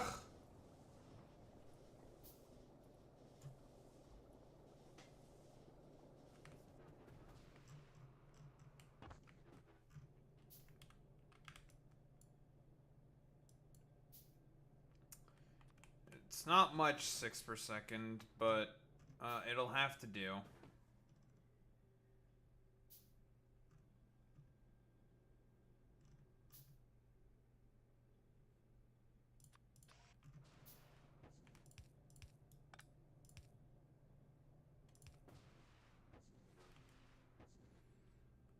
That's like 0 production. Well, I mean, in comparison to what I'm used to, it's like what if I go to novice?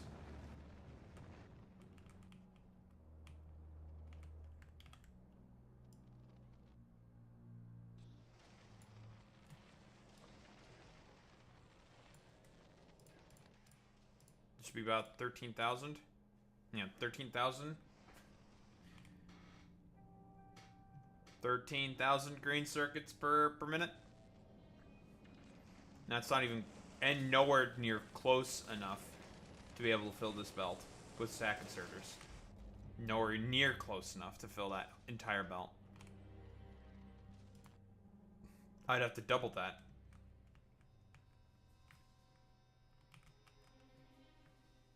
Here's probably going to be the same thing. Yep.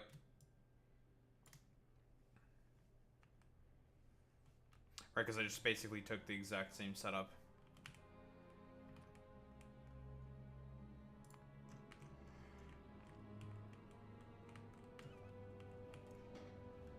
I think here I have more. I have these beaconed all weird for some fucking reason. Oh no, it's the same setup. I just have it all beaconed weird. Why do I have them beaconed like this? Why did I do that? You know what? I'm fixing that. That annoys me. Oh, that's why. Oh, it's because it's just how I orient it. Okay, whatever. It's fine. But yeah, we're going from about 112 circuits per second to 6. And we're gonna like it!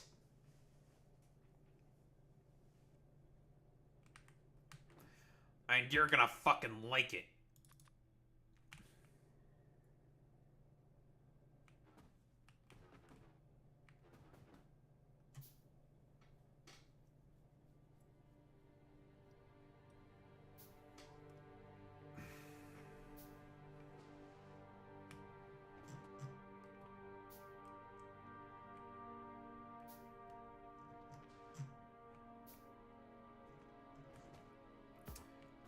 Who's getting assassinated next? I don't know.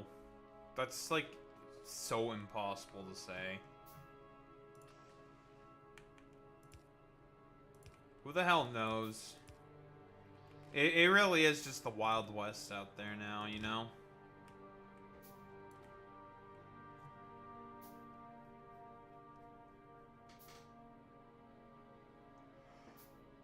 Yeah, place your bets to see which high-profile political assassination happens next.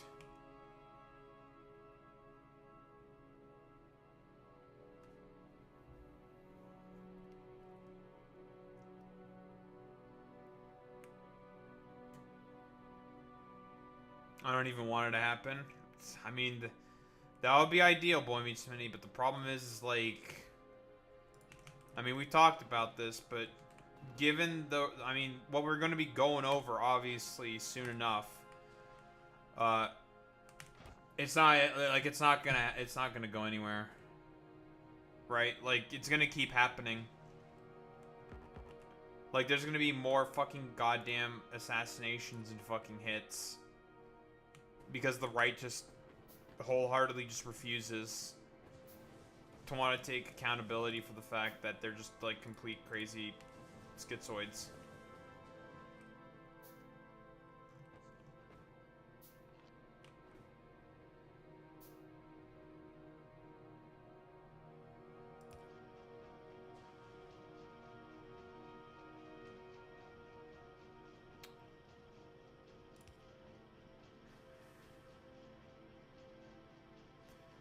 God, I wish I had,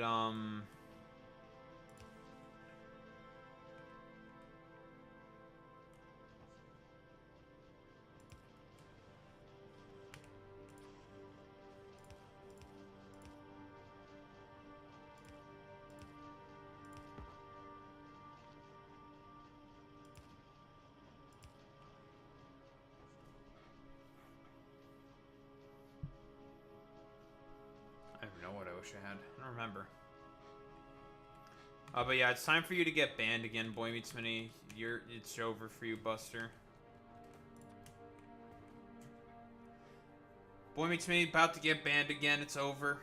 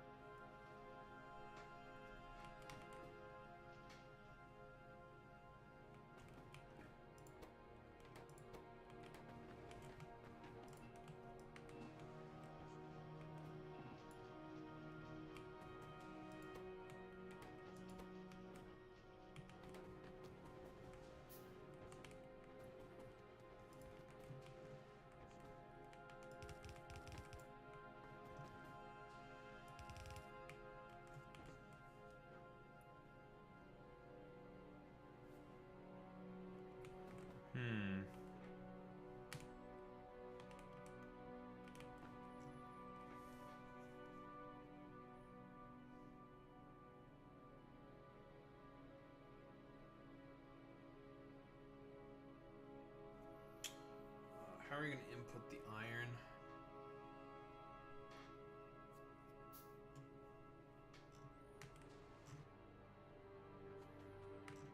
I also do not like how much space this is taking. Because again, like I said before, space is a luxury on this planet. At least for now. Up until we can make those sandstone foundations.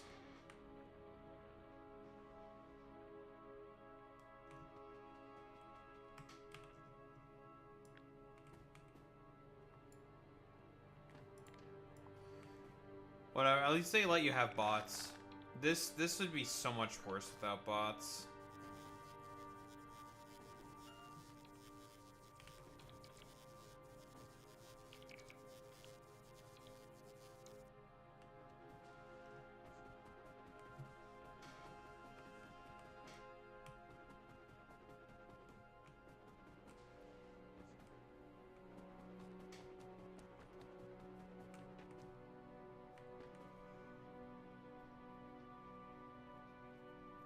Oh, and I technically speaking, Boy Meets Mini, we're not exactly at level 1, technically speaking.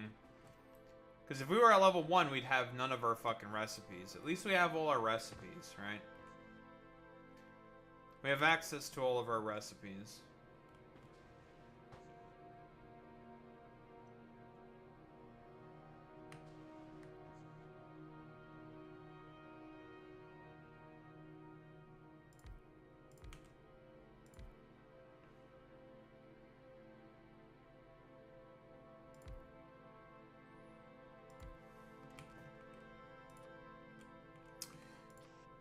Why don't we do it like this, actually?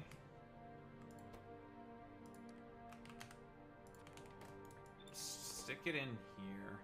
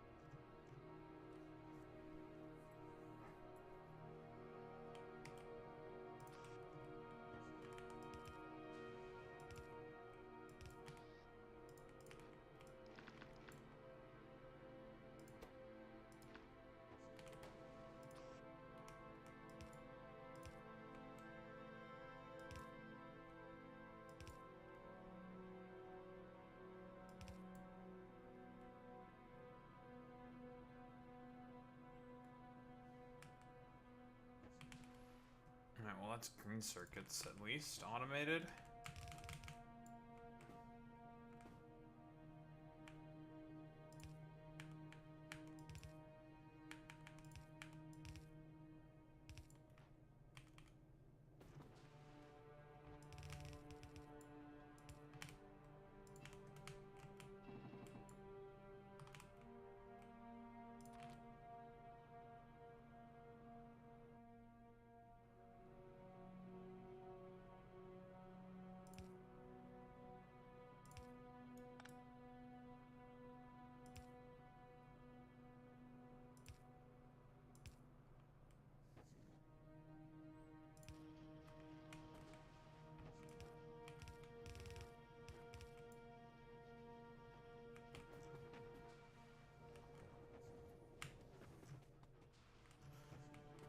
And circuits.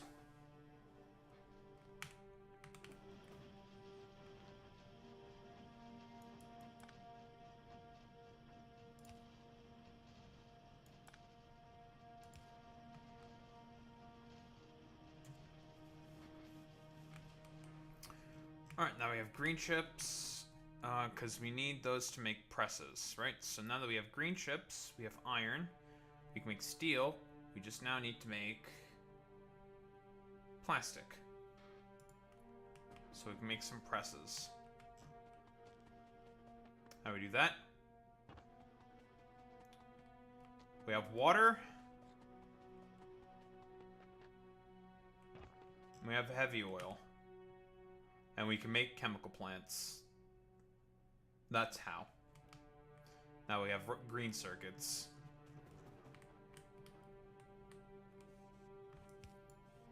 First order is to do some cracking.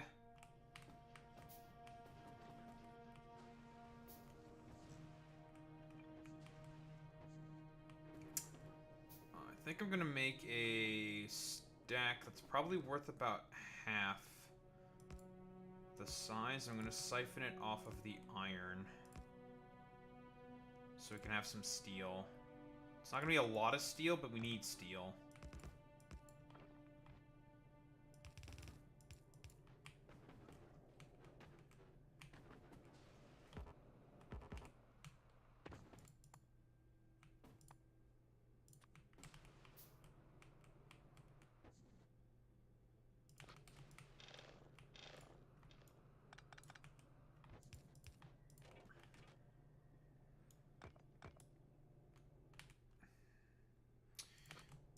Luckily, with the amount of steel productivity that we also have, that's going to help significantly, because for every 1 steel plate that we make, we actually make 2.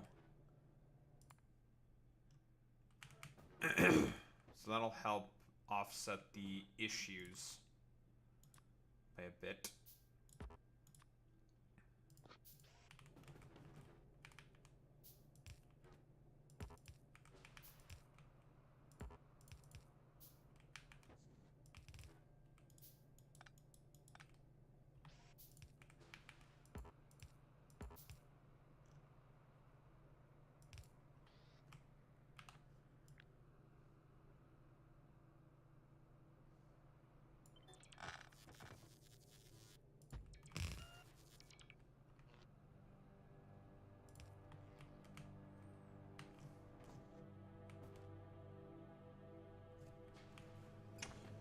How do we route in the iron plates then? I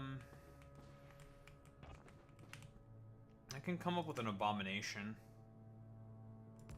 of sorts. I mean, I could come up with an abomination, I think.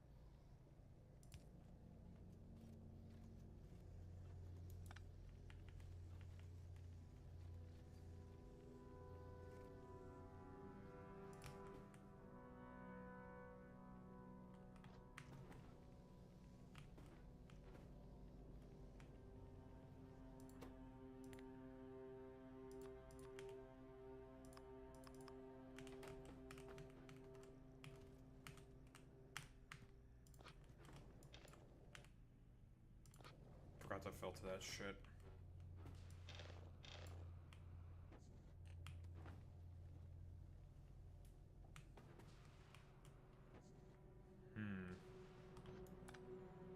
Well, I just made this fast underground for no reason.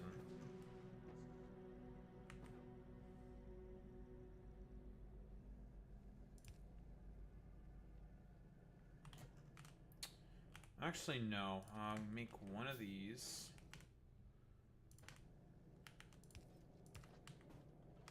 That actually works out perfectly, I think. Yeah, that works out pretty much perfectly. We're doing a little bit of cheese right now.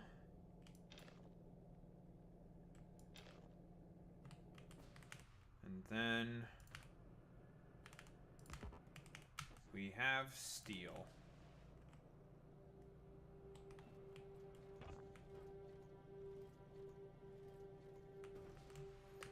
We do a little bit of a belt abomination in order to get some steel, but now we have some steel.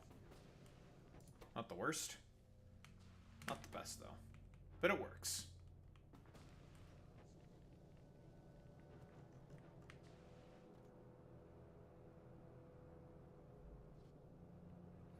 Of course, the problem with this is that it's fairly obvious. Only one side of the belt is going to supply this.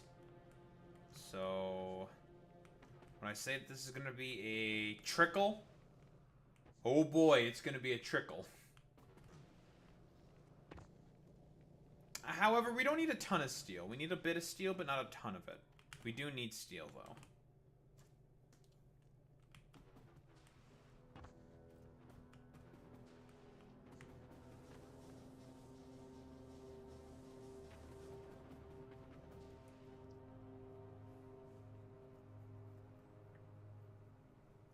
This really is where that research into the productivity for steel really comes into handy. In fact, 194K. Woof! 291K. Woof!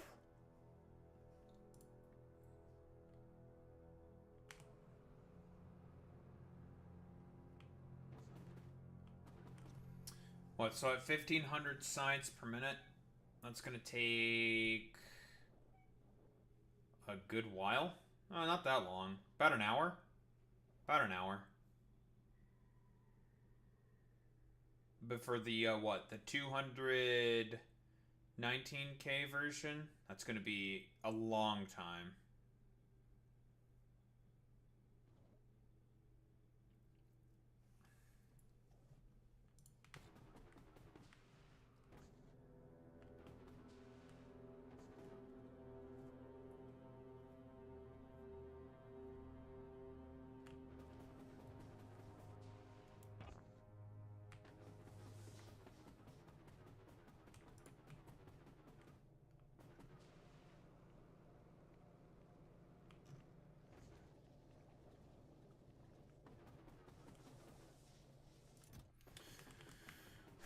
Okay, so what do we need now? Pump jacks. How many ounces of fucking heavy oil do we have here? 4? That should be enough. It's not great, but hey. It's better than nothing, I guess. I mean, there is a much larger node up here.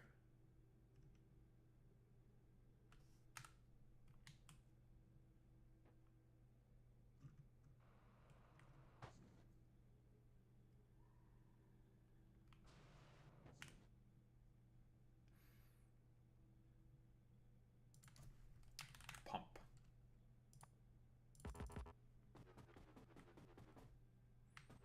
Oh, we're alone. There's nothing here. If there was local residents, there'd be a pollution cloud, but there's none. Some kind of a pollution cloud, but there isn't any.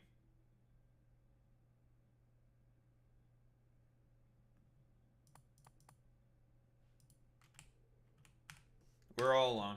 This planet's completely deserted.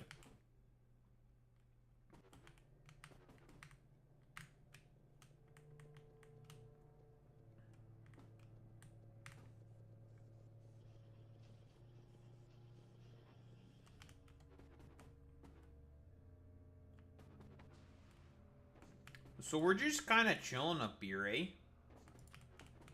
In the land of ice. Yeah, we can pollute with impunity on this planet. It doesn't matter. Let's get some fucking oil.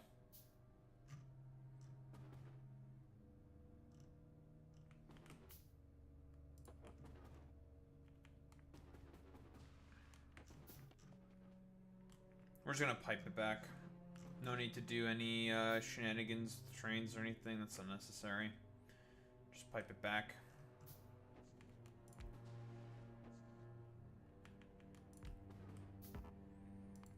I believe this will also unlock something for us once we might start mining it.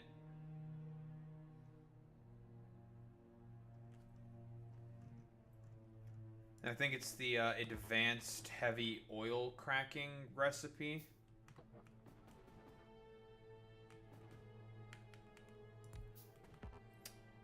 Don't know how useful that'll be. I don't know.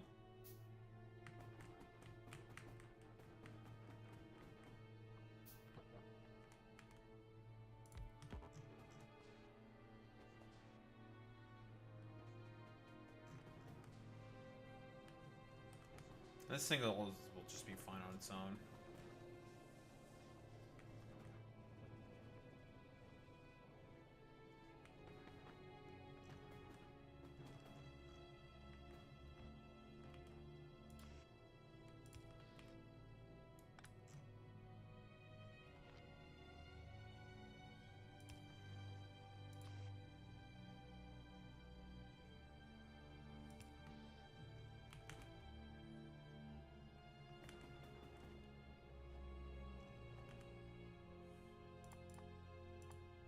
Can't really afford to have this just like be stuck here doing nothing.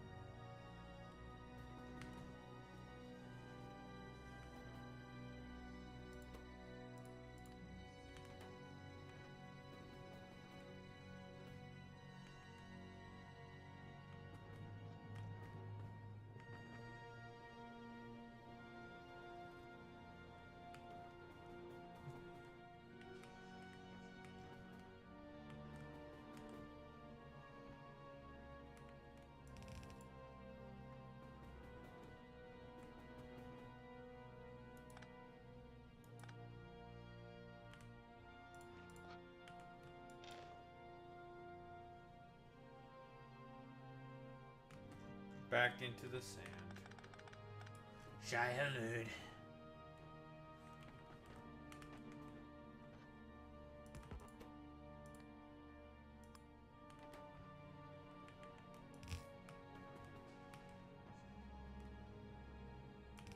Your humble desert sandworm. It's me, Shy halud.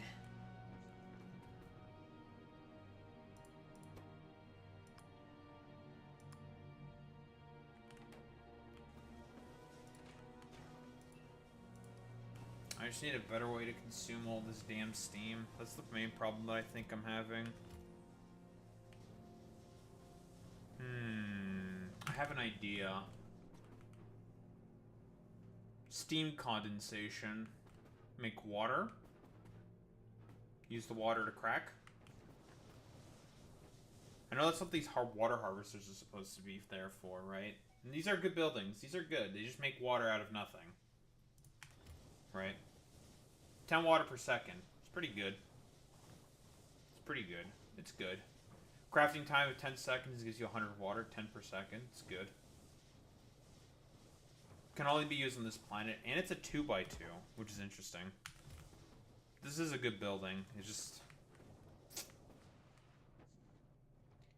What do I do?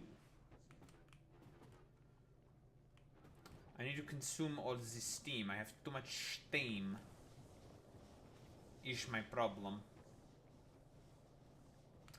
So I could use the water condensation recipe to be my main supplier.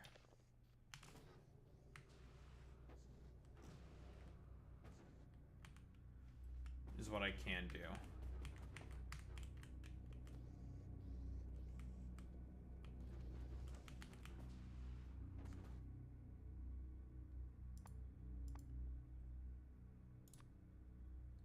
Oh, we're gonna need more chemical plants than this.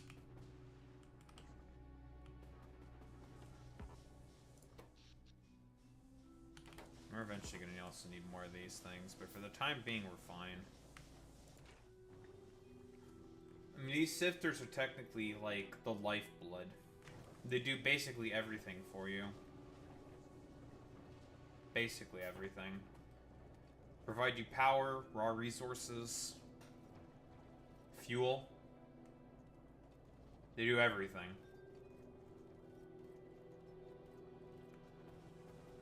You just need to make sure you keep that shit going.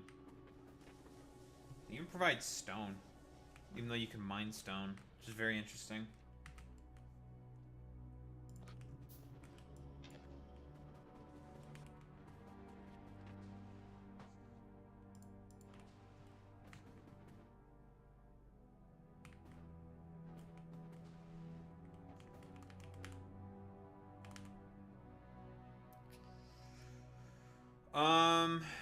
I could siphon off from here. Because I need some plastic.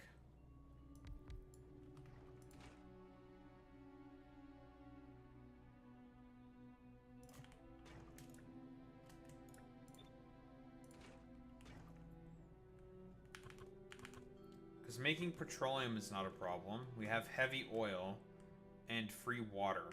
And the ability to make water from the steam. Which I think I will.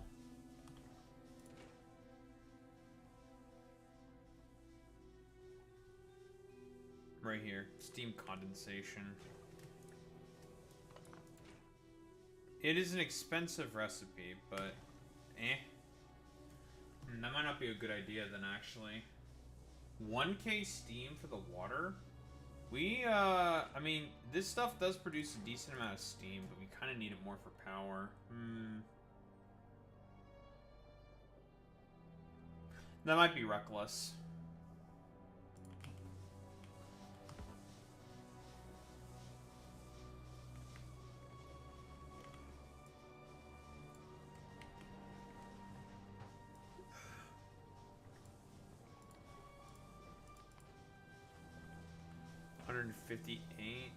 per second. These consume about 120 per second. If it's going full tilt. That's the assumption. More often than not, these things are not going full tilt. What, about 10 per second? Let's say 5 per second, 20 per second. That's nothing. This consumes 1,000 per second, which we can definitely not really sustain. Yeah, I think that's ill-advised. I think it's better to just use the water machine.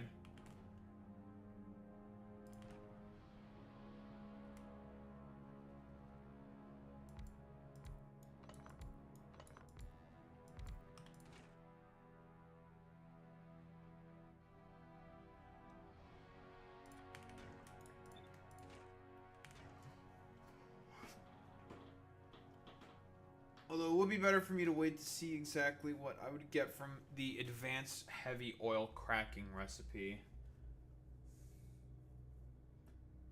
Then I'd have to think about ratioing that out. And I would also have to consider, is it worthwhile for me to do it this way or crack the normal way? That's also another question. don't think I've pulled the trigger on this quite yet. We do need plastic, though. That is the next thing that we need. Because we need the press. Now, with the press, you can make plastic with the press. But you need plastic to make a press. So that means we have to make some plastic the good old-fashioned way.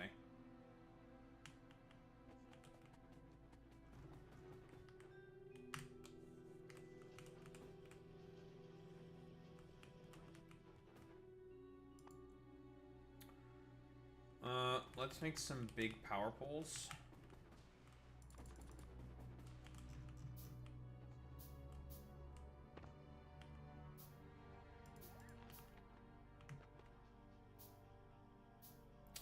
Just gonna unlock the advanced heavy oil cracking recipe, and then I just want to ratio some stuff out.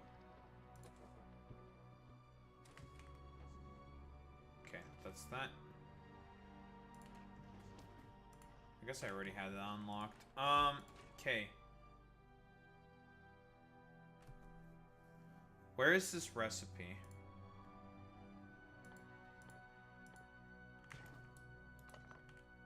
Wait, what was that one? Oh, it's the bitumen. That's this. It's the dog shit recipe that you should never use.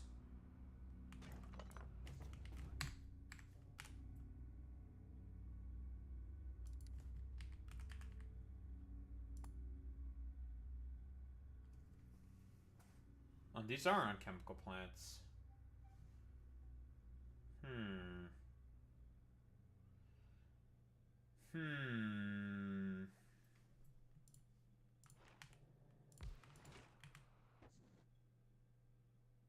Oh, there it is. Okay, so what's our numbers here? 10 petroleum and 15 light oil per second. Okay. And if we just do the normal recipe, so this is 15.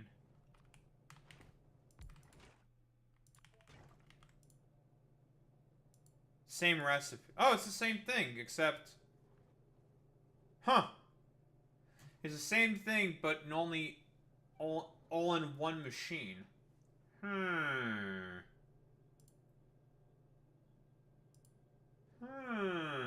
Interesting. Okay. And what you can do with this, since this also consumes 15 per second, this makes 15 per second. You use these two in tandem with one another, gets you 20 petroleum per second.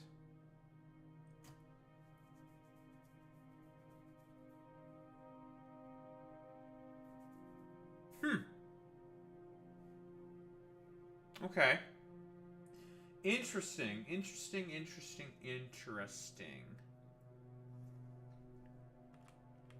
I'm seeing the vision. This recipe is actually pretty decent then. However, it does consume... Oh, no, it consumes... Oh, it consumes that same amount of heavy oil as well. No, yeah, this recipe is just better. Cuts down on the amount of machines. We have water for free. But you can only use this recipe on this planet. The advanced heavy oil cracking recipe. You can't use it anywhere else. Just only on this planet.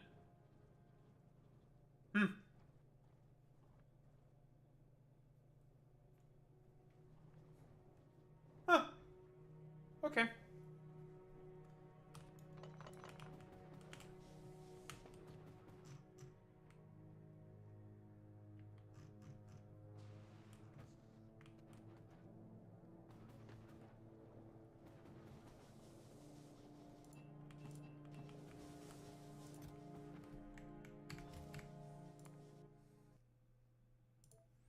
We'll just stop there for now. The Factor Oreos.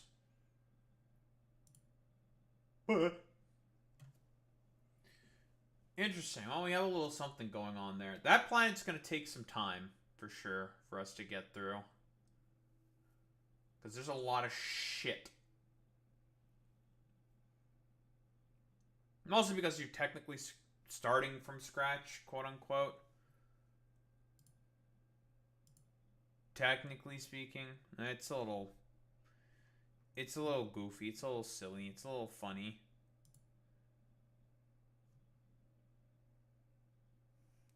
Ooh, the Sean Head fans found the fucking video. Ooh, they're starting to get mad. Ooh, they're starting to get mad. We're about to get these dumb fuck arguments.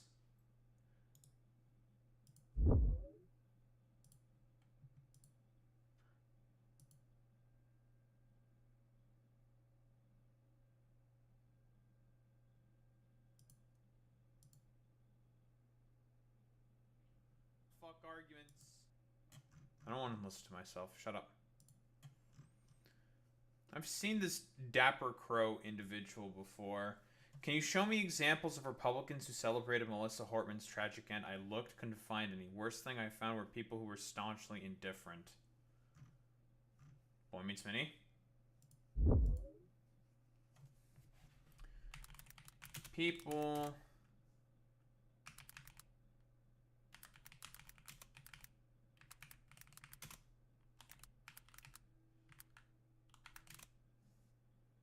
or people...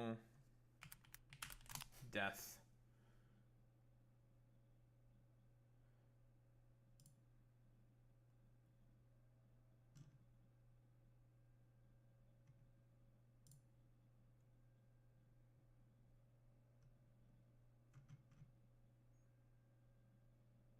Well, there's the President of the United States commenting on it about 5 days ago, saying he's not familiar with the death.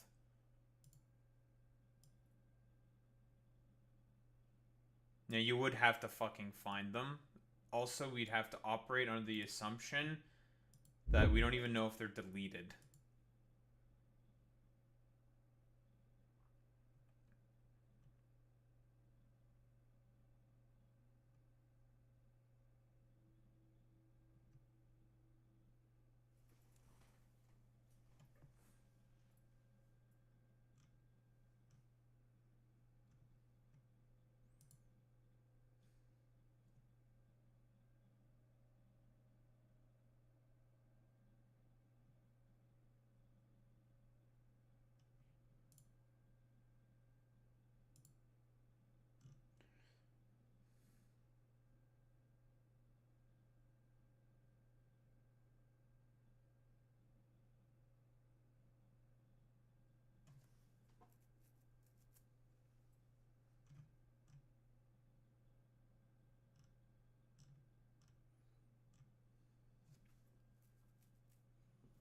Yeah, it was a while ago. Yeah.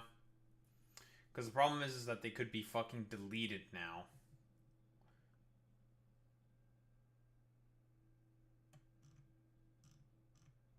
You can also make the argument that the indifference is about as bad.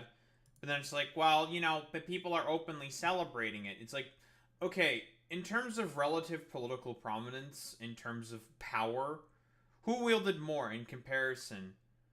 Melissa Hortman or fucking goddamn Charlie Kirk? I would argue that Charlie Kirk wielded more power in comparison to Melissa Hortman. She had sway over state politics, while Charlie Kirk had sway over national politics and global fucking politics.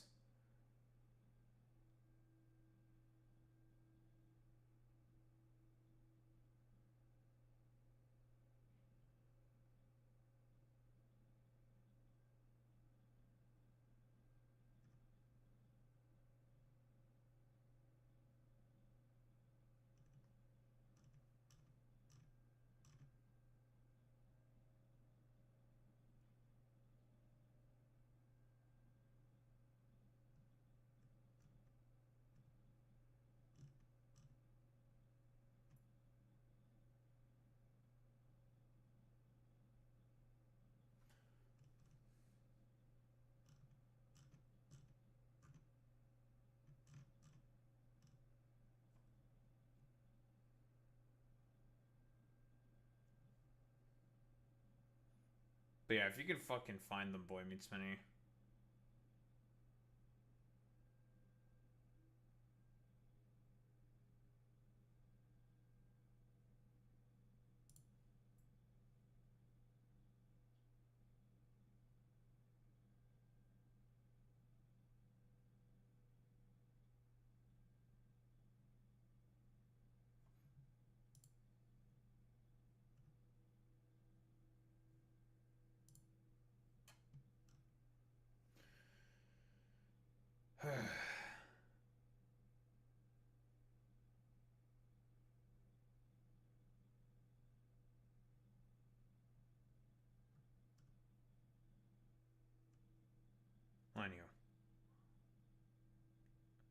is what I'm looking for? That's what happens when I have too many damn tabs open. There it is. There we go.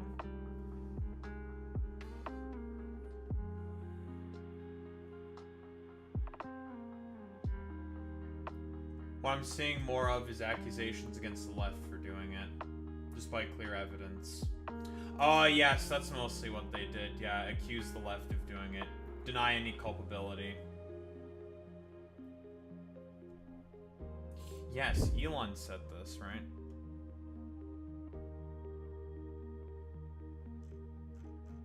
Deny culpability, right?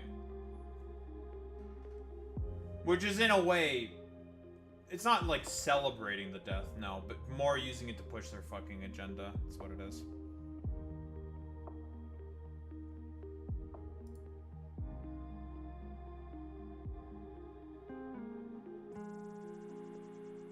What still pertains to the overall point within the shoe on head video, that they always deny culpability.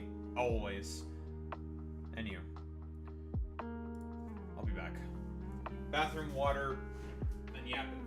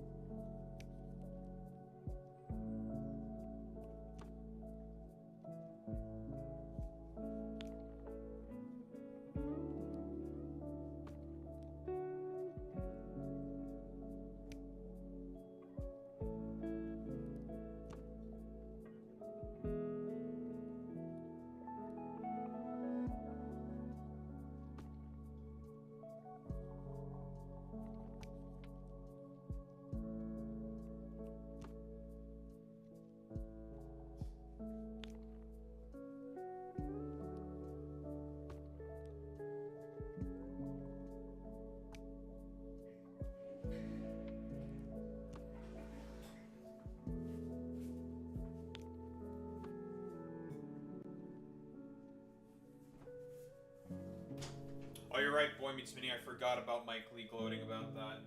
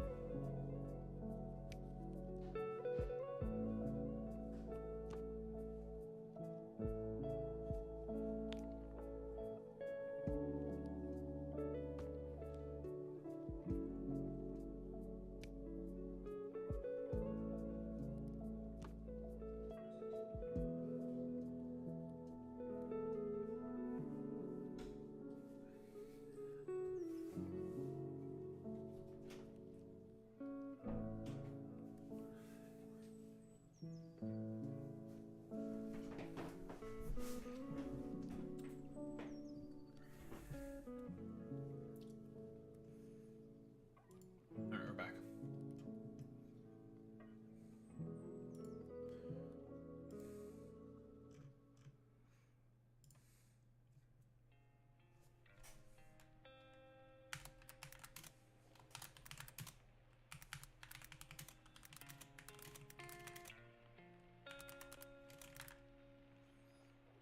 Left and Right, Epstein, Charlie Kirk, and Gun Reform. Roundtable by Jubilee. Oh boy. Help. Mike Lee, I believe, is a senator from Minnesota, correct? If I... That little fucking freak.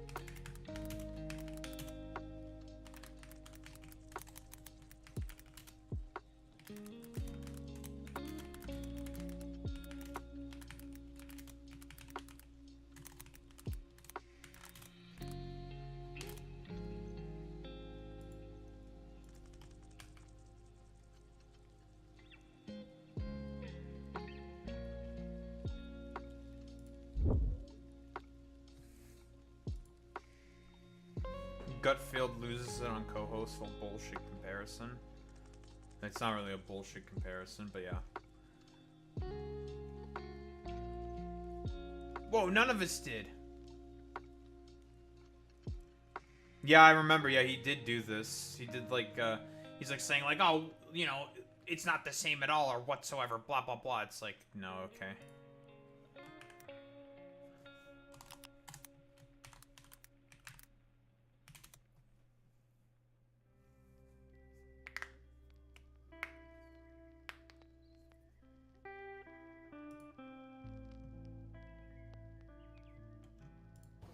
Jessica, we're learning brand new details through the Washington Post this evening. The Washington Post is reporting through two people familiar with the Discord chat, right? Confession that you're talking about, but there are a lot of people saying things like we are at war, and war has a very particular violence. All seem to agree meme, which is old, by the way, that he was a leftist and cash talked this morning. Better than it may absolutely be the case, but dude, having to be the one like a token fucking goddamn liberal on like Fox News must be an annoying, obnoxious fucking gig.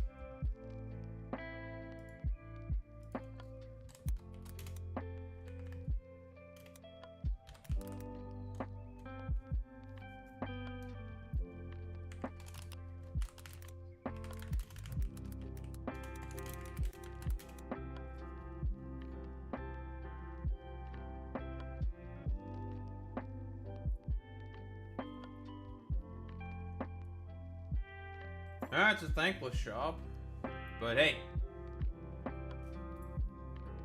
she's probably earning that fucking bag, you know?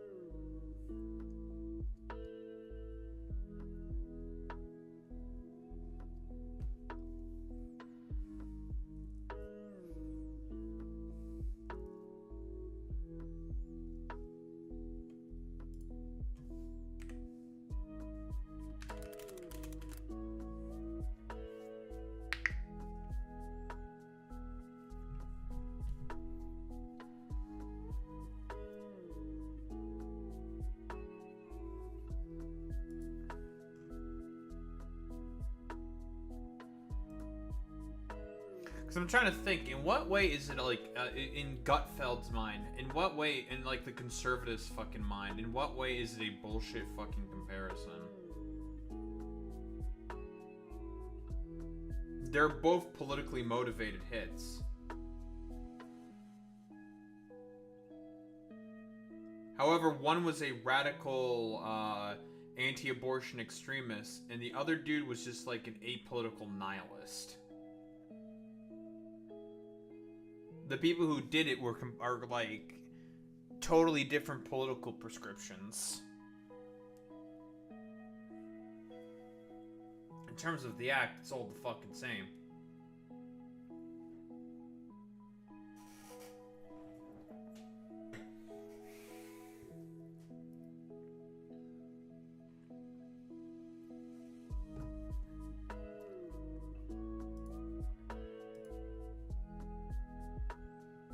God, the Reddit thread that I fucking found about this shit, Boy Meets Mini, was just like 3 IQ fucking centrist drivel, dude. It's like, man, no one denies that there's violence on the fucking both sides. And people thinking that the left actually is like really, really bad and stuff like this. Just like, dog, if we're talking about the scale, there's one side that's significantly fucking worse, man. Way fucking worse, bro.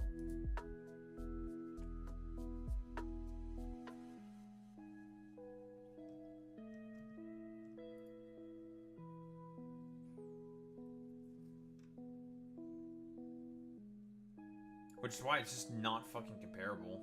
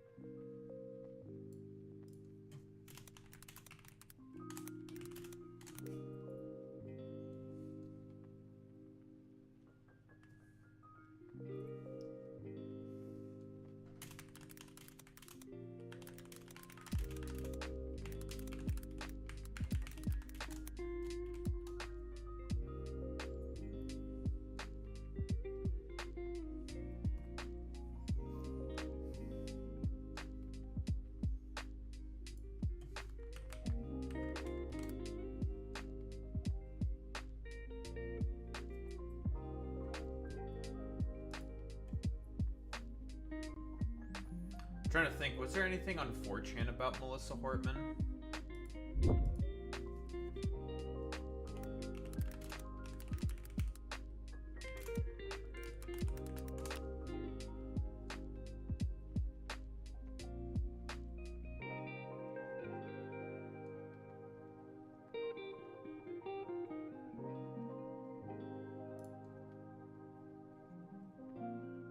Not found.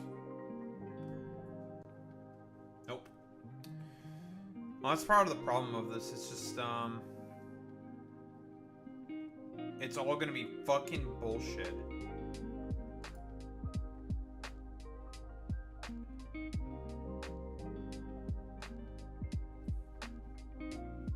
Esper and Meowstick are the goats. Why do I have all the Esper enthusiasts in my chat? We got also Alex with the fucking is also an Esper enthusiast. It's crazy.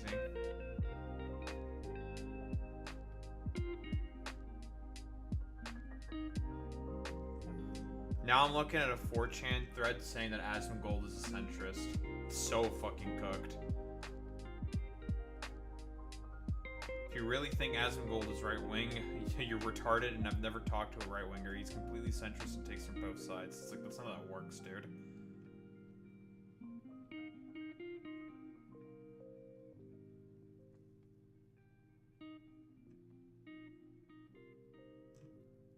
Man, this is on /V, and we're getting Jew posting. That's cool. Thank you, 4chan.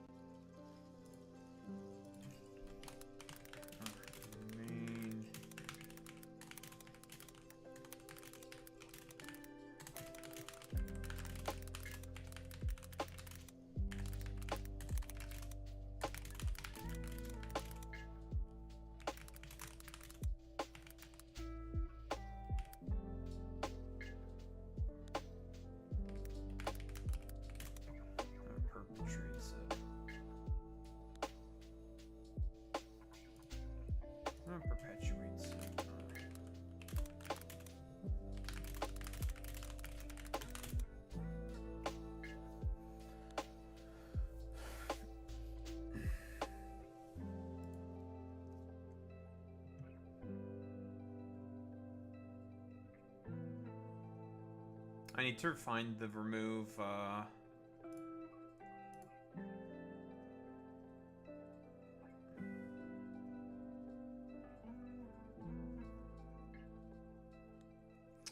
yeah, kind of need to use that remove follower tool.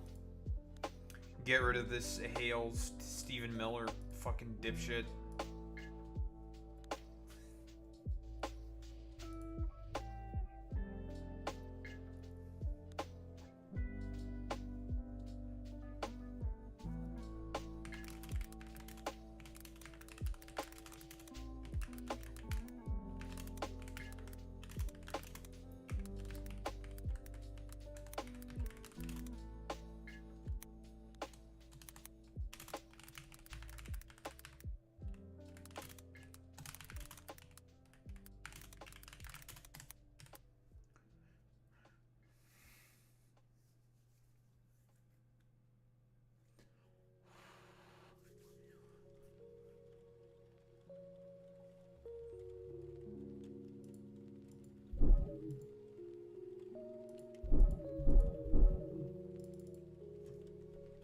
Is Mike Lee from Minnesota?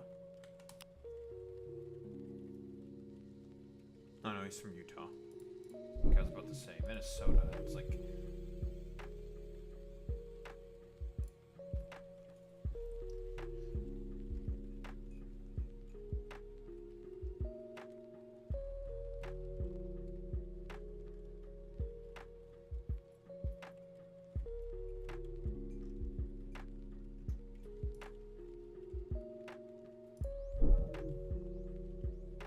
Very cool.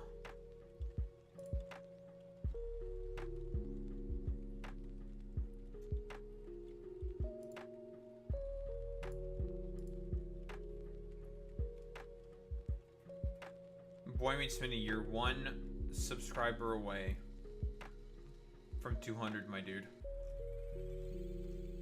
You're 1 away.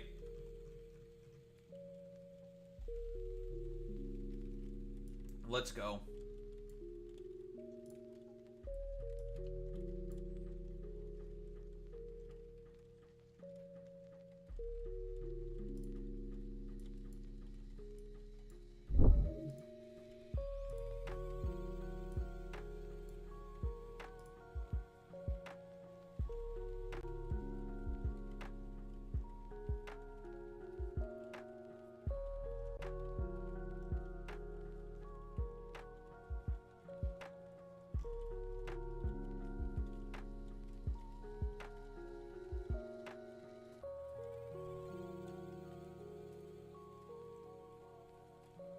We do a little trolling. It's called We Do a Little Trolling.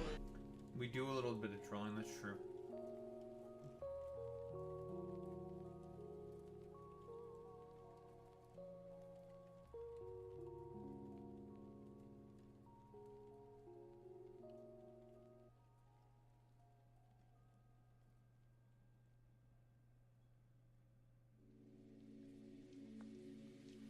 We are doing a little bit of trolling, folks.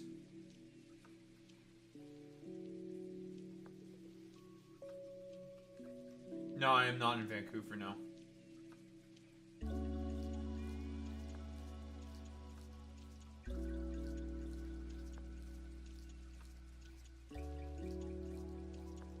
Nope.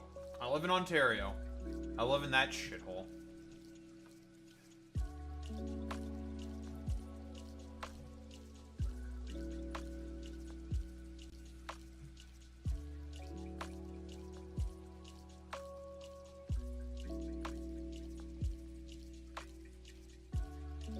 Trump says tomorrow will be the biggest announcement medically in the history of the United States. I think we found an answer to autism. That's gonna be news. Oh yeah, this place is a shithole. Don't ever come to Canada. Or Ontario. If you come to Canada, don't go to Ontario. It's dog shit. This place sucks.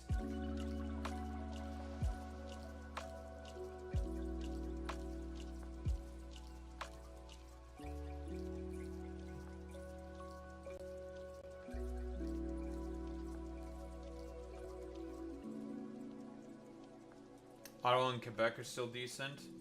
Quebec is, well, probably not Quebec City. Montreal, yes. Ottawa, no. It got better recently. That was after I left. So, that means, bad. That means it's bad because I couldn't benefit from it. But no, after I left, it got better in Ottawa. Montreal and Quebec's old cities, old town are cool. That's true. That is true.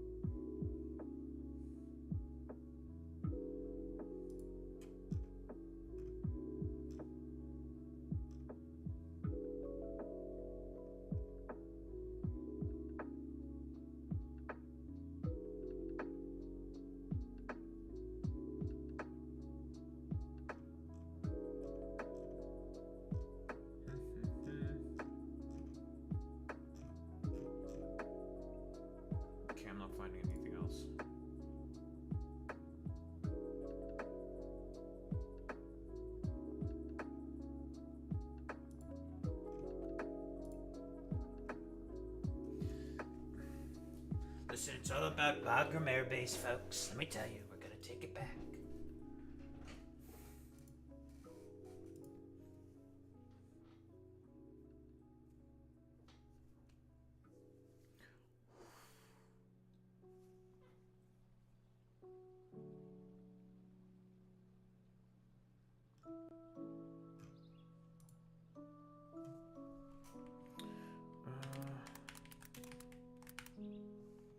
Bagram Airbase, folks. We're gonna take it back.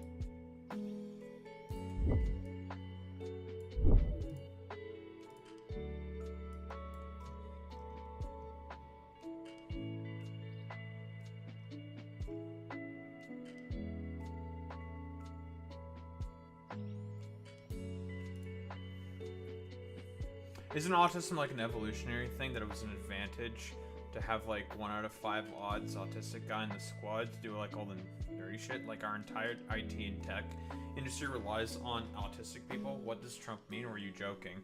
No, like I'm not joking. Like RFK Jr., I think it was a couple months ago, like early on in the administration. It was it in like February? I have a video about this on YouTube. Where RFK Jr. basically talked about how he's going to find the cure to autism. And they've said this in, like, multiple, like, cabinet meetings and stuff. RFK Jr. recently reiterated that in a cabinet meeting. The most recent one with Trump, where they just did the Glaze Fest, and RFK Jr. said, like, we're going to have something on autism relatively soon. And he announced that he was going to find it. The cure for it, or some, like, evidence that it's being caused by some foreign-born entity or something, that it's some drug that causes autism, which is not the case. Like, autism is caused by a whole different form of different factors. And the thing is like, a thing that these dumbasses in the Trump administration don't understand is, A, since they're all conspiratorially minded and fucking hate mentally ill people to begin with, especially with all the motherfuckers. I was about to get to that, Durandi. You're getting ahead of me. You're getting ahead of me. Given the fact that people like Mehmet Uz, like RFK Jr., Jay Bhattacharya, have consistently talked about how people with mental disabilities are incapable of being proper contributors to the state. That they have to very often exist within on the dole of the state in order to be able to be, main sort of like contributors to society. And they don't like the fact that they have to be that autistic people have to be on the dole of the state, even though they don't really have much of a choice and they can't do anything about that more often than not. Which means it is inherently eugenicist, right? This is the same shit that Hitler said.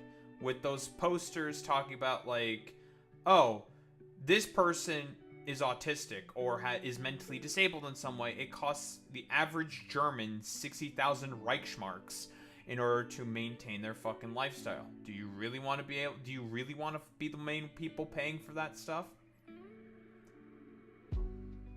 Which is where the fucking Nazi shit comes in, right? Because Dr. Oz has said before how he's just like, oh yeah, like, listen, the problem with like mentally ill people is that they can't contribute to the state like most of you or I could. And it's just like, there's a lot of fairly obvious reasons why that is bad. It's like, well, here's the thing. First off, quack doctor that's fucking saying that, who has been sued for that shit, so that's cool. But the reason why they can't is because of no fault of their own, because environmental factors, or that's just how they were born.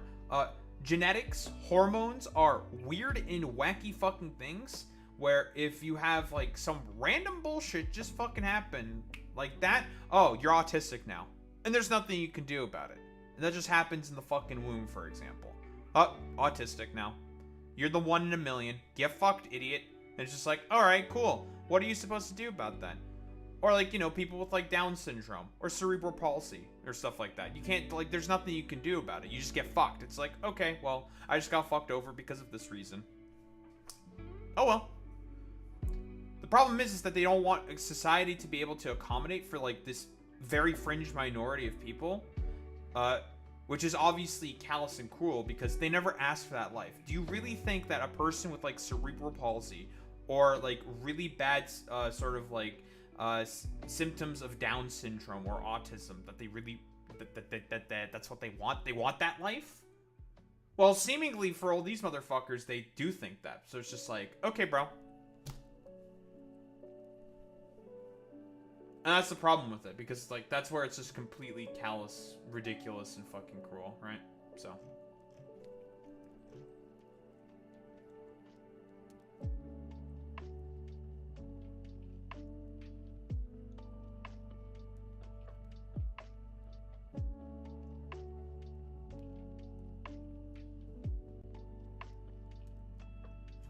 Thank God the Netherlands gives me all the social benefits I need to sustain myself for just my autism, actually caring for your citizens.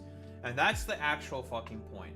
These people think that they are caring for their citizens by just, well, exterminating or more so trying to make a very, very small portion of the populace, well, unable to participate within society. When that's just like, no, you come off as like rather ridiculous, callous, and cruel for no reason.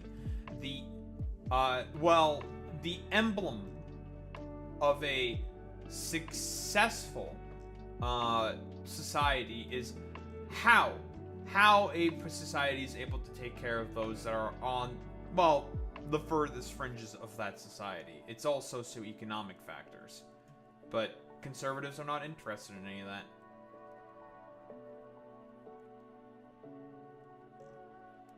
Because they don't want that.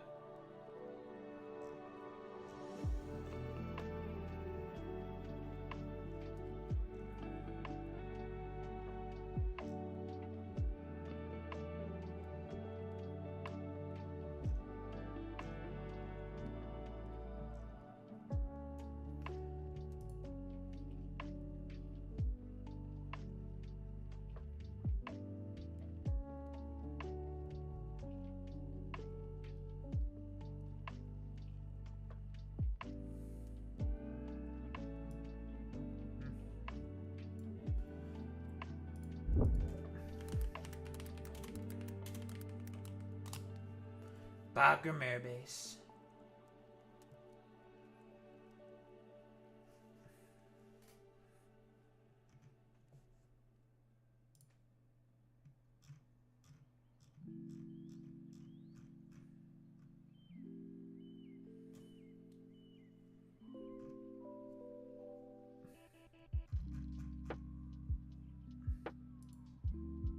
Society needs diversity to thrive, different kinds of people in different kinds of fields, in different kinds of communities. A homogenous society doesn't work like conservatives want. Look at Japan, right? Japan's economy was in a state of collapse. They were forced to eventually have to start bringing in immigrants to not have their economy collapse because of their aging population, right? And the really bad work culture that exists within Japan. Like, we have examples of this already. Like, they exist. Japan was about to shit the bed, like, unironically, right? So, but none of these people don't care. Another example that they also point to very often, I believe, are the Nordic countries as well. Very often they point to the Nordic countries, but their case was a little different. They were also starting to see some economic troubles as well, and started to get a lot more fucking immigrants as a result.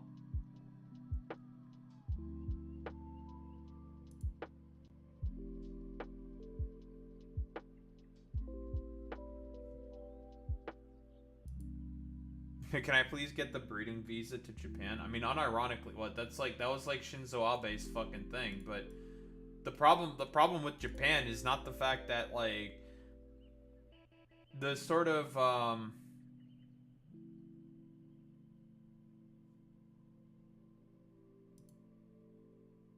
what? The thing is like, they have, like, everything that they need for a good society is there. I don't know what the social safety nets are in Japan. They have good public transportation. Housing is good in Japan.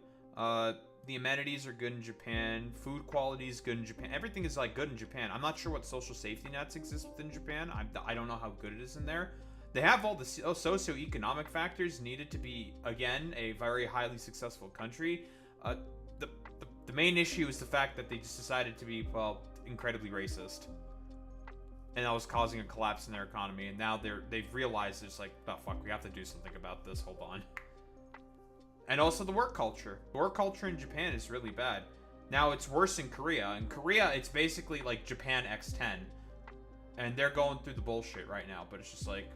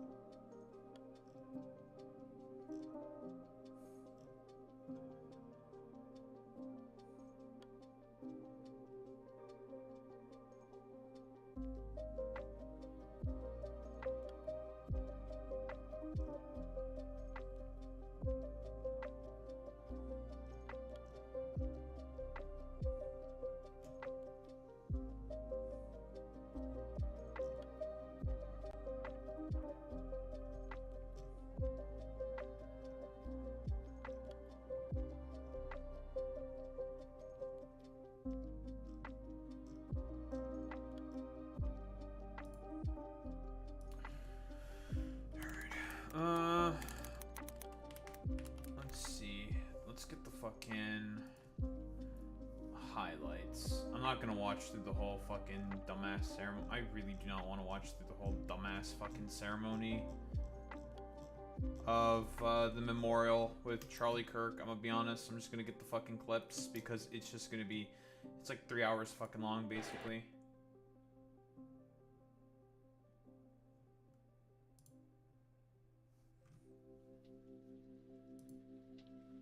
No clips from Big Aaron Rupar.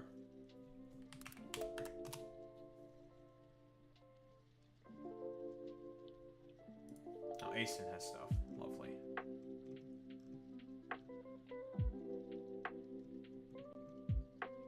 Was there also another bombing of a boat in fucking international waters? Is there another one?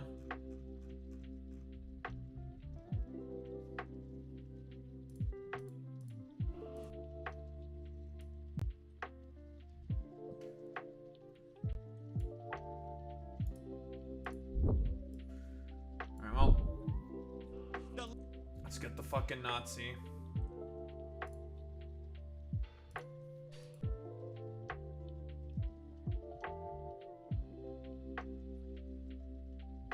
RFK Jr., particularly important during the technological age when we are all hooked into social algorithms that are hacked into our reptilian cores for our brains and amplify our impulses for tribalism and division. That's really funny coming from RFK Jr. talking about this with, It's really funny that he's saying this about fucking goddamn Republicans when it's fucking Republicans who primarily do that shit. That's so the hypocrisy is not lost on me. Think we found the answer on autism. I thought this Charlie who helped unite MAGA and Charlie helped unite MAGA, let me tell you folks.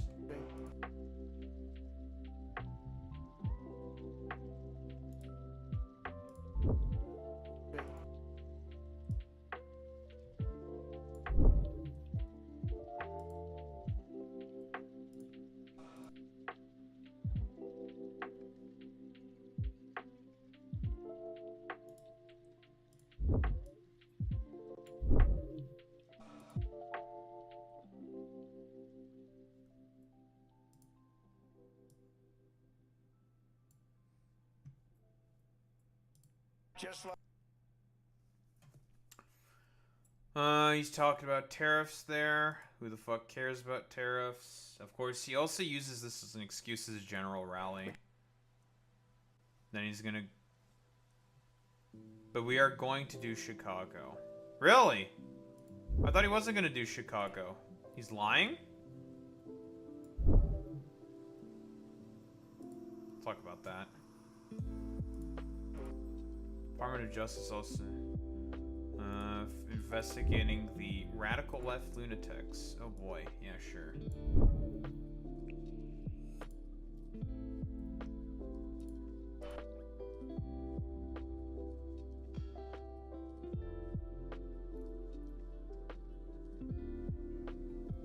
Wait, no side in American politics has a monopoly of disturbed or misguided people, but there is one part of our political community which believes they have a monopoly on truth, goodness, and virtue, and concludes they also have a monopoly on power, thought, and speech. That is not happening anymore. What the fuck does that even mean? What? You're on the road. Well, be careful. Distracts Durandi while they're on the road. It's so over.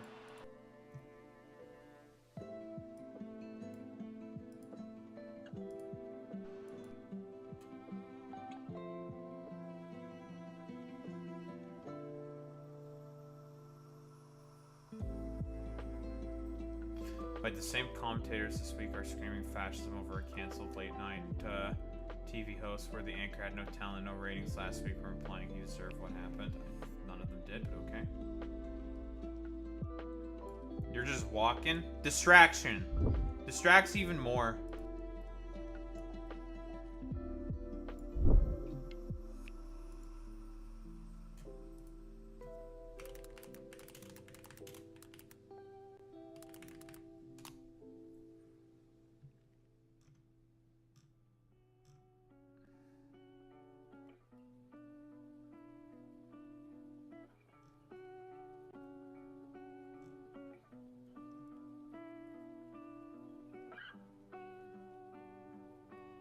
In Jerusalem, and Jesus shows up and he starts talking about the people in power, and he starts telling them they've got to stop talking about what do we do about this guy telling the truth about us. We must make him stop talking. No, it's just fucking standard deferral bullshit. Of course.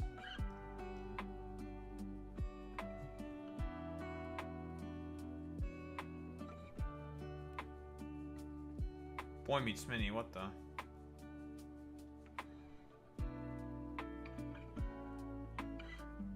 Yeah, you know, yes, it is authoritarian.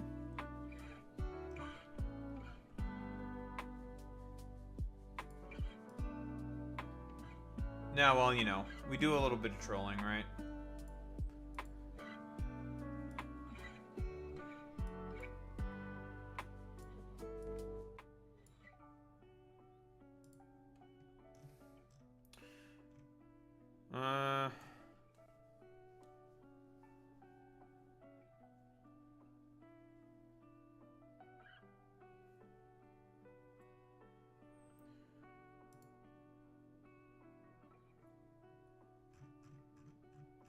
Perhaps I'll take an entire look, actually, at the Stephen Miller speech, because he apparently went full fucking Goebbels. Nazi rally shit.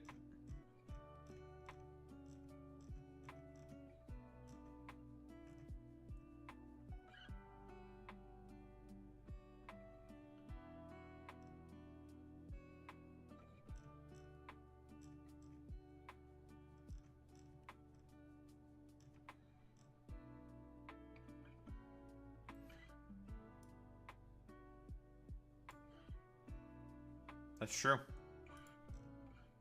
Listen, at some moments, yeah, it gets bad at certain times and certain moments, for sure. But the arc of history always goes forward. Leans forward every single time.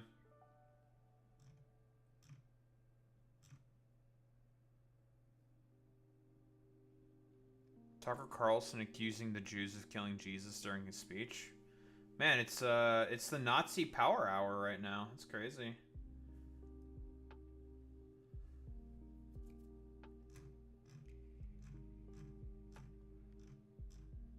And I think what Erica Kirk also talked for about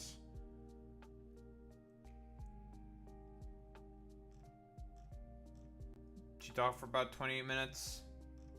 I don't think there's like really anything of relevance at all.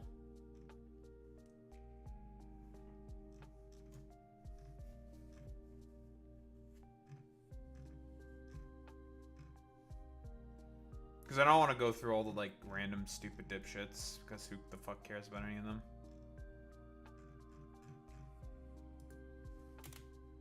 So let's see, Stephen Miller. I just want to get the full thing.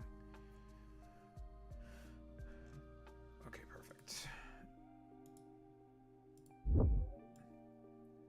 Alright. Nazi speech acquired. Let's also go with the Tucker Carlson bit. Why not? Tucker Carlson. El Cacarino.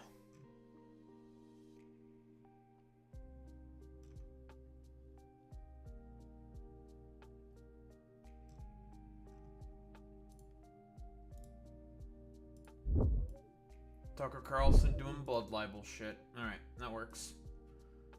We've collected our Nazis. The demented president, and another dipshit.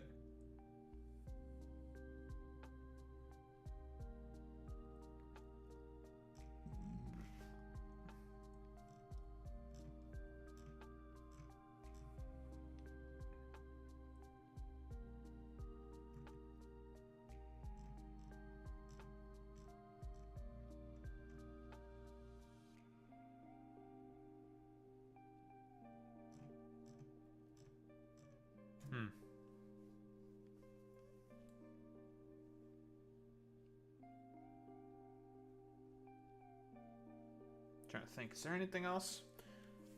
Let me see if I could find the full memorial. Charlie Kirk memorial, not meme, idiot. You have 4 hours. Yeah, ain't no way I'm watching that whole thing.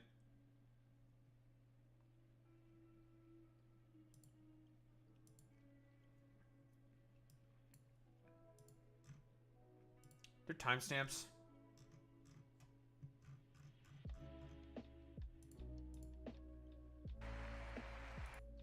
The fuck is this guy? The fuck is that girl? The fuck is this guy? Nobody. Nobody. That's nobody. Boy Meets Minnie.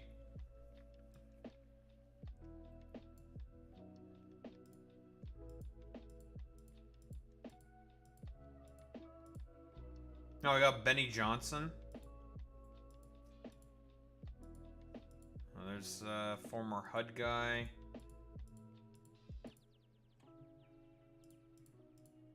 Don't know who the fuck that guy is. There's the big man himself. The Charlie Kirk highlight reel. Some other dumbass. Nazi. AKA, Steve Miller, who is a Nazi. Republicans stayed silent during the Michigan representative shooting. Do you mean the Minnesota? Are you talking about Melissa Hortman? Or which Michigan representative?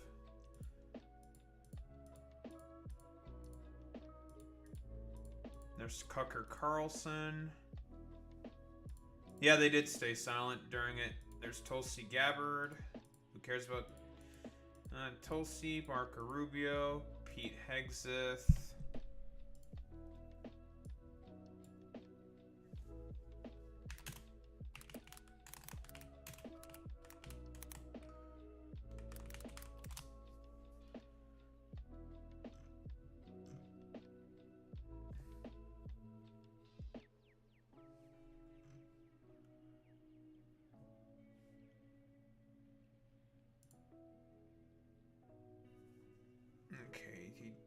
some like stupid prayer shit. Who the fuck cares?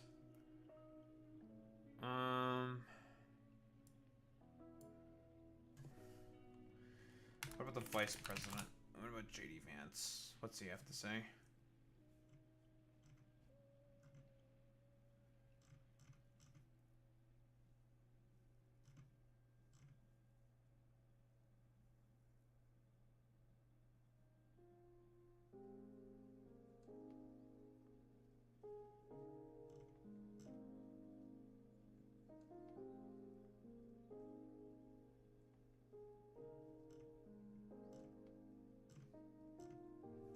No clips of JD Vance speaking? What the heck? I guess no one really gave a shit what he said.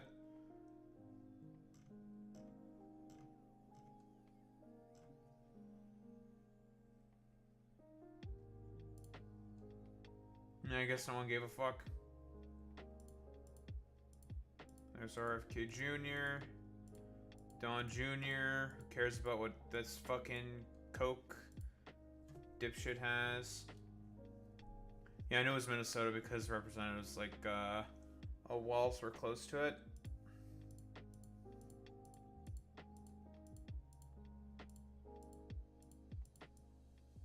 Biggest portion was given to Eric. One of the biggest portions was given to Erica, rather, I'd say. And the biggest one goes to the big man himself. We got plenty of clips from there.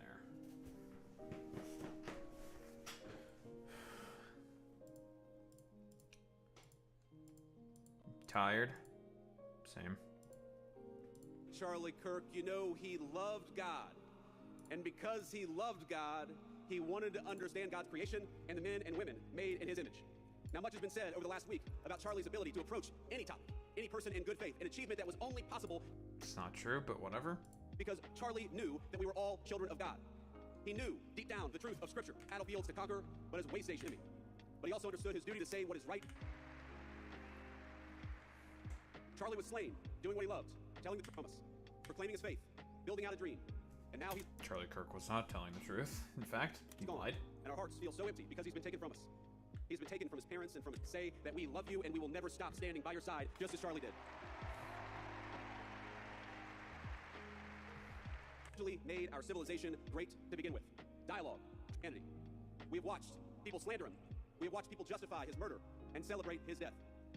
I know that this makes you angry just as it has made me angry. But it is easy in these moments to see only the worst of our fellow man. I found myself wishing that I could pick up the phone and talk to my friend and ask him for his advice and his counsel. To ask him how to respond to such hate and the souls from which that hate springs. But he would encourage me to do. For the sake of a... So that's the standard same bullshit from JD Vance. It's nothing interesting, I think. Nothing at all. We're just gonna listen to the other collection of Nazis and freaks. Yeah, JD Vance did not say anything interesting, I think, at the memorial.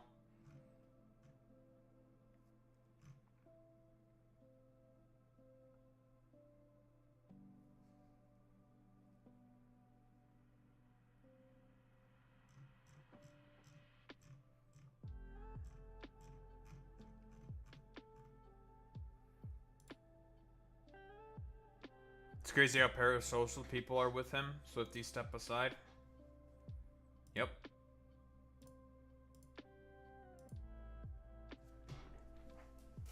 It doesn't overall matter, right? Like, I've already said this before, but a shooting of Charlie Kirk.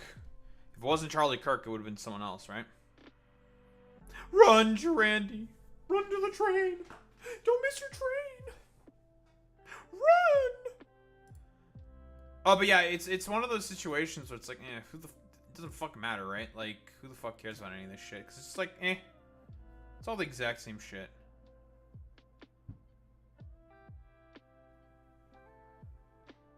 Stupid.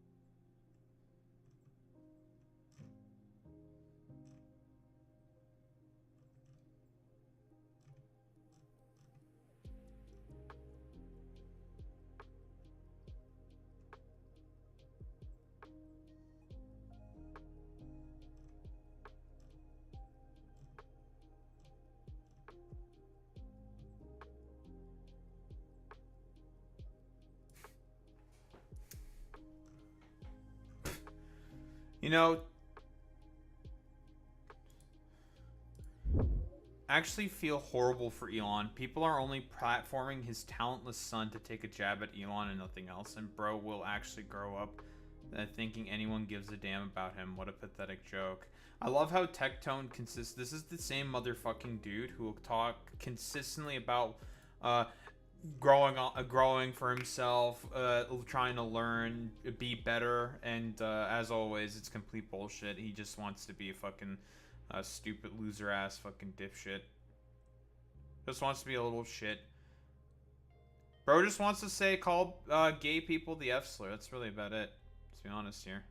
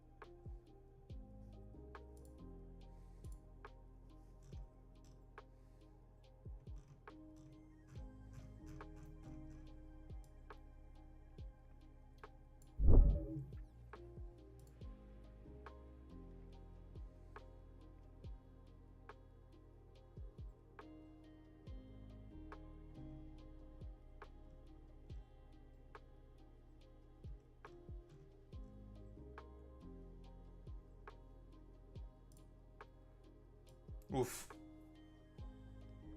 Man, listen, you got some good exercise out of it. Think of that. Think of that as a benefit there, Drandy. Better than nothing. Better than nothing. Anyhow.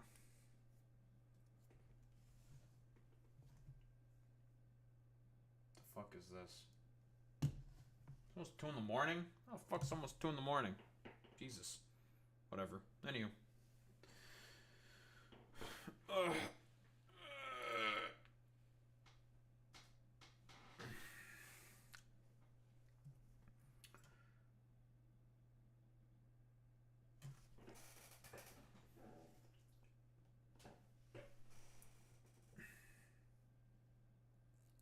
Do I care about this shit at all? No, Vivian Wilson is trans. She is trans, yeah. She's trans.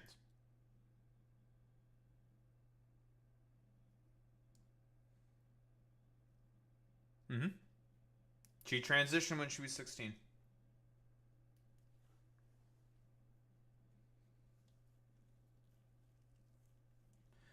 And, I mean, this is, like, pretty much one of the turning points that basically made Elon into the fucking complete freak that he is now. Was, well, Vivian becoming trans. That's what happened. And then, Vivian, disowned Elon because she would also basically expose consistently how, well, people like Elon are complete utter freaks, and you should never believe anything in Elon. But yeah. Funny. Always a quick mention of fucking Tectone. Because I hate Tectone. I'm not actually going to cover that shit. I don't care.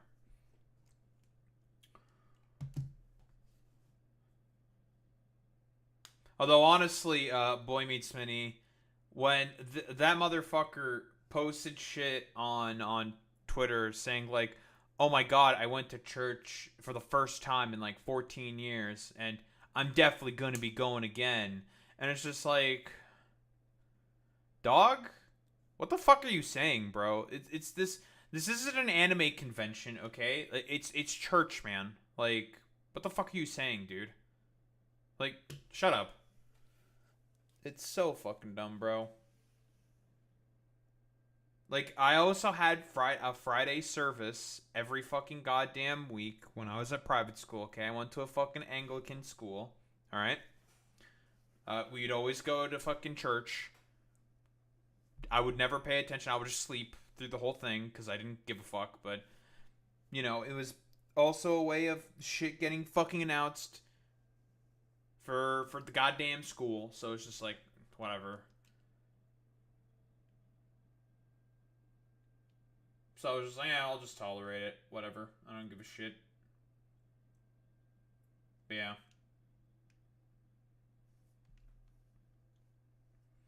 It's like, not the worst in the thing. Although I did hear that apparently, I think they renovated the church because they had a fuck ton of money, and they finally decided to start spending the fuck ton of money that they had in order to improve all the facilities. The one time I went there, they were still working on shit, but I was just like, holy fucking shit, man, we left just as the good shit was about to start popping up, huh? Holy fuck, bro. It's crazy. Just as the good stuff was popping up. Anyway, let's get started with this shit. Kneecap barred from entering Canada for supporting terrorist organizations. As far as I know, and this is in Canada, so trust me. Listen, us in Canada have not also escaped from the goddamn brain rot, okay?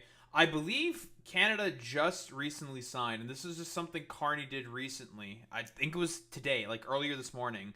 He decided to sign a form, not a form. He signed some fucking shit into law right before the UN General Assembly, along with I think France, the UK, and Portugal, saying that they recognize a Palestinian state, but they're not willing to call what's going on in Palestine a fucking genocide. So it's like, I don't know, like, again, you're calling for something for a state, but you're not willing to admit that what's going on there is a genocide, despite the UN also recently saying that it's a fucking goddamn genocide. So I don't know, it rings really, really fucking hollow to me, especially when they do stuff like this, accusing, well, Kneecap, a rap group from Ireland, who have done nothing in terms of advocating for terrorist organizations. I believe the example is the dude holding up like a fucking Hezbollah flag that was thrown on the stage by someone.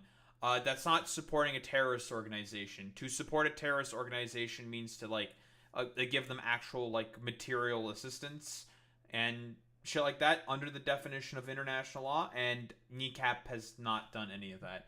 And one of I think it was a Liberal MP who was saying that. But what do we got here? The Irish hip-hop trio Kneecap has been banned from entering Canada over what the federal government says is their own open endorsement for terrorist organizations. Really? Wait, just because they agreed with calls for death of the fucking IDF, that means it's like an endorsement of terrorist organizations? I don't think so.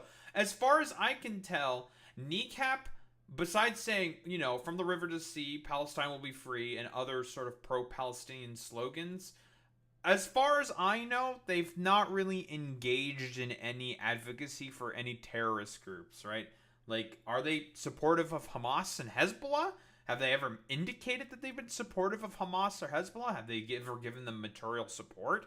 Like, if anything, they probably would have the take, like anyone else would, well, this is specifically the take that I have, and I think they would probably agree with this, that due to the Abrahamic Accords, it makes perfect sense that an attack like October 7th occurred, because Hamas felt like it was in a corner, politically speaking, right? So they had no other action that they could do besides, doing a fucking goddamn terrorist attack. Like, because that's what it was. It was a terrorist attack. And the reason why Hamas felt like it had to do that is because they were basically being completely shut out politically and diplomatically at the behest of Benjamin Netanyahu. Again, when Trump was fucking negotiating the Abrahamic Accords, Benjamin Netanyahu told Trump to not involve Hamas in any of the deals at all whatsoever. But Palestinians are quite a decent portion of the population within Israel.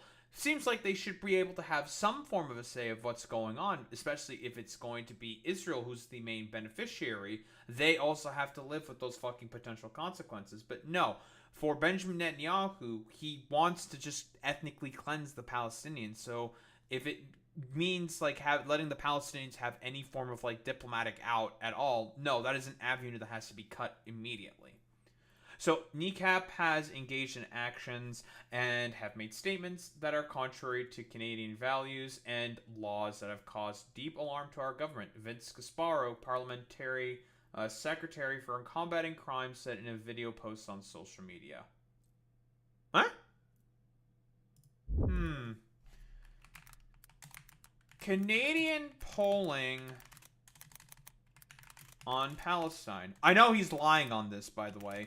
I think it's about like 64% of Canadians support freeing Palestine. Or Angus Reid Institute. What do we have here? It was like what, two and three Canadians call humanitarian situation in Gaza a moral outrage. Most say Israel is blocking deliberate aid. Okay, Jesus Christ. 3 in 5 have recognized Palestinian state. The same number say Hamas must be deposed.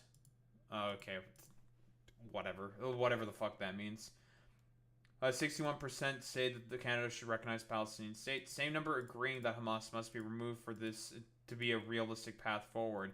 Yeah, it's probably not going to fucking happen. I mean, again, Hamas for the most part has been negotiating and rather trying to negotiate in fucking good faith. The problem is Israel. Israel is the one who's, broadly speaking, not operating in good faith. Like, literally, one of their teams, diplomatic teams, got bombed in fucking Doha, for fuck's sake, in Qatar, by the Israelis, using diplomatic talks as a fucking goddamn honeypot, which is fucking crazy. So when the conflict began, Israel, 28%, and both sides equally, 31%, were chosen as the primary focus of Canadian sympathy, with 18% choosing the Palestinians. The latter opinion has now doubled to 37%, with 27% saying both sides and 1 in 5 saying Israel. Well, that's quite a fucking flip. Interesting. Not sure / can't say. Really? There's so much fucking video out there. I'm more like, those are the motherfuckers that I'm the most curious about, is the people who don't know. Oh wait, no. It's 17%. Oh, it's 17%. Yeah, that 17% is what I'm the most interested in.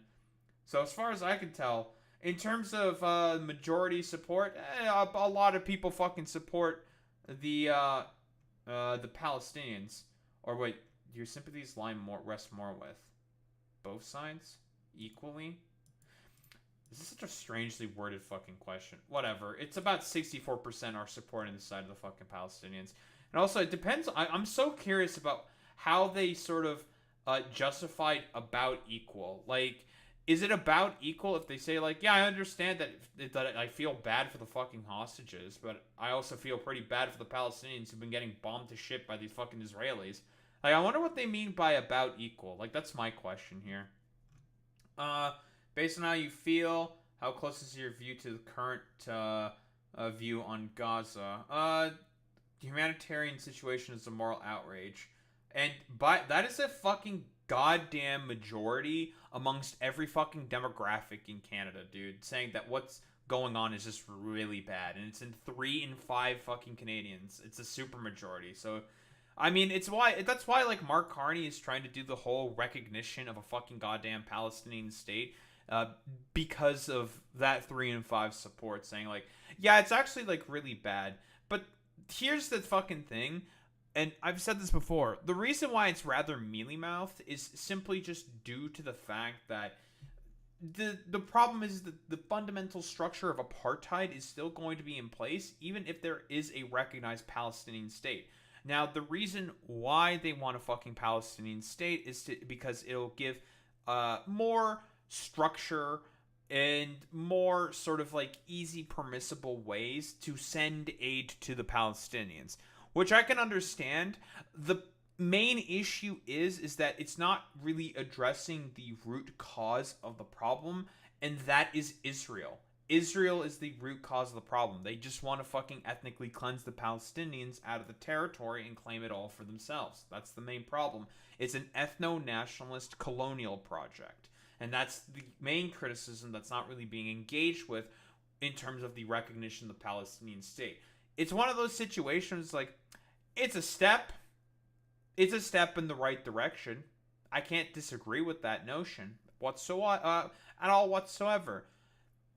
Kind of too little, too late kind of a deal. It's, at this point, it's one of those things that it's just like, it's not gonna really have much impact because again, well, just not the main structures and systems of apartheid are still going to be in place. The group have amplified political violence and publicly displayed support for terrorist organizations such as Hezbollah and Hamas. He said the band has denied supporting the militant groups.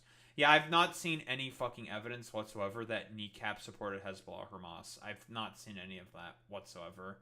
But then again, like, this is like the conflationary bit that all like liberals and conservatives like to do to lefties who say like, yeah, we support the rights for fucking Palestinians to have emancipation. Yes, absolutely, they should have rights.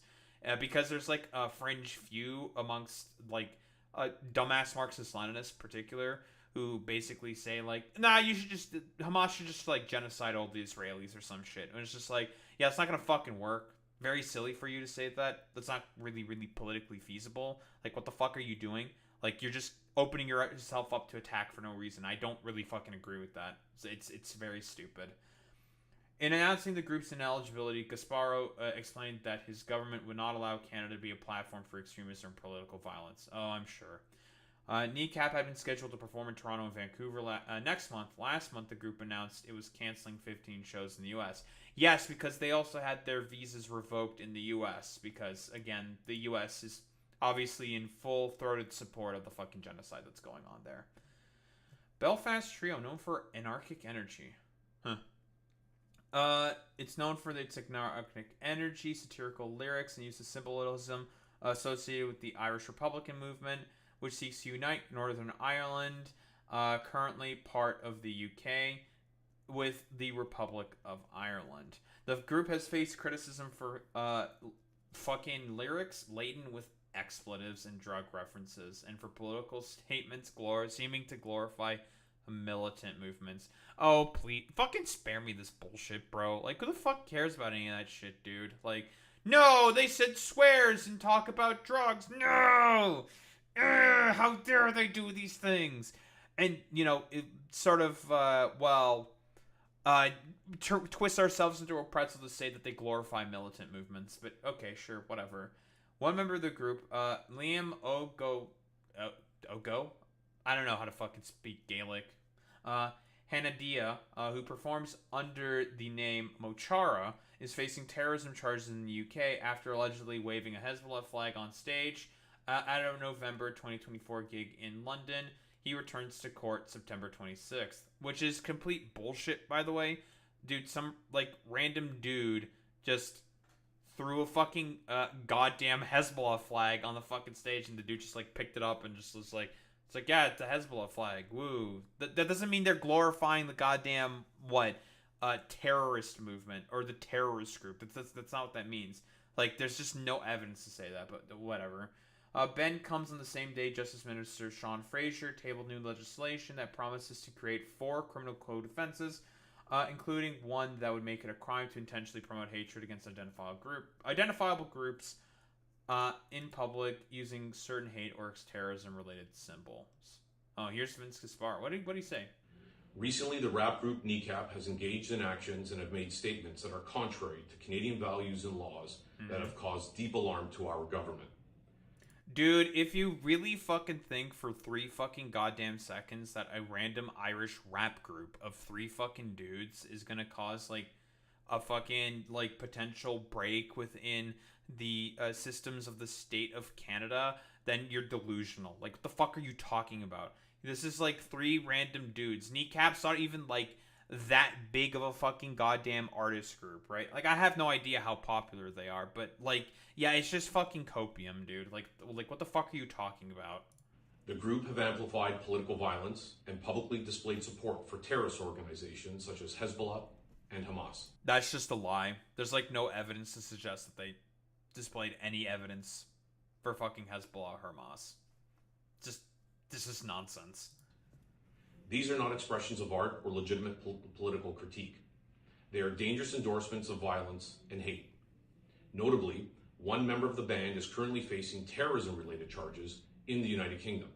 Keep in mind that these sort of, like, dumbass terrorism-related charges are also being slated onto Palestine fucking goddamn action And again, what was the terrorism that fucking Palestine Action was engaged with? Spraying some fucking goddamn paint on a fucking airplane, dude. Like, it's complete nonsense. Oh, they got 120K on YouTube? That's pretty popular, yeah. They're, like, obviously, like, in the grand scheme of things, are they the biggest? Well, no. You can still, I still make the argument that they're pretty fringe, like, relatively speaking. Like, I have not heard of fucking Kneecap until they started doing, well, pro-Palestinian fucking advocacy, which is base of them, obviously. I think it's a good thing that they do that, obviously. It's not, like, a knock on them in particular. It's just, like, I'm talking about in, like, the overall, like, grand scheme of things. I'm not, like, the biggest fucking music expert, per se, but whatever. Criticism of foreign governments is protected under Canada's Charter of Rights and Freedoms. However, advocating for political violence, glorifying terrorist organizations, and displaying hate symbols that directly target the Jewish community. Is holding a Hezbollah flag a hate symbol? What does that mean? Like, what the fuck does that mean? Like, again, some dumbass fucking threw a Hezbollah flag on the stage, and the guy took it, grabbed it, and just fucking waved it. That doesn't mean you're like glorifying a symbol or anything. Like, what the fuck? Like, what are you saying? It's complete nonsense, dude. Oh, excuse me. It's just complete utter fucking nonsense, dude. Are not protected forms of expression and will not be tolerated by our government. Yeah, I don't disagree. That is why, as Parliamentary Secretary for Combating Crime, I am announcing that effective immediately, the members of Kneecap have been deemed ineligible to enter Canada. Canada stands firmly against hate speech, incitements to violence, and the glorification of terrorism. Political debate and... Wait, what are some of the fucking lyrics that they have said in some of their songs? I'm really curious. Boy Meets Minnie, can you give me any of the sussy ones? Do you know in particular? You said that you yourself have said that you listened to some of their music. Can you give me an example, like a link to anything whatsoever? I just want lyrics. I don't want the song itself, right? No copyright arena. I'm very, very curious to see like what lyrics. Yeah, exactly. Like, listen, like we've bowed our heads for like fucking dumbass fucking Nazis and shit like that, and we have the RSS to run a chapter in fucking goddamn Canada. Like, spare me it, dude. Like, we already have terrorist organizations operating within fucking Canada. Like, quite literally. And I've said this story before, but my neighbor, Indian neighbor, this is back when I was at home with my parents. I think it was during Christmas. You know, I was staying over for fucking Christmas and shit. Basically, what happened was I was just chilling, and then all of a sudden, there was a car that was lit on fucking fire. A car. Now, for reference, my neighbor is Indian, and from what we know, or at least from what I know, the arson was committed by 3 different other Indian dudes. Now, my neighbor, he owned a factory, I believe. He had his own fucking business and shit. He owned a fucking factory. And we have no idea about, like, what other motivation it could have been besides, like, was it, like, an RSS-led hit or something? Or from, like, some random revenge from, like, some disgruntled employees? I think the investigation for that shit might still be fucking going on. But they, like, lit the fucking car on fire and completely destroyed the car. It was one of the fucking most insane things I've witnessed. Because, like, given, you know, I've talked about this before, but my mother is incredibly fucking paranoid. She's only gotten more paranoid because of a lot of immigrants that decided to come in. You know, the classic suburbanite sort of thing. This arson attack basically just, like, elevated that to, like, fucking 11 for her. She only got, like, more paranoid because of that shit. It was fucking wild, dude. Free speech are vital to our democracy, but open endorsements of terrorist groups are not free speech. Damn, it's a good thing they never did that. Like, again, what's the evidence? The only piece of evidence was because one of the dudes literally fucking held a goddamn Hezbollah flag. That doesn't mean you're endorsing a terrorist organization. If I was holding a fucking goddamn flag up of Israel, would that be me glorifying a fucking terrorist organization? They're currently committing an ethnic cleansing. They're starving out the fucking Palestinians. These are broadly things that are terroristic in nature. but that wouldn't be considered me glorifying a goddamn terrorist organization. What if I held up a flag of the RSS? What if I did that? Would that be me glorifying a fucking goddamn terrorist organization then, Vince? Like, listen, it's either one or it's nothing. Like, you can't have it all. Or all or nothing, not one or nothing. It's either all or fucking nothing, Vince. You can't have it in between. Our government remains steadfast in protecting all Canadians, and in this instance, Jewish Canadians, from anti-Semitism and hate more broadly. Let me be clear. Canada is never to be used as a platform for extremism or political violence. Sure, and man. we will not Yet we have an RSS chapter in fucking Canada. Okay, bro. tolerate international conflicts being used as an excuse to intimidate and harass Canadians here at home. Thank you very much. Damn, too bad that wasn't fucking happening. Literally no fucking evidence of that whatsoever. What is this? Full lyrics of the new single, Kneecap, the recap. Funny. Is this the more famous stuff with, the terrorism shit? You wank. They said you wank. We'll call it reparations. Tried to take my money, but I came and collected back. Kemi Yawali. What the fuck is this? The fucking Britishisms, dude. What's Kemi Yawali? What does that even mean? I'm just like reading through this. What the fuck is beta knock? I have no idea what the fuck that means. Listen, this is too highfalutin for me. The lyrics are mainly about MP Kemi Badenoch. Oh, wait, let me see. Conservative leader Kemi Badenoch is behind the inspiration of the song with lyrics like "Get me Kemi's money" and "Give her our thanks." They also say in the song the politician's career is going to rot, and references Margaret Thatcher as well as Badenoch's attempt to block their arts funding in the Conservative Party's election loss. Ah, okay.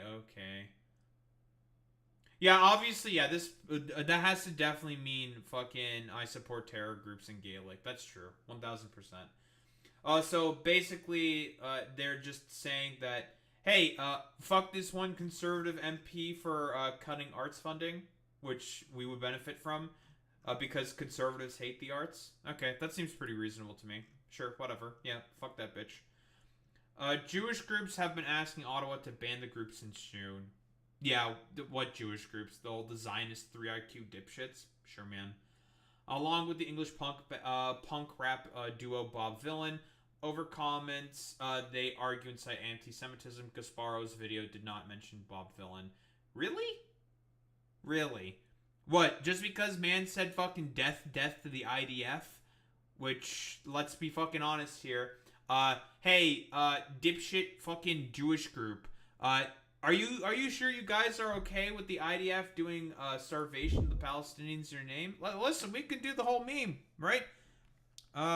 Palestinians seeking food. Israeli killings of Palestinians seeking foods are a war crime. Sure, how about we do what? Israel bombing. Listen, we can do all the classics. Bombing journalists. They also did bomb Qatar, which is a U.S. ally ostensibly, but whatever.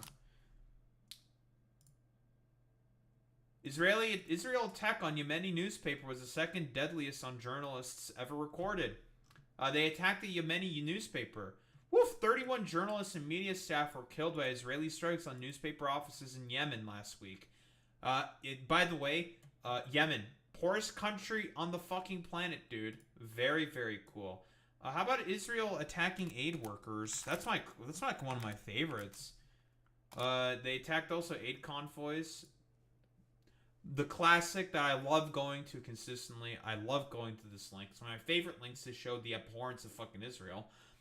Israelis attacking known aid worker locations, and this is in reference to World Central Kitchen. Keep in mind, World Central Kitchen had a convoy of about 7 vehicles looking to give food to the Palestinians, of course, who were starving at the time, and was going along the pre-approved Israeli route, and also was attacked by Israeli drones while going on the, let's just say, the pre-approved Israeli route. So, I don't know, fucking spare me it, you fucking dumbasses.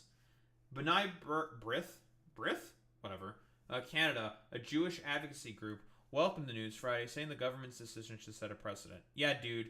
A dude holds a fucking flag, so, therefore, like, that means he's a fucking terrorist and is glorifying terrorism. Okay, bro, whatever. Like, all they did was wave a fucking flag. Like, that's it. It's so fucking stupid, dude. Kneecap has repeatedly glorified violence and extremism, from waving a Hezbollah flag in London to inciting hostile chants at major festivals. Like what, death the IDF? Fuck the IDF. Yeah, they're a terrorist organization. They can, like, suck shit for all I give a fuck. So that's cool. The organization sent a press release. Their incitement is not just a danger to the Jewish community, it's also a danger to Canadian values and to all Canadians. Oh, I'm sure. Very few of these strikes are incidental. It's always the intention. That's true, that's true. Kneecap has accused its critics of trying to silence them because of their support for the Palestinian cause throughout Israel's war in Gaza. They have said they don't support Hezbollah and Hamas, nor do they condone violence, which, again, like I've said before, there's just no evidence, dude. There's no evidence of it whatsoever, but whatever. The band responded to Gasparo in a post on X, or Twitter, rather. A message to Vince Gasparo. Wholly untrue and deeply malicious, will not accept it. No member of Kneecap has ever been convicted of any crime in any country ever. Whilst we outrageously try to claim we are anti-Semitic, the Times newspaper in England today wrote of our headline show in London last week as empathetically anti-sectarian. Okay, dude. We have today instructed our lawyers to initiate a legal action against you. Based? Wait a minute. Yeah, fuck this stupid ass bitch fucking Vince Gasparo, this stupid little fucking sniveling coward. We will be relentless in defending ourselves against baseless accusations to silence our opposition to a genocide being committed by Israel. When we beat you in court, which we will. Base? I love the confidence. We will donate every cent to assist some of the thousands of child amputees in Gaza. God, they're so base, dude. Holy shit, dude. Recently, many efforts have been made by your government to remove our ability to travel to Canada despite having valid ETAs. We are aware of significant lobby groups, Allied Voices for Israel, the Center for Israel and Jewish Affairs and Indigenous Embassy, Jerusalem, attempting to influence your government and its representatives through serious misinformation, which we are acting against legally. Based? Yeah, fuck. Yeah, honestly, sue the fuck out of these stupid losers, okay? Make them lose all their fucking relevance and money. Fuck these stupid bitches. Fuck these, like, dumbass Zionist lobby groups, okay? Supporting a thing that basically 3/5 of Canadians fucking disagree with. Very, very cool. Yesterday, responded with all information requested of us to the immigration/ETA authorities. It is our view that when they released, there was no legal basis on which to stop us, that they today, via Vince Gasparo, sought to maliciously misrepresent Kneecap. It's really, really funny. Again, like, there's just, like, no evidence whatsoever at all that they are glorifying a terrorist organization. Like, a dude just held the fucking Hezbollah flag. Like, that's it. They held the flag, and that's it. That means they're glorifying terrorism. Like, please, spare me it. Meanwhile, by the way, we here in Canada are still manufacturing a bunch of the fucking goddamn weapons and shipping it off to the fucking Israelis. So, spare me it, dude. It's complete nonsense. We played in Canada many times with zero issues and a message of solidarity and love. Well, we are sorry that we cannot be with you next month, but we will not be silenced and will always oppose genocide. Use your voices in Canada, stand up and speak out. I can't really disagree with that. Very, very cool. And then it makes me lose my fucking place. Cool. Saying the allegations he made in the video were wholly untrue and deeply malicious. They said they would be taking legal action against them. We will be relentless in defending ourselves against baseless accusations to silence our opposition to a genocide being committed by Israel. And then that's to Canadian fans, and that solidarity and love, we will always oppose genocide. Based. The federal government has the powers under the Immigration and Refugee Protection Act to deny someone entry to Canada based on a number of reasons, including espionage, committed war crimes, criminal convictions, organized crime, medical condition, dangerous public health, unwilling or unable to support financially the family, lying on documents, blah, blah, blah. Cool. Ministers of public safety or immigration can also deny someone entry if, in the opinion of the minister, the person seeking entry is a national security or public safety threat. Do they really think that this fucking 3-man group, this rap group named Kneecap, is going to be a fucking threat to fucking safety and a threat to national security? All because they held a fucking Hezbollah flag. Okay, bro. Like I just think about it for literally 3 seconds. The same justification that the British government used to classify Palestine Action as a terrorist organization, again, was they sprayed a little bit of paint. Oh no, they sprayed a little bit of fucking paint on a plane, dude. Spare me. It's so stupid, bro. Immigration lawyer and policy analyst, Richard Kurland, told CBC News that Indigenous people, permanent residents, and Canadian citizens can enter the country by right. All others can be turned away by the law. Kurland also said the language the federal government uses to describe categories of inadmissibility are deliberately broad. Yeah, I wonder why they're made deliberately broad. Because the basis of the accusation is very fucking flimsy at best. For example, saying someone committed an offense without clarifying if that means they're being charged or convicted, because immigration decisions do not rise to the standard of court rulings. Yep, we've seen the Vince Gasparo sort of response. He was very evasive, non-committal, let's just say. He was not very specific in terms of what Kneecap did or said in particular, which makes me think that, yeah, this is a bunch of bullshit. It's just a bunch of gobbledygook. There's nothing to go here. So if there is information or evidence to the effect that there's a reasonable suspicion that the person will commit a hate crime, that's enough. Really? So some fucking schizo freak can just be like, I think you might do it, all because you held the flag for 5 seconds. That means you're gonna randomly attack a Jewish person in Canada. That's complete fucking nonsense, dude. It's so fucking stupid. Kurland says that because it was a government decision to ban Kneecap from entering Canada, the ban can only apply for a judicial review rather than challenge the decision in court. A judicial review, however, does not re-examine merits of the person's entry request, but instead looks at whether an error of law was made in refusing them entry. Kurland says that because ministers have the authority to act on a reasonable suspicion, and one of the group's members is facing terrorism charges, the case would not likely go very far. Well, the problem is that the basis of those terrorism charges the UK have brought up against Kneecap is stupid as fuck.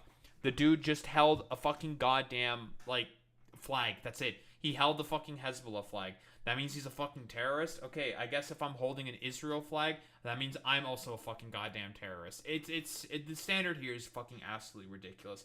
But then again, Canada, will do the thing where it's just like, oh yeah, we'll recognize a Palestinian state, but still send armament shipments to the fucking goddamn Israelis while they're committing genocide and an ethnic cleansing of the Palestinians. So I don't know, all this fucking shit just rings hollow, and it's just like, we're still just helping contribute to the fucking abhorrent fucking goddamn conditions on the ground when it comes to what's going on with the Palestinians within Israel. So I don't know, fucking spare me at Canada. You guys are stupid pussy ass bitches. Cope, seethe, mauled. You're just doing this because you're fucking mad. And yeah, I don't think there's really much else to say besides, I don't know, fucking cope about it, Canada. Fuck you.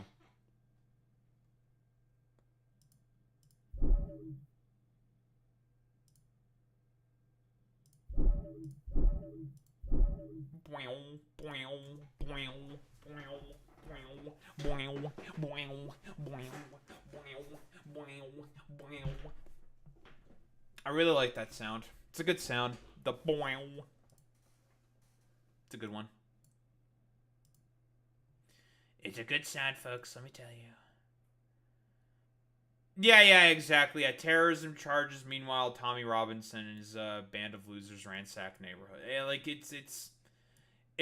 like the UK claiming that someone is doing fucking terrorism is like one of those things that just rings completely hollow to me. Like, it's just bullshit, dude. Like, it's like, okay, bro, fucking spare me it, man. Like, I don't give a fuck about any of this bullshit.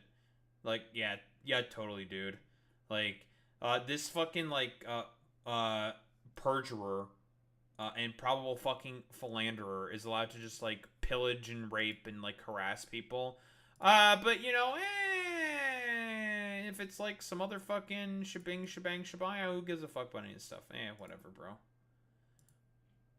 Yeah, I can't believe you've waved the Pakistani flag, bro. You're basically a terrorist. You're fucking cooked, bro. It's over for you, dude. Like, okay, bro. Nice meme. Very, very cool.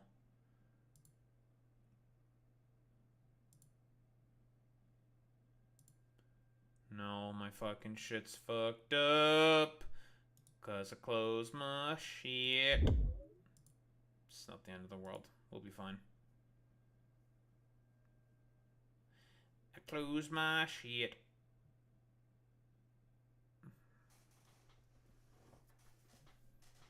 Oh, that reminds me. Literally, Elon Musk has been advocating for Destiny to go to fucking jail. That's fucking hilarious to me, dude.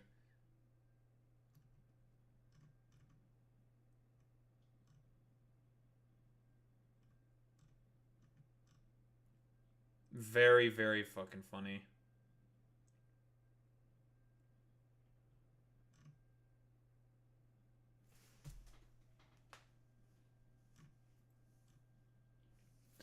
Very cool and very good.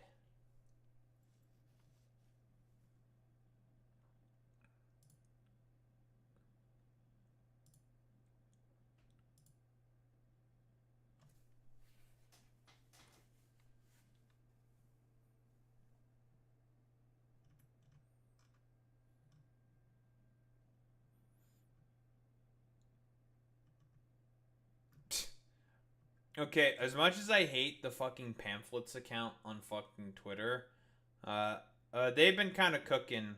I mean, this is probably like stupid AI bullshit, but congrats to Charlie Kirk. 11 days without saying racist bullshit. That's fucking funny, dude. That is very, very, very, very funny.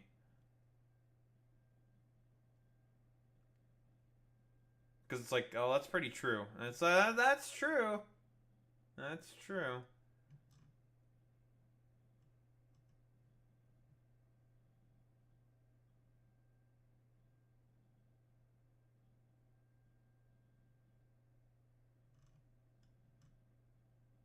It's so over, folks. Let me tell you.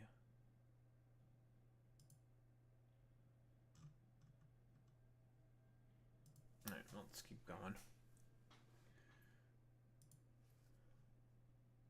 So, I guess, like, Trump has a new, like, strange fixation and fascination with Bagram Airbase. So, keep in mind the pullout of Afghanistan that happened under the Biden administration, which was an obvious shit show for a lot of obvious fucking goddamn reasons.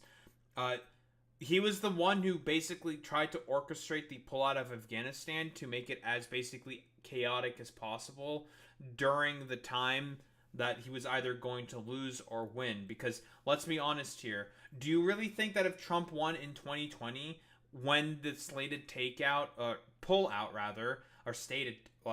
of Afghanistan was going to happen by the United States of America? Like, let's be fucking honest here. That do you really believe for even 3 fucking seconds that he would have gone through with that fucking pullout? I don't think so. He would have just been like, actually, no, we're not gonna leave because we have Bagram Air Base. Actually, that's like the greatest air base on the planet, folks. We need to keep it now. If he like won in 2020, do you really fucking believe that for even 1 second? Personally, I don't think so. His dumbass would have come up with some excuse for sure to stay continues staying within Afghanistan, guaranteed. And now he's trying to justify the U.S. going back into fucking Afghanistan or some shit. So he's basically demanding them to give back the fucking airbase, which, by the way, was not built by the United States of America, Bagram Airbase. It was built by the fucking Soviets, because guess who invaded the, Afghanis first? It was the Soviets first, and they built Bagram Airbase.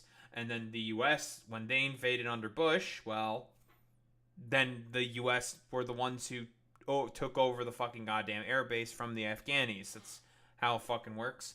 But like, listen, if we're gonna talk about like this idiotic belligerence of Trump, because let's be honest here, he's getting old. He's like almost 80 years old. He's getting more and more unpopular. More and more bad news is like consistently hitting Trump like basically every single day because of just how ridiculously fucking unpopular he is. It makes a lot of sense that he is probably going to get like way more belligerent and just do like way more fucking stupid shit, because I guarantee you, like, for all these like claims about being pro-peace, despite the fact that he's just like bombing random boats in international fucking waters that aren't even going to the United States. So that's the thing that's fucking happening. And is also just basically allowing Israel to just like bomb the fuck out of whoever the fuck they want. So it's just like, again, spare me it. It's like complete fucking nonsense. And now he wants to basically just seemingly go into another fucking invasion into Afghanistan. Again, like Republicans, I thought Trump was supposed to be the pro-peace guy. What happened? If Afghanistan doesn't give back Bagram Air Base back to those who built it, the United States of America, bad things are gonna happen. President Donald John Trump. No evidence whatsoever that the United States built Bagram Air Base. In fact, I believe, as is being said here, it was the Soviets who fucking built it. It wasn't the Americans. So, I don't know. Spare me it.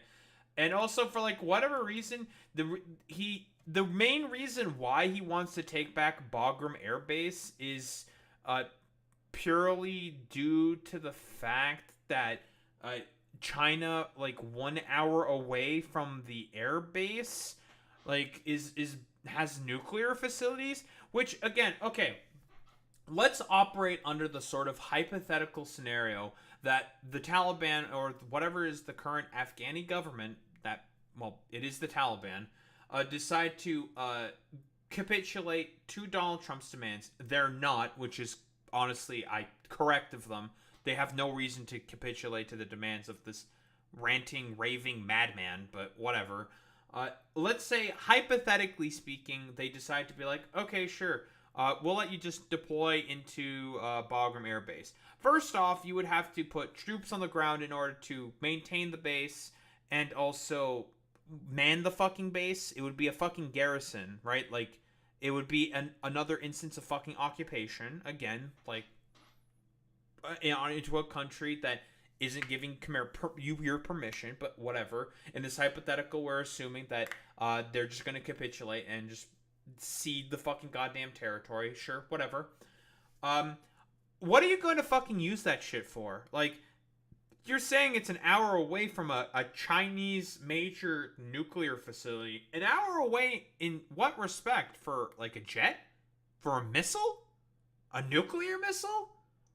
What's the justification behind this? Like, are you going to do a preemptive strike on China, which has a lot more nuclear facilities and hundreds of nuclear warheads, that if you decide to try to do a preemptive strike on Chinese nuclear facilities, that there would be significant fucking reprisal? Like, not only on, like, the Taiwanese, for example, right? Like, they would probably go after the Taiwanese, but also just, like, start attacking U.S. carrier groups that are operating within the South China Sea and probably hit assets, like, probably in fucking Hawaii and other U.S. Naval territories they have, like Guam, for example. Like, I need people to understand just how much of a really bad and stupid idea this is. This is, like, even in, like, the hypothetical scenario that the Taliban allows this to happen, let's just say, sure, whatever.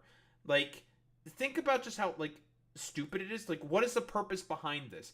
Like, is this really going to be helping the sort of pro-peace narrative that Trump is trying to pretend that he still agrees with? Like, no, I don't think so. Like, at this point, you can only assume it's for like a fucking preemptive strike against the Chinese, seemingly, similar to what they did with Iran, which, by the way, accomplished absolutely fucking nothing. But whatever. What's he saying here? We're talking now to Afghanistan, and we want it back, and we want it back soon, right away. And if they don't do it, if they don't do it, you're going to find out what I'm going to do. We're talking. What does that mean? You're going to find out what I'm going to do? Because that's what he's been consistently saying. What is he going to fucking attack Afghanistan again? Hey, Trump, like, your dumb fuck MAGA base is going to be real fucking happy about the fact that you are deciding to, like, seemingly do another fucking invasion of Afghanistan, one of the fucking forever wars that you would consistently rail people against before. Now you just want to reinvade the fucking goddamn country after Joe Biden decided to follow through with your idiotic fucking ceasefire plan? Like, spare me. Yeah, he's not gonna fucking, there's no fucking shot he's gonna go through with this. Like, I think, honestly, I'll be honest, Alex, I think this is more a fucking distraction from the fact that the government is about to shut down because none of the budget proposals currently, and this is probably something that I'm going to cover probably relatively soon, talking about how the every single budget proposal that's been going through either the House or the Senate has been actively sort of like shut down. No one fucking agrees with it. Because Donald Trump's current instructions are to the Republicans are saying, like, don't even negotiate with them. We have the Republican votes. Do it through continuing resolution. Where you're not, like, for a budget like what is being proposed, you can't do it through continuing resolution. You have to get it through 60 votes with the filibuster. And no fucking Democrat's going to allow that. And the Democrats, by the way, hopefully Chuck Schumer doesn't pussy out like in the stupid, dumb fucking way he did before, should just let the government shut down. Because, again, the main problem is with Republican infighting. All the fucking Democrats have all they have to do is basically talk about how, yeah, like, we keep trying to negotiate with them. They're keep trying to negotiate with us, but their president is saying to not talk with us, not having negotiations with us, and try to pass this through continuing resolution when you can't do that. And to credit to Hakeem Jeffries and Chuck Schumer, they have been properly signaling and messaging around that and doing it in a very effective way for people to, well, broadly speaking, understand it. So when it comes to, like, again, I've said this before, but when it comes to, like, really, like, nitpicky procedural stuff, the Democrats, when it comes to stuff like that, in terms of, like, yelling about it and making a big stink about that, they are very, very good at that. But, you know, let's see this. Well, the Taliban are rejecting Trump's bid to retake Bagram Airbase, so that already throws a big wrench into the works. So the Taliban government on Sunday rejected U.S. President Donald Trump's bid to retake Bagram Airbase 4 years after America's chaotic withdrawal from Afghanistan left the sprawling military facility in the Taliban's hands, which was obvious. Like, of course they were going to fucking take that shit back. Like, duh. The ANA was incredibly corrupt, pedophilic, and just dog shit. Like, there was no way they were going to fucking hold that shit. Right? Absolutely no shot. Trump on Saturday renewed his call to reestablish a U.S. presence at Bagram, even saying, we're talking now with Afghanistan about the matter. Yeah, and that's going to go literally nowhere. Like, again, like, what do you, like, seriously, how? What are they going to do? Why are you doing this? Why do you need that base? What, you want to use it as like a way to preemptively strike China? Like, that's the only thing I could think of, that he just wants to preemptively strike China. And if that's the case, that's fucking insane, dude. He did not offer further details about the purported conversations. Asked by a reporter if he considered deploying U.S. troops to take the base, Trump demurred. We want to talk about that. We want it back, and we want it back right away. If they don't do it, you're going to find out what I'm going to do. Okay, okay, holy shit. You kind of need boots on the ground to maintain the base. If they're going to give you back the base, you're going to have to put personnel on the ground in order to maintain the base, maintain the aircraft, and, well, make sure that it's properly protected with troops. Like, you would have to put boots on the ground anyway. So they're obviously not going to let you do that, because why would they? Why would they want American troops on the ground after they just left 4 years ago? That's not going to happen. It's stupid. It's ridiculous. And also, like, do you really believe for even like 3 fucking goddamn seconds that they're just gonna like instantaneously just like let you in, like open up the red carpet, be like, oh yes, President Trump, we would love to let you in? Like, what do you mean when you're saying like, oh, you're gonna find out what I'm gonna do? Like, what are you gonna do? Like, invade again? Do you know? Like, listen, your fucking popularity is already fucking in the crater. Like, this is only going to make it worse. Like, spare me it. It's so stupid. On Sunday, Chief Taliban spokesperson Zabihullah, I don't know how to fucking say that. I'm racist. Mujahid rejected Trump's assertions and urged the U.S. to adopt a policy of realism and rationality. I'm sorry to say, Zabihullah, that's with this, I don't know, brain-leaking 80-year-old dementia-riddled belligerent. I don't think it's going to happen, my man. It's not going to happen. Afghanistan had an economy-oriented foreign policy and sought constructive relations with all states on the basis of mutual and shared interests. Mujahid posted on Twitter, it had consistently communicated to the U.S. in bilateral negotiations that Afghanistan's independence and territorial integrity were of the utmost importance, he said. It should be recalled that under the Doha Agreement, the United States pledged that it will not use or threaten force against the territorial integrity or political independence of Afghanistan, nor interfere in its internal affairs. Well, listen, that was like signed under Joe Biden. I don't know. Like, I don't think that was me who said that. I never really agreed to any of that stuff, you know? I don't know about that. Mujahid did not reply to questions from the Associated Press about conversations with the Trump administration regarding Bagram and why Trump believed the U.S. could retake it. I'm starting to think that it's either bullshit or nothing fucking happened. I'm chalking this up to the nothing ever happens bros, to be honest. Earlier Sunday, the chief of staff at the defense ministry, Fittrot,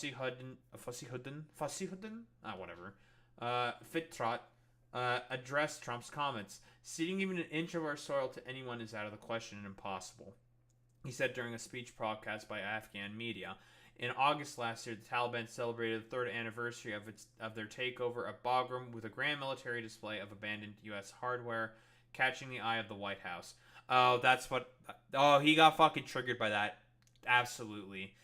You guys were never gonna fucking, like, leave that fucking... You were gonna always leave that fucking equipment there, buddy. Like, again...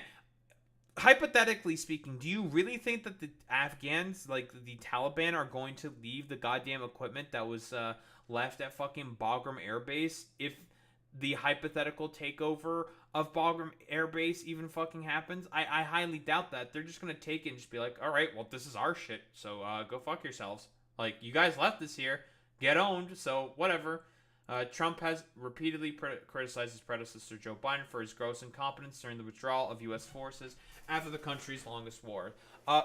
By the way, what Trump will never acknowledge is that he was the main guy who helped negotiate the, pull out of Afghanistan by basically giving the Taliban more or less everything that they fucking wanted and signaling to the fucking Taliban that there was going to be a pullout of U.S. forces within the goddamn territory of Afghanistan, basically making it such that, like, okay, like, you guys are going to leave eventually. We have, like, no reason to really negotiate. We can just fucking wait. Like, you guys are going to leave eventually, so we can just be, like, ready for when you guys inevitably leave and the ANA is going to collapse because the ANA is incredibly incompetent, so that's cool. Trump last week during his state visit to the United Kingdom hinted that the Taliban, who have struggled with an economic crisis, international legitimacy, internal rifts, and rival militant groups since their return to power in 2021, could be game to allow the U.S. military to return. I don't think that's going to work, to be honest. We're trying to get it back because they need things from us. Like what? What do they need from you? Does the U.S. have ties diplomatically with the Taliban? Like, Does he think that just because he spoke with the fucking leaders of the Taliban once at Camp David, that means they have official diplomatic ties or something? That's not how that works, Trump. Like, what are you saying, bro? While the U.S. and the Taliban have no formal diplomatic ties, the sides have held hostage conversations. An American man who was abducted there more than 2 years ago while traveling through Afghanistan as a tourist was released by the Taliban in March. Yeah, that doesn't mean you have diplomatic... That's like negotiations. That doesn't mean you have ties or anything. That's a negotiation to release a hostage. That's so fucking weird, bro. The Taliban also said they reached an agreement with U.S. envoys on an exchange of prisoners as a part of an effort to normalize relations between the United States and Afghanistan. They gave no details of the detainee swap, and the White House did not comment on their meeting in Kabul or the results described in a Taliban statement. The Taliban released photographs from their talks showing their foreign minister Amir Khan Muqtadi, whatever, with Trump's special envoy for hostage response, Adam Bowler. Okay, so this, I don't even know what else to fucking say. This is just incredibly fucking stupid. Like, old man, like, bluster, belligerence, and rambling. Like, what else are you really supposed to say besides, yeah, I don't know, old man, bluster, belligerence, rambling, for something that's just, like, never going to fucking happen. There is absolutely no instance at all whatsoever that the fucking goddamn Taliban are going to re-give Bagram Airbase. Like, why the fuck would they do that? And even, again, in the hypothetical scenario that it were to happen, like, what are you going to use it for? For a preemptive strike on Chinese nuclear facilities? Like, even if it were to happen, hypothetically speaking, do you guys not realize how ridiculously sort of,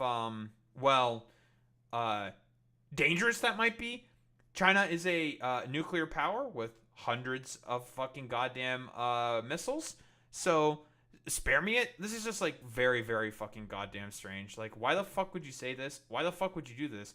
Are you just, like, doing this just because you want to fucking, I don't know, bomb the fuck out of the Chinese or something? Like, I don't know. Like, the basis for this is just so fucking stupid and ridiculous that I don't even know what else you're supposed to say besides, I don't know, this is, like, really fucking dumb and stupid. But, you know, honestly, it would be really, really fucking funny if Trump decided to go ahead with the invasion of Afghanistan. I think, personally, that would probably be one of the funniest things on the planet, because that would instantaneously crater whatever goodwill he seemingly has with people. So, I don't know.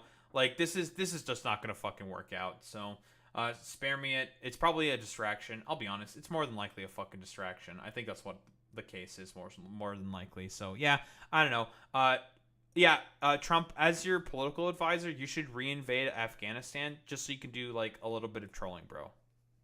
Yeah, I don't think there's really much else to say besides that. Why is I know trending?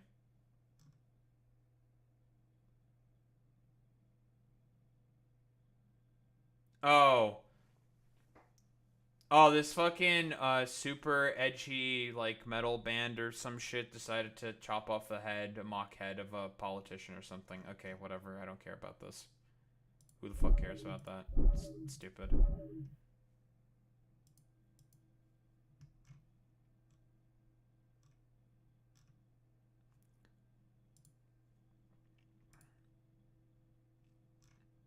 Very cool.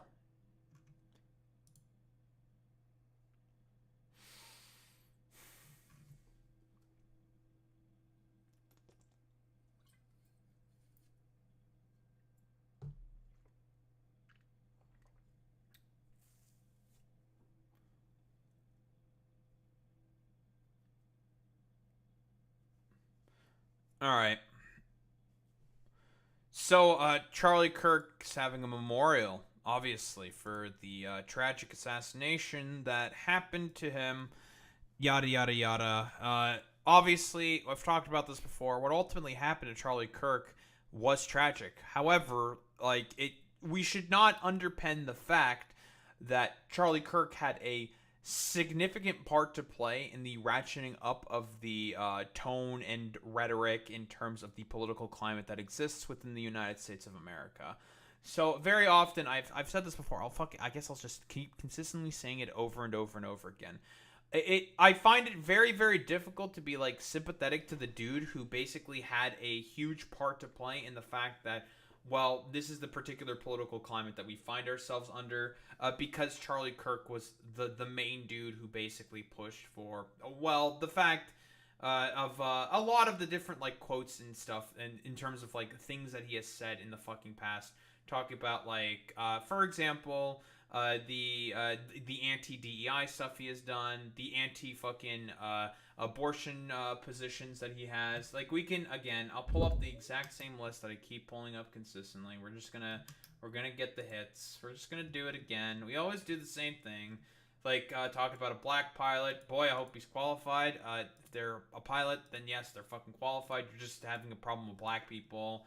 WNBA people, obviously the stuff about Joy Reid, Michelle Obama, Sheila Jackson Lee, yada yada yada. His anti-abortion stuff, talking about how a 9-year-old should deliver their fucking pregnancy if raped by someone. So again, like, Charlie Kirk has had a significant part to play in terms of ratcheting up of the tone and rhetoric. But we had, like, I guess the Fascist Power Hour of like a bunch of different speakers talking about their memorials of Charlie Kirk. But in reality, like, a lot more time was spent peddling a lot of their like idiotic bullshit and conspiracy theories. No, let's not get it twisted, of course. Like, some of them probably talked about how they fondly remember Charlie Kirk and whatnot. But then you have people like Tucker Carlson talking about neo-Nazi shit. I wonder what he said. Ultimately, he was a Christian evangelist. And it actually reminds me of my favorite story ever. So it's about 2,000 years ago in Jerusalem, and Jesus shows up and he starts talking about the people in power, and he starts doing the worst thing that you can do, which is telling the truth about people, and they hate it, and they just go bonkers. They hate it, and they become obsessed with. What? This is such a strange interpretation for as to what happened with Jesus. Where's my fucking resident Christians? Where are the resident fucking Christians? Like, what kind of fucking schizo shit is fucking Tucker Carlson going off of? Didn't Pontius Pilate essentially become afraid of Jesus Christ and decided to fucking crucify him? Not because of the fact, well, because he seemingly thought that Jesus Christ was going to incite the Jews in order to rise up in rebellion against Rome? Like, if I recall correctly, if I'm recalling the fucking Bible story correctly, I could be wrong there, but that's why Pontius Pilate eventually ended up trying to kill, successfully killed Jesus Christ. Like, it's not because of, like, I don't know, like, whatever nonsense he's... Like, Jesus wasn't speaking, like, really truth to power. He was a dude who was just basically, I guess for, like, lack of a better term, a hermit who just went around teaching lessons to people about what is God's will. Like, that's really about it. Yes, I'm not exactly inaccurate with what I'm saying. Okay, thank you, Boy Meets Mini. Pontius Pilate didn't want an uprising from Jewish religious authorities. Yeah, that's what I thought. It's not about, like, Jesus talking, like, no. Like, what Pontius Pilate did was preemptive, right? He thought that Jesus was going to create an uprising from Jewish religious authorities. Not that he was speaking truth to power. This is nonsense. Making him stop. This guy's got to stop talking. We've got to shut this guy up. And I can just sort of picture... Oh, wait, I know why he's doing this, actually. No, he's trying to make it like a one-to-one sort of comparison to what happened to Charlie Kirk. But he's, like, doing it in, like, really the dumbest ways possible. Yeah, I wouldn't say he was a hermit. He grew up in a normal childhood. Oh, yeah, he was a carpenter's son. Yeah, and became a rabbi. Yes, became a rabbi. Yeah, whatever. Listen, the only reason why I said he was, like, a hermit or whatever is because he just, like, walked around and traveled a lot. And didn't really, like, stay in one place. So, you know what I mean. I'm rambling here, okay? Whatever. Tangent aside. The scene in a lamplit room with a bunch of guys sitting around eating hummus, thinking about what do we do about this guy telling the truth about us? We must make him stop talking. Huh? Yeah, the Romans were eating a bunch of, like, hummus in a dimly lit room. What the fuck are you talking about? Huh? What? What does that even mean? Like, huh? Like, this is some fucking weirdo fucking anti-Semitic fucking signaling, right? The idea that a lot of neo-Nazis have about, like, the Jews always meeting in, like, deep, dank corners in dimly lit areas, talking about how they're going to be the main guys, like, to take over the fucking world, right? It's that sort of, like, conspiracism. Like, there's just, like, there's nothing to suggest that, like, the Roman officials would be eating hummus in a, like, barely lit room or some shit because, like, the candles were about to go out or the lamps were about to go out. Like, what are you saying, bro? He's trying to say that it was the Jews who were the main people who killed Jesus. That's what it actually is. And there's always one guy with the bright idea, and I can just hear him say, I've got an idea, why don't we just kill him? That'll shut him up. That'll fix the problem. Well, there's the schizo laugh. Well, that's how you know it's some real schizo shit, when Tucker Carlson does the fucking schizo laugh. Like, yeah, that's how you know him, bro. It doesn't work that way. It does. Yeah, if it's, as Yashar Ali is saying here, yeah, almost every single neo-Nazi I track on a daily basis believes strongly that Tucker was talking about Jews. Message received. Yeah, like, again, do fucking Romans stay in a dimly lit room plotting how they're going to kill Jesus or something? Like, what the fuck are you saying, dude? It's fucking stupid. But we have, Stephen Miller here, our other fucking Nazi freak, with his, like, little, powwow talk. What do we have here? Hello, Turning Point. Hello, Patriots. Hello to our fearless president, Donald J. Trump. And hello. Listen, the only reason why Stephen Miller is saying that is because he knows in reality that he's the real fucking president. To millions of Americans all across this land who are gathered in sadness and sorrow to mourn Charlie Kirk, but also to dedicate ourselves to finishing his mission and achieving victory in his name. Yeah, of Christian theocracy, which everyone is, well, you know, which the founding fathers totally intended for the fucking U.S. To become, and is totally down, like, millions of other Americans are totally down with the Christian theocracy being built. Totally, bro. The day that Charlie died, the angels wept, but those tears have been turned into fire in our hearts. And that fire burns with a righteous fury that our enemies cannot comprehend or understand.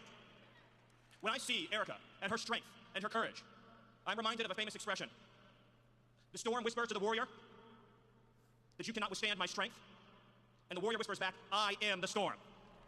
Erica is...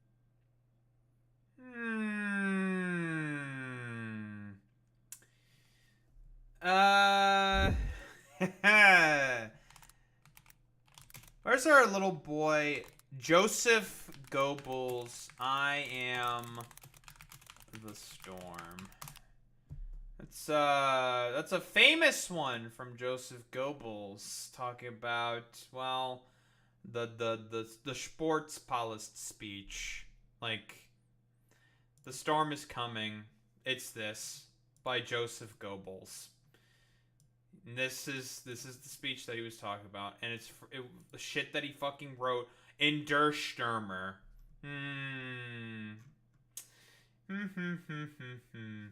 I wonder why Stephen Miller might be referencing Joseph fucking Goebbels, bro.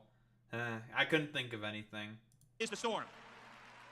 We are the storm, and our enemies cannot comprehend our strength, our determination, our resolve, our passion. Our lineage and our legacy hails back to Athens, to Rome, to Philadelphia, to Monticello. Our ancestors built this... What, the city of brotherly love? Like, Philadelphia? What the fuck are you talking about, bro? Like, huh? He's doing, like, the full fucking, like, you know, Western savior archetype complex bullshit here. It's just like, your average American fucking has, like, literally nothing to do with the legacy of Rome, of Athens. Trust me, a lot of homosexuality that was going on in ancient Greece and fucking Rome, okay? I don't think like, weirdo Christian theocrats like yourself weirdo Nazis such as yourself and weirdo Christian theocrats like Charlie Kirk and the rest of his fucking goddamn ilk would be too happy about all the fucking Greek and Roman femboys that were getting their fucking asses blown out or some shit. So spare me it. Yeah, Philly was the original capital. Yeah, that's what it's a reference to. You're probably right, Boyman Spinney. The cities, they produced the art and architecture, they built the industry.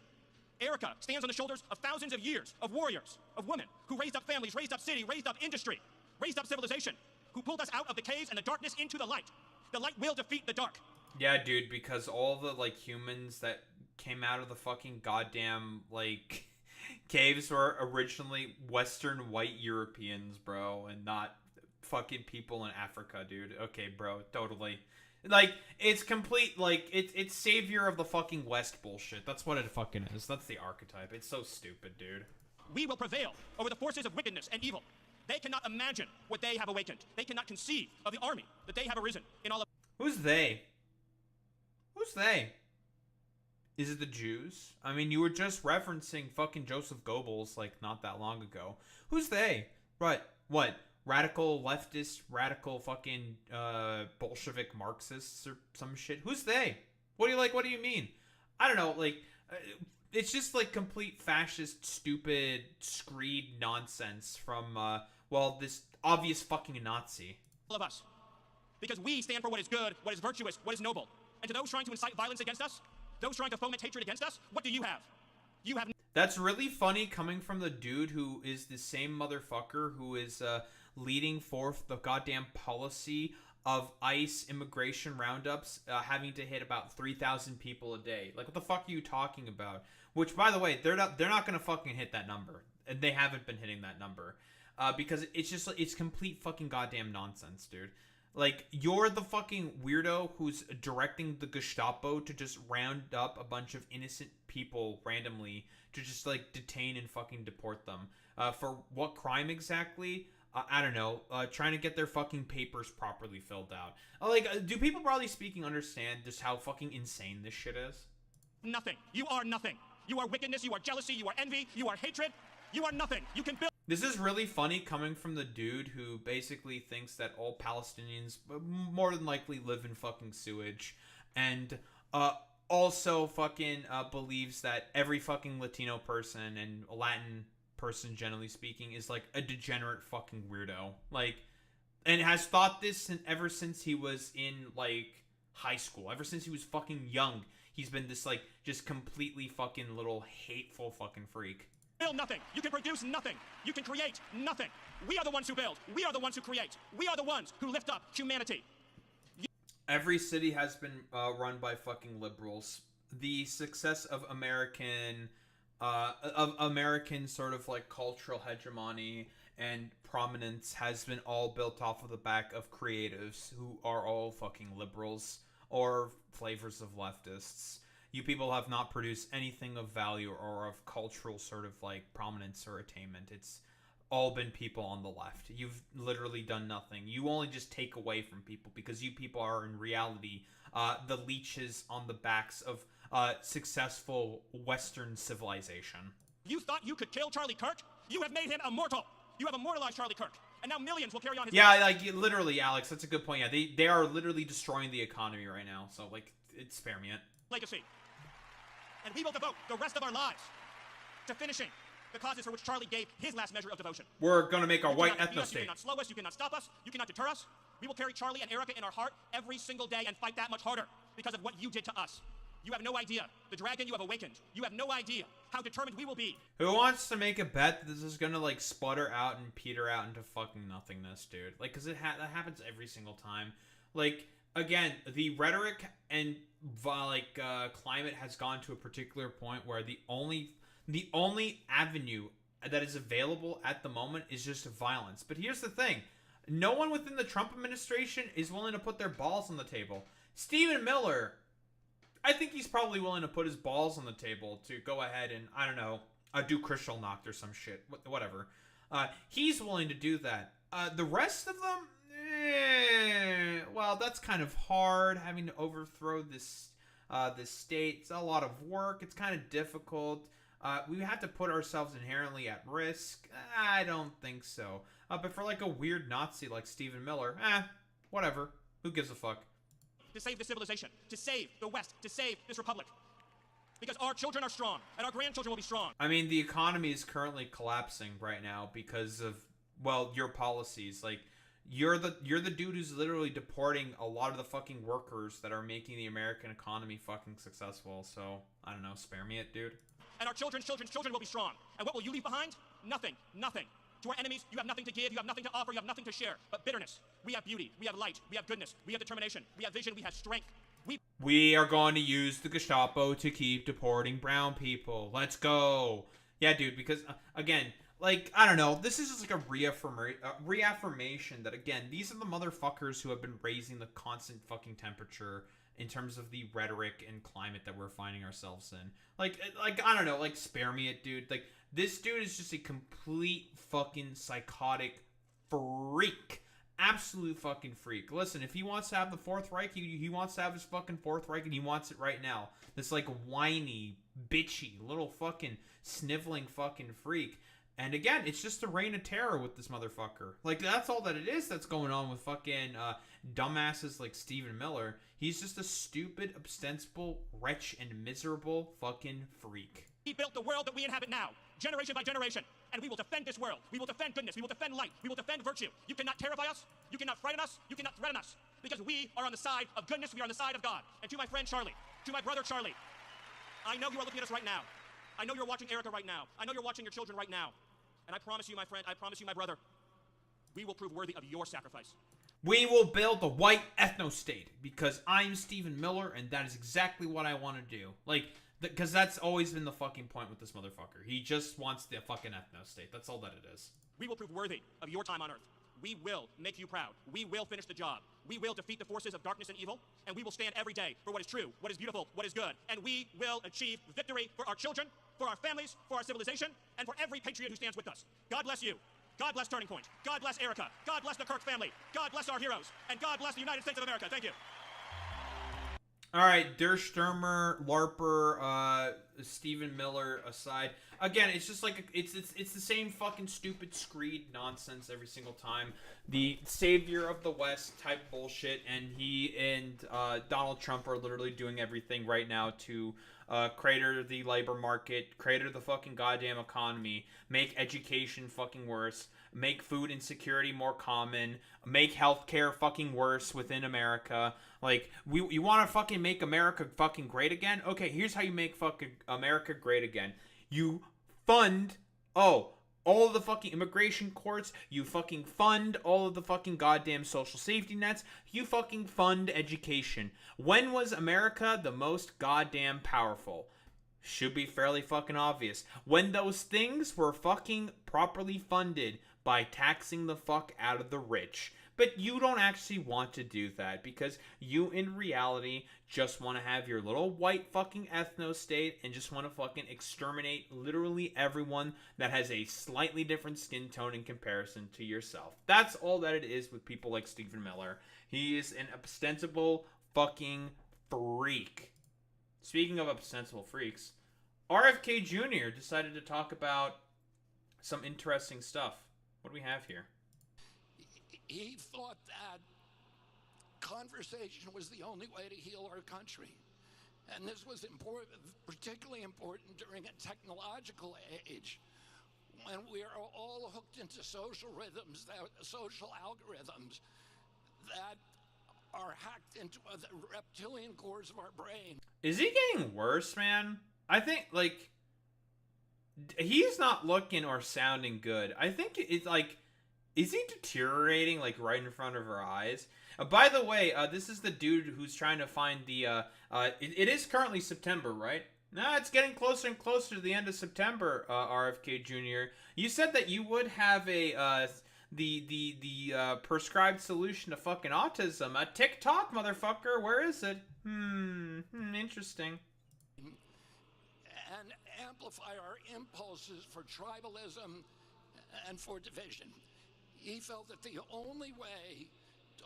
So, again, RFK Jr. is not incorrect when he's saying that. Here's the problem with that. the thing with conservatives is that they have been the main people who have been inflaming the tension, the tribalism, and the fucking division because they inherently use those concepts and ideas in order to be able to gain political prominence and power. That's the point. Again, like, let's be honest here. Like, Charlie Kirk has been constantly stoking the fucking flames of division by talking about, like, oh, we need a Nuremberg-style trial for every gender-affirming clinic daughter. We needed a doctor. We need it immediately. America was at its peak when we halted immigration for 40 years, and we dropped our foreign-born percentage to its lowest level ever. We should be unafraid to do that. And this was, like, literally, like, a couple weeks before he got fucking assassinated, dude. Like, you people are the motherfuckers that have made the sort of, like, political climate significantly fucking worse, dude. So, like, I don't know, like, spare it, dude. It's so fucking stupid, bro. Overcome that biological impulse was with a spiritual fire and with developing community, and the only way to develop community was through conversation. That's not how you develop fucking community. You develop community by having strong social bonds with your fellow man. And the United States of America has done literally everything possible throughout the past several decades to try to fucking destroy that. Whether it be wage productivity gap, suburbanization of America, the general sort of radical changes of infrastructure that happened with the express purpose of doing what? Going after people's social bonds and ability to be able to talk with one another. Because that is the purpose of stuff like suburbanization and the sort of like whole carification of the fucking goddamn United States of America. That was what it was meant to do. It was to basically facilitate a breaking down of the social bonds that people have with one another. That is the point. Oh, 1000% there, Durandi. Yeah, they do entirely rely on fucking division to rile people up. But then again, like, spare me. Like, I mean, people like RFK Jr., they don't actually give much of a shit about any of that. But, you know, we have plenty of stuff from the big man himself. Seemingly talking about autism. Oh, what do we have here from the big man, Donald Trump himself? You know what MAHA is? That's right. Make America healthy again. And tomorrow we're going to have one of the biggest announcement, really medically, I think, in the history of our country. We're going to be doing it. So this is probably in reference to RFK Jr. declaring that he's going to find the root cause of autism, seemingly believing that it's because of some medicine, some external fucking factor, and not because of the reason why there's been a lot more autism diagnoses is because the methodology and technology that exists now has been significantly better at being able to track it and figure out if someone is actually fucking autistic. And also because of, well, you know, environmental fucking factors and genetic fucking factors, because it's not just as simple as just like you take the autism fucking drugs and there you go, you all of a sudden become autistic or something. It's like, that's not how that works. That's just complete fucking nonsense. But then again, RFK Jr. just wants to use that as like an excuse to either go further after vaccines or go further after the concept of fucking public health in the United States of America. Again, I'm who's ready for the Nurglite garden of the United States of America to grow and fucking prosper? And yeah, of course he turned this into a fucking campaign rally, boy meets Minnie. Like, there's a reason why seemingly Donald Trump barely fucking cared at all about the fact that Charlie Kirk got assassinated, because literally, like, when asked about it, as he was going to as he was going onto the fucking plane, when he was doing one of those fucking plane interviews, he talked about the fucking ballroom instead of fucking feeling remorseful after the reporter said, like, well, my condolences for Charlie, how are you, like, holding up? He's like, good, but the ballroom, trust me, I love that fucking ballroom, it's so beautiful. Like, I mean, again, it makes sense that Charlie Kirk was treated as one of Trump's second sons, because his actual second son, Eric Trump, gets consistently fucking ignored. So that's fucking hilarious. With Bobby and Oz and all of the professionals, I think you're going to find it to be amazing. I think we found an answer to autism. How about that? Autism. Tomorrow, we're going to be talking in the Oval Office in the White House about autism. That's gonna be funny, how dude. It happens, so we won't let it happen anymore, and how to get at least somewhat better when you have it, so that parents can help their child, their beautiful child. That's a big one. Again, Trump has peddled the vaccine conspiracisms before, like doing the well, you shouldn't give your kid all those vaccines at once. It might cause some problems, might make them autistic and very, very stuff. Nothing. Yeah, it's going to basically accomplish. I'm definitely gonna fucking cover that shit. 1,000 fucking percent. It's either gonna be completely nothing or a further justification of the erosion of public health within the United States of America. Next fucking thing. Trump, he didn't hate his opponents, he wanted the best for them. That's where I disagree with Charlie. I hate my opponent, I don't want the best for them. I'm sorry. So if you were expecting conservatives up to the fucking President of the United States, this is in the entirety of Destiny's fucking goddamn point, by the way. If you were expecting a ratcheting down of the climate to try to not have shit like what happened to Charlie Kirk happen more and more, you can't be having this motherfucker right here basically saying well, my opponents, I don't feel sorry for them. They should eat shit. All of them should die. Who gives a fuck? Fuck them. I hate them all. They should all eat shit and die. It's really, really funny how he can say this. By the way, the podium that's right there is surrounded by a bulletproof fucking plexiglass. So it's just you can feel real safe saying all the stupid shit that you're basically talking about right now. Behind a fucking goddamn plexiglass sort of bulletproof encasing. I don't know, fucking spare me it, bro. You people are the main reasons as to why the political climate, in terms of the ratcheting up of the tone and rhetoric, has gotten to the point where people like Charlie Kirk got fucking assassinated. And by the way, Trump, you yourself had multiple fucking attempts on your life by multiple fucking weirdo fucking right-wingers, like Thomas Matthew Crooks, who was a right-winger. Aw, man. Shucks.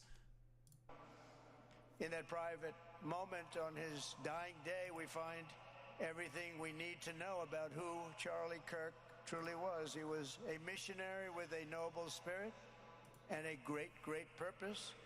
He did not hate his opponents. He wanted the best for them. That's where I disagreed with Charlie. I hate my opponent, and I don't want the best for them. I'm sorry. Well, hey, thank you for proving Destiny's and my point fucking correct, conservatives. Man, it's time for the same consistent idiotic fucking bluster. Ratcheting up with the tone and the rhetoric, never fucking bringing the temperature down like every other fucking liberal has when a tragedy like this honestly fucking happened. Because Joe Biden, quite literally, when the assassination attempt happened, he brought the fucking goddamn tone and temperature down. He did. He simply did by talking about the tragic attempt that happened, and political violence like this should never fucking happen. But again, conservative ideology is inherently built on fucking violence. It is inherently built on exclusion. It is inherently built on going after the other. So spare me it, dude. You people are the main individuals who keep going after the political opponents in more violent, extreme ways. At this point, the only avenue that is left is either civil war or more shootings and more terrorist attacks are going to keep happening like this. What else could he really say? Doesn't the Constitution say the American president is a president for all Americans? I do believe it does say that, but again, Trump doesn't fucking believe in any of that stuff because he is fundamentally against the social contract, and he fundamentally does not believe in the concept of trust. You have to believe in the concepts of trust in order to have that part of the Constitution be adhered. But Trump doesn't agree with that. Sorry, Erica. But now Erica can talk to me and the whole group, and maybe they can convince me. Oh, I believe this is in reference to Erica Kirk saying that she apologized. Not apologize. She forgives. Not apologize. That's incorrect. She forgives Tyler Robinson for the crime that he did against Charlie Kirk for the assassination, right? So I believe that's what he's talking about in reference. You know, if we're talking about an attempt at actually bringing down the tone and the sort of rhetoric and temperature, that's a way to do it. You know, I don't disagree with what Erica Kirk said there, right? Like, again, you know, I obviously have problems with her talking about, well, you know, using the assassination success, not because I was going to say attempt, like the successful assassination, there we go, of her husband in order to immediately rally and, you know, organize and bring more further donations into the fucking organization. Again, ratcheting up the fucking temperature. As always with conservatives, inherently violent ideology. Trump doesn't want to do that, but Erica, you know, she did. She did try to bring down the tone. Unfortunately, the president of the United States is not interested in any of that. He just wants to go after his fucking political opponents because in his mind, he sees this as a potential avenue to go after them to try to secure more power for himself because he is an authoritarian. That's not right, but I can't stand my opponent. Yeah, and they can't fucking stand you. What do we have here? The violence largely comes from the left. You don't hear that from too many people, do you? Let me get my statistics. Oh. Whoops. By perpetrator affiliation, right-wing extremist killings in the U.S. 2013 to 2022. Nearly 3 out of 4 killings were committed by the right. Let me get another one. Domestic extremist-related killings in the U.S. by perpetrator affiliation, 2013 to 2022. Well, again, 3/4. Right-wing extremists are responsible for the great majority of extremist-related murders over the last decade. Here's another one. 2011 and 2022, right-wing extremists are responsible for the most ideological mass killings in the past 12 years. Alright, how about another one? All of the 2022 extremist-related murders were committed by right-wing extremists. And that was 25 people that got killed by right-wingers. So, spare me it. Yeah, I also don't expect the right-wing or TPUSA to do anything about gun violence either, Boy Meets Mini. So, again, whatever, bro. Many of these people, by the way, are paid a lot of money to do this. They're agitators. They're paid agitators. Remember that? Paid by who? What? George Soros? The Ford Foundation or some shit? Whatever, like, schizophrenic conspiracy that you're gonna put out there this time? Like who? What? Antifa? The not organization that's like not an organization but is an organization, so they're a bunch of terrorists, which means they're an organization. Again, I want conservatives to answer. Where is Antifa's base of operations if they're an organization? Where are they based out of? I'm curious. Like, I've never seen a conservative ever answer that fucking question because, again, Antifa means anti-fascist, which means you are broadly against fascism. If you are anti-Antifa, then you are FA, aka fascist. I know it's a crazy concept. I know. When you see they all have the same beautifully printed sign, every sign is identical, comes out of a top-level print shop. That's not the signs that are made in somebody's basement. Those are paid for by... That's the fucking excuse? That's the justification? That someone's, like, printing out a bunch of signs? How do you know it's not some random individual that goes to a print shop, comes to the fucking protest with a bunch of fucking placards, right? Or if it's an organization, say, like, I don't know, Planned Parenthood, or say, like the Trevor Project, or other people that are, like, organizing sort of broader protest actions, or, like, different student unions who are organizing protest actions. printing those fucking goddamn signs. Like, what, you think it's like Antifa that's like doing that shit? Like, what's the fucking evidence for any of this stuff? Like, how do you not know it's just one random guy who's just doing that out of his own goodwill? You don't fucking know. You don't know. But again, it's about ginning up the fucking conspiracy with him. That's what it is. Yeah, brain completely fried. Totally, Alex. Very bad people, and hopefully we're going to be finding out through the DOJ who those people are. Good luck with that. You're not going to find shit. At another college, Antifa terrorists shattered windows, threw rocks, and tried to storm the building where Charlie was speaking. It was a... What? What, Utah or what, Arizona? Where? What, I'm listening to that again. Stormed the building where Charlie... Antifa terrorists shattered windows, threw rocks, and tried to storm the building where Charlie was speaking. It was a really bad one. Often dozens of police... What, like, what evidence?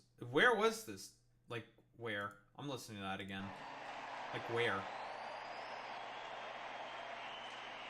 At another college, Antifa terrorists... Okay, he doesn't say. He says another college. There's a lot of colleges in the United States of America. Like, okay, bro, whatever. Really bad one. Often dozens of police officers were needed to prevent left-wing violence. And the... Okay. Yeah, I can only assume that he is a big fan of... Listen, I too am also a big fan of Tifa for other reasons. Besides the fact that she's in Final Fantasy, okay? There's other reasons why I'm a big fan of Tifa, if you get what I mean. Listen, we'll go through the statistics again. Like, again, it's like... Whoa, look at all these brilliant little statistics here. Fascinating, I know, right? Like, that's cool. Great, fantastic.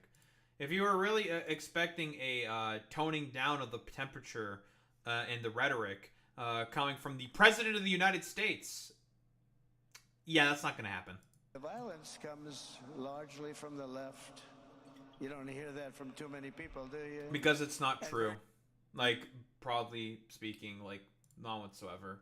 Even some of these lovely Twitter patrons are also pointing out their own statistics. Murders by politically motivated left-wing or right-wing killers. Oh. It's mostly the right-wing. That's cool. What else? I did not want to go to home. Stop it! Many of these... The rise of domestic extremism in America. Surge reflects a growing threat from homegrown terrorism not seen in a quarter century, with right-wing extremist attacks and plots greatly eclipsing those from the far left and causing more deaths, the analysis shows. And I believe this is statistics from the fucking FBI, so I don't know, whatever. It wasn't Trump's FBI, so therefore they're lying, right? Or something? I don't know, whatever. But we're going to Chicago. Wait, we're going back to Chicago? Huh? Wait, I thought that Trump just said he's not going into Chicago. Now he wants to go back to Chicago? Well, you think you can actually take on J.B. Pritzker with, like, the Texas National Guard? What happened to going to Memphis? What happened to going to New York? Oh, I don't know. Taco Trump. What do we have here? We got rid of, we took out 1,500 career criminals. 1,500. If you have 3 career criminals, that can make a big difference. But I'm so proud of Washington, D.C., and now we're going into Memphis. And we'll By the way, most of the places that Trump fucking occupied with the federal fucking police, with the police state fucking bullshit, most of the areas he was occupying were not more crime-ridden areas. It was more cultural centers. Like, that's what it is. Yeah, I mean, he is just saying a bunch of shit, but, like, again, like, who are the people that got fucking arrested? He was talking about how he wanted to sweep the streets of Washington, D.C. of fucking homeless people. Probably as, like, a show of force for when the World Cup or the Olympics are also coming during his fucking term. Listen, history always has a really, really fucking funny way of rhyming and not fucking repeating, but, history just tends to be really, really funny about that. And it's just all you did was just arrest random fucking homeless people, bro. Like, and had the National Guard pick up trash from the fucking streets. Like, that's all that he did. It's so fucking stupid, man. Get that one straightened out fast, and then we're going into some others, but we're going to go to Chicago, and we're going to have Charlie very much in mind when we go into Chicago. I thought you didn't. I thought you were backing off of Chicago. What happened? What, you're going back now? Well, that's a little weird.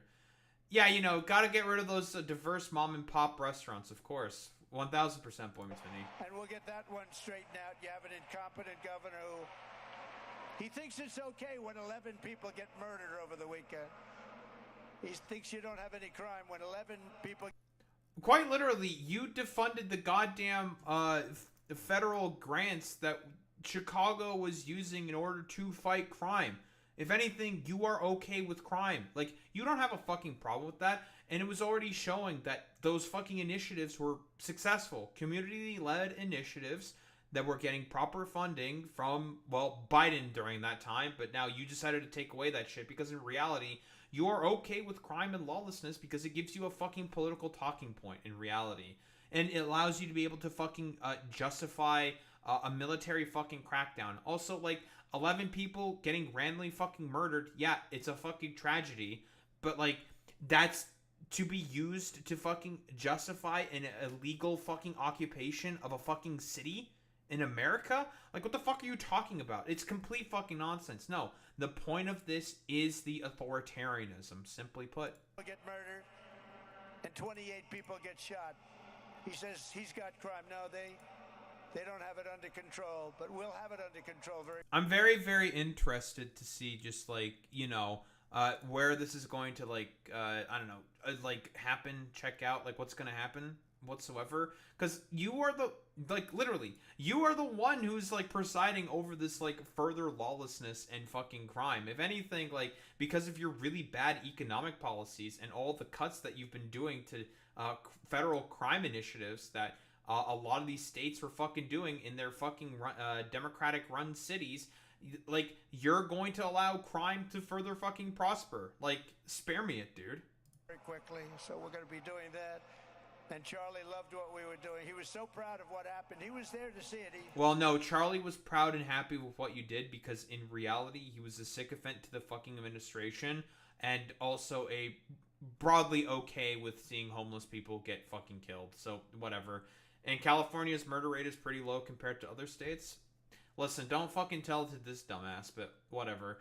He'll never fucking investigate any rural town, any, like, other, like, more further out from the inner cities, particular, town or city whatsoever, because, again, well, there's blacks and illegals in inner cities, and they're the ones who always do crime, so therefore there has to be crime in there. It's complete nonsense, dude. What we have here? The Department of Justice is also investigating the network of radical left maniacs. Sure, dude. What do we have here? It's a terrible thing. Because you can't let that happen. You can't let that happen. Can't let it happen to a country. The Department of Justice is also investigating networks of radical left maniacs who fund, organize, fuel, and perpetrate political violence. And we think we know who many of them are. Like who? What? I know there was like a particular line that seemingly Trump was like going to go after like Destiny or Hassan. Like he was like referencing fucking influencers or some shit. It's let me see if I can find it real quick because it's just like, yeah, dude, totally. Like it's because of like left-wing like influencers or some shit. It's complete utter fucking nonsense, dude. Like there's no evidence to suggest that it's like Hassan or Destiny being the main sort of people that are portraying political violence. It's so fucking stupid, bro.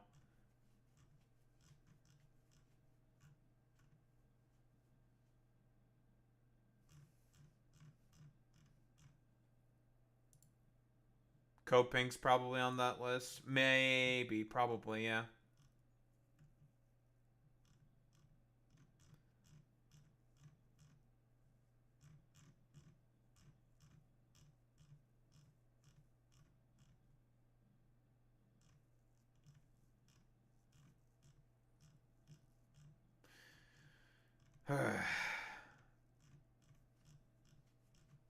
I'll fucking find this shit.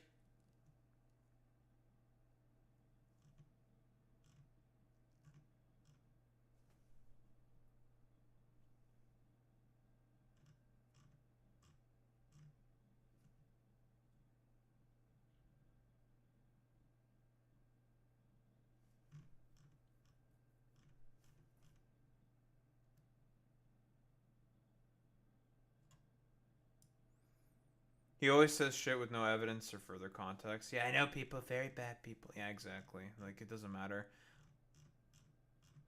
Fake news. Fake news. That's true. Ugh. What the fuck's what I'm looking for?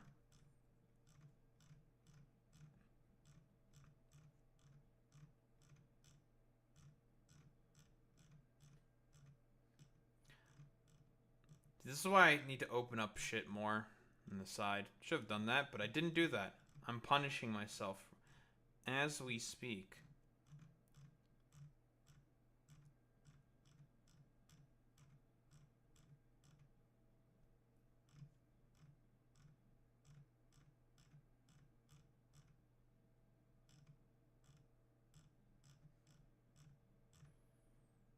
Alright, let me see.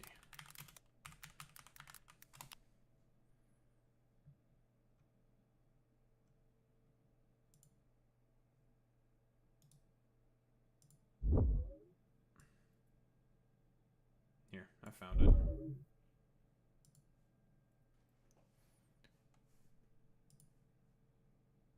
No. Michelle Obama is like I generally blame Michelle Obama for probably being one of the main reasons for as to why the Democrats have decided to sort of be the party of just like capitulation, putting your tummy up and just like waiting for it to get rubbed and just being like complete cowards and bitches. Like, I blame Michelle Obama for that wholeheartedly. That's all Michelle Obama's fault. She would be a terrible president. So I guess like Trump has been like he's like calling out fucking the influencers now, like Destiny, for anti-Kirk rhetoric. I wonder what he meant by this. What is this? And then he just will add on, Charlie loved it when I did this stuff over and over again. Influencers and others in our society who greeted his assassination with sick approval, excuses, or even jubilation. You've heard that. So have I. Couldn't believe it. He's coming Some of after the very same influencers. people who spent the last 8 years trying to sit in moral judgment of anyone who... Again, this is incredibly fucking hilarious about that Trump is fucking saying this when literally every single influencer that he fucking likes basically actively spreads as much hate and misinformation as possible. Whoa, I got sneezed.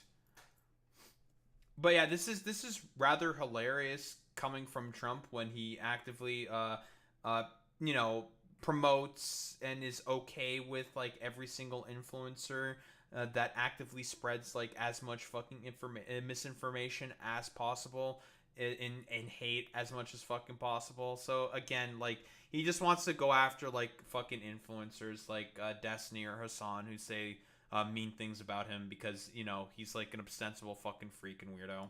disagreed with them about politics suddenly started cheering for a murder. As far as I can tell, Hassan, no evidence of that whatsoever. Like, his immediate reaction to the fucking shooting was just like, oh shit, what the fuck? No, this is really bad. Like, the only one you could say that's been very callous is probably fucking Destiny. But the reason why Destiny was fucking callous in particular, and I think I don't disagree with what Destiny is saying here, the reason why Destiny has a big problem in particular is because, and this is consistent with what he's saying, it's like, conservatives, including the fucking president of the United States, have been the main people ratcheting up the fucking goddamn temperature and ratcheting up the fucking rhetoric and ratcheting up the fucking climate and being way more fucking violent when liberals have done everything possible to bring down that fucking temperature. Like, spare me it. Like, we've been doing everything possible to try to get everyone to calm down and to settle down and to just not be complete, utter fucking crazy weirdos. And you're the motherfuckers who keep ratcheting it all up, making it worse for fucking everyone. So it's like, I don't know, like, spare me it, dude. Like, in the mind of fucking Destiny, which is a position that makes sense. Like, that's just ostensibly true. Like, Trump, you're like talking about how much you hate your fucking opponents. It's like, dog, like, if we're talking about wanting to bring down and cool everything down, like, you're not fucking contributing to that. You're just making everything worse, bro. Incredible. You know the names. They're major losers, by the way. That will be proven out in a short period of time. Some of the very people who called you a hater for using the wrong pronoun were filled with glee at the killing of a father with 2 beautiful young children. Again, no evidence of this whatsoever. He's just fucking lying. It's just a distraction. Like, it's complete nonsense, dude. And the same commentators who this week are screaming fascism over a canceled late-night TV show where the anchor had no talent and no ratings. Last week we're implying that Charlie Kirk... What you are doing, like, that is a fucking incredibly fascistic authoritarian thing that you are doing, Trump. Like, that is it one for one, buddy. Like, you going after comedians who do not like you, who make fun of you, just like they make fun of basically anyone in any fucking administration. But you are way more of a fucking target-rich environment, buddy. You leave way more on the fucking goddamn table in comparison to fucking Democrats. Like, you're the part of the problem. Yeah, he's totally not beating the allegations there, of course, Alex, but whatever. Like, you're the fucking problem, man. Like, you keep ratcheting up the temperature and the climate and making everything worse. You're the one who is significantly more fucking violent, bro. Like, it's you, dude. Like, not the fucking influencers. If anything, like, the left-wing influencers would try to do everything possible to try to ratchet things down. But you and right-leaning fucking influencers, again, we can go through all the fucking hits from Charlie Kirk over and over and over and over and over and over and over and over and over and over and over again. But you are the main people that are making it worse. You are the ones. It's you guys. You're doing this. Not the fucking left-wingers. Like, spare me it. Like, complete utter nonsense. Again, we can, like, go through all the fucking statistics, man. Like, it's been proven at this point. It's been fucking proven. Deserved what happened to him. No side in American politics has a monopoly. Also, by the way, most of the people who said that he fucking deserved it were either, like, random social media accounts with, like, no followers and not that many viewers, or just, like, random sort of, like, Twitter fucking weirdos. Like, that's really about it. Not like, left-leaning influencers. Not even Destiny said that fucking what happened to Charlie Kirk was deserved. He consistently said that it was not fucking deserved, but it makes sense where it fucking came out of. Like, spare me it. Monopoly on disturbed or misguided people. God.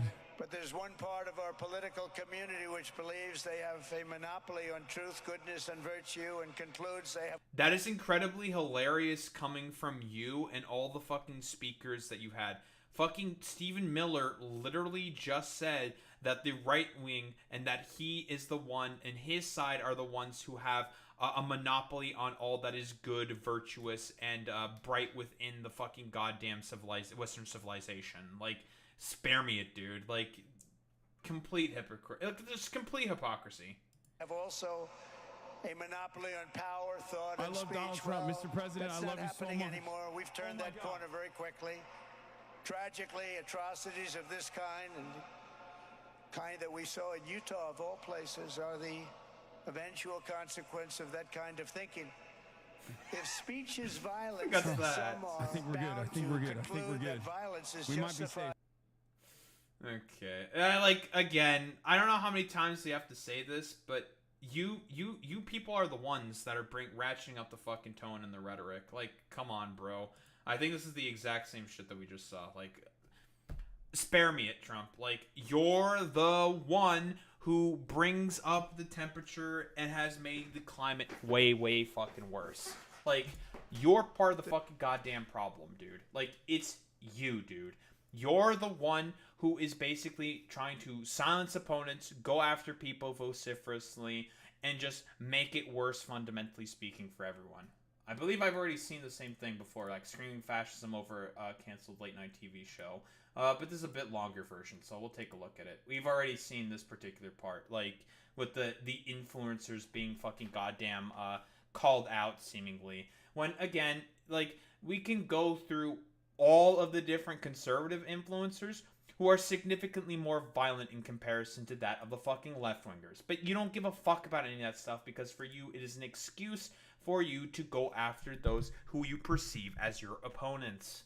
The Department of Justice is also investigating networks of radical left maniacs who fund, organize, fuel, and perpetrate political violence, and we think we know who many of them are. But law enforcement can only be the beginning of our response to Charlie's murder. Over the last 11 days, we have heard stories of commentators, influencers, and others in our society who greeted his assassination with sick approval, excuses, or even jubilation. You've heard that. So have I. Couldn't believe it. Some of the very same people who spent the last 8 years trying to sit in moral judgment of anyone who disagreed with them about politics suddenly started cheering for murder. Incredible. You know the names. They're major losers, by the way. That will be proven out in a short period of time. Some of the very people who called you a hater for using the wrong pronoun were filled with glee at the killing of a father with 2 beautiful young children. And the same commentators who this week are screaming fascism over a canceled late-night TV show where the anchor had no talent and no ratings. Last week we're implying that Charlie Kirk... Again, like, I even just want to engage with that to begin with. Like, first off, ABC decided to just fucking capitulate to you for, like, no reason, right? Like, they're capitulating, because even if you were to go after Jimmy Kimmel, you would lose that court battle. It would not be fucking close. You would get, your ass would be fucking grass, because there is no legal basis for what you're doing whatsoever. And ABC just basically got the fucking spook and got scared. Like, they were just like, oh yeah. Because Brandon Carr just, like, offhandedly mentioned Jimmy Kimmel in, like, a podcast fucking episode. And since, well, they are complete fucking pussies and fucking cowards, corporations in this particular case, obviously, like, they're just going to capitulate to you in particular so they can get their stupid, dumbass little fucking merger with Skydance Media done successfully. Because that's what it's really all about for these people. It is all about the fucking goddamn money. Like, literally, fucking the execs said in a leaked memo that Jimmy Kimmel didn't really do anything wrong. What he said wasn't particularly egregious. So, spare me it, dude. Deserved what happened to him. No side in American politics has a monopoly on disturbed or misguided people. But there's one part of our political community which believes they have a monopoly on truth, goodness, and virtue, and concludes they have also a monopoly on power. You just said, by the way, like I mentioned before, like, Stephen Miller also just said the exact same shit before. Like, spare me it. Our thought and speech, well, that's not happening anymore. We've turned that corner very quickly. Tragically, atrocities of this kind, and the kind that we saw in Utah, of all places, are the eventual consequence of that kind of thinking. If speech is violence, then some are bound to conclude that violence is justified to stop speech. And we're not going to let that be justified. Well, unfortunately, you are the motherfuckers who perpetuate those ideas. You are the motherfuckers that are doing that. You fucking do believe that speech is fucking a way to be able to be violent. Again, you are the motherfuckers who are against fucking hate speech laws. Like, let's be fucking honest here. You are the motherfuckers who want to just go up to random black people and just fucking call them the N-word. Or walk up to random queer people and call them the fucking F slur. So fucking spare me it, dude. Like, I don't know, like, what else is there to really say besides, as expected from these fucking ostensible freaks, morons, troglodytes, it was the fucking fascist fucking goddamn power hour, and just turned into a fucking political campaign to further try to entrench more violence, try to continue ratcheting up the rhetoric, ratcheting up the fucking climate, and making everything worse to try to justify, I don't know, fucking Kristallnacht or some shit in the minds of these, like, weirdo fucking freaks. Like, what else is there to really say? Like, you people are the ones who are significantly more violent. You people are the ones who have ratcheted up the fucking temperature. And again, like, there's only, like, one particular location where this can particularly go. It's either with, like, Civil War II, Electric fucking Boogaloo, or a lot more fucking disparate sort of shootings and significant amounts of violence. So at this point, like, people can really assume one thing and one thing only, and that is they need to fucking be prepared with fucking weapons in order to defend themselves for the absolute sort of, like, roving bands of, like, racists and morons who might just come in and try to start doing, like, I don't know, fucking lynching mobs of, like, random black people that they may fucking find or some shit. Like, it's complete utter fucking nonsense, dude. Like, please spare me it. Like, in terms of the ratcheting up of fucking political violence, in terms of the ratcheting up of the rhetoric, in terms of the ratcheting up of the climate, it has always been the right. Again, the statistics are always withstanding. So, again, like, let's be honest here. The right is significantly more violent than that of the left. It has always been way more fucking violent. Like, spare me all the fucking goddamn nonsense here. So, whatever. Let's be honest here. Like, these people don't care. They are okay with the violence. And in reality, it's all just an excuse for them to ultimately try to take power for themselves and make everybody's lives fundamentally worse. Don't think there's really much else to say besides that. Also, no one asked Tory Wave.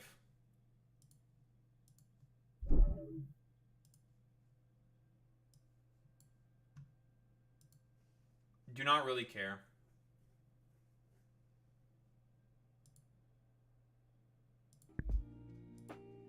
If you want to be incredibly dishonest about my usage of you people there, then I don't know. That's your problem, bro.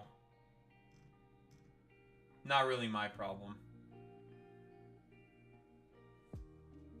Then why did you come in here and say that in my chat? Like, did you just want to say that to be annoying or something?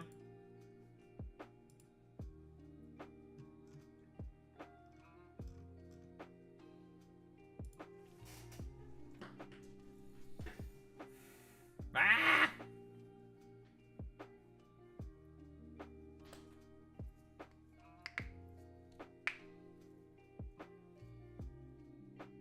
Alright, who the fuck are we rating out to today?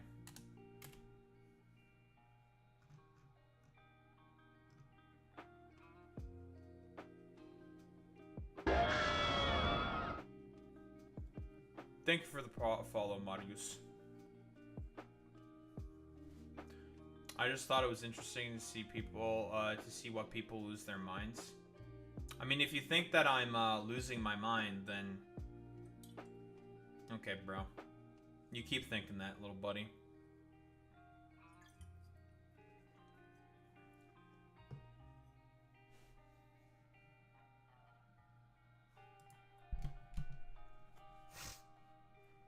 I didn't take my fucking nasal spray. God damn it. So I'm getting attacked by the phlegm demon. Feels bad, man. Anyhow. Why don't we raid out today?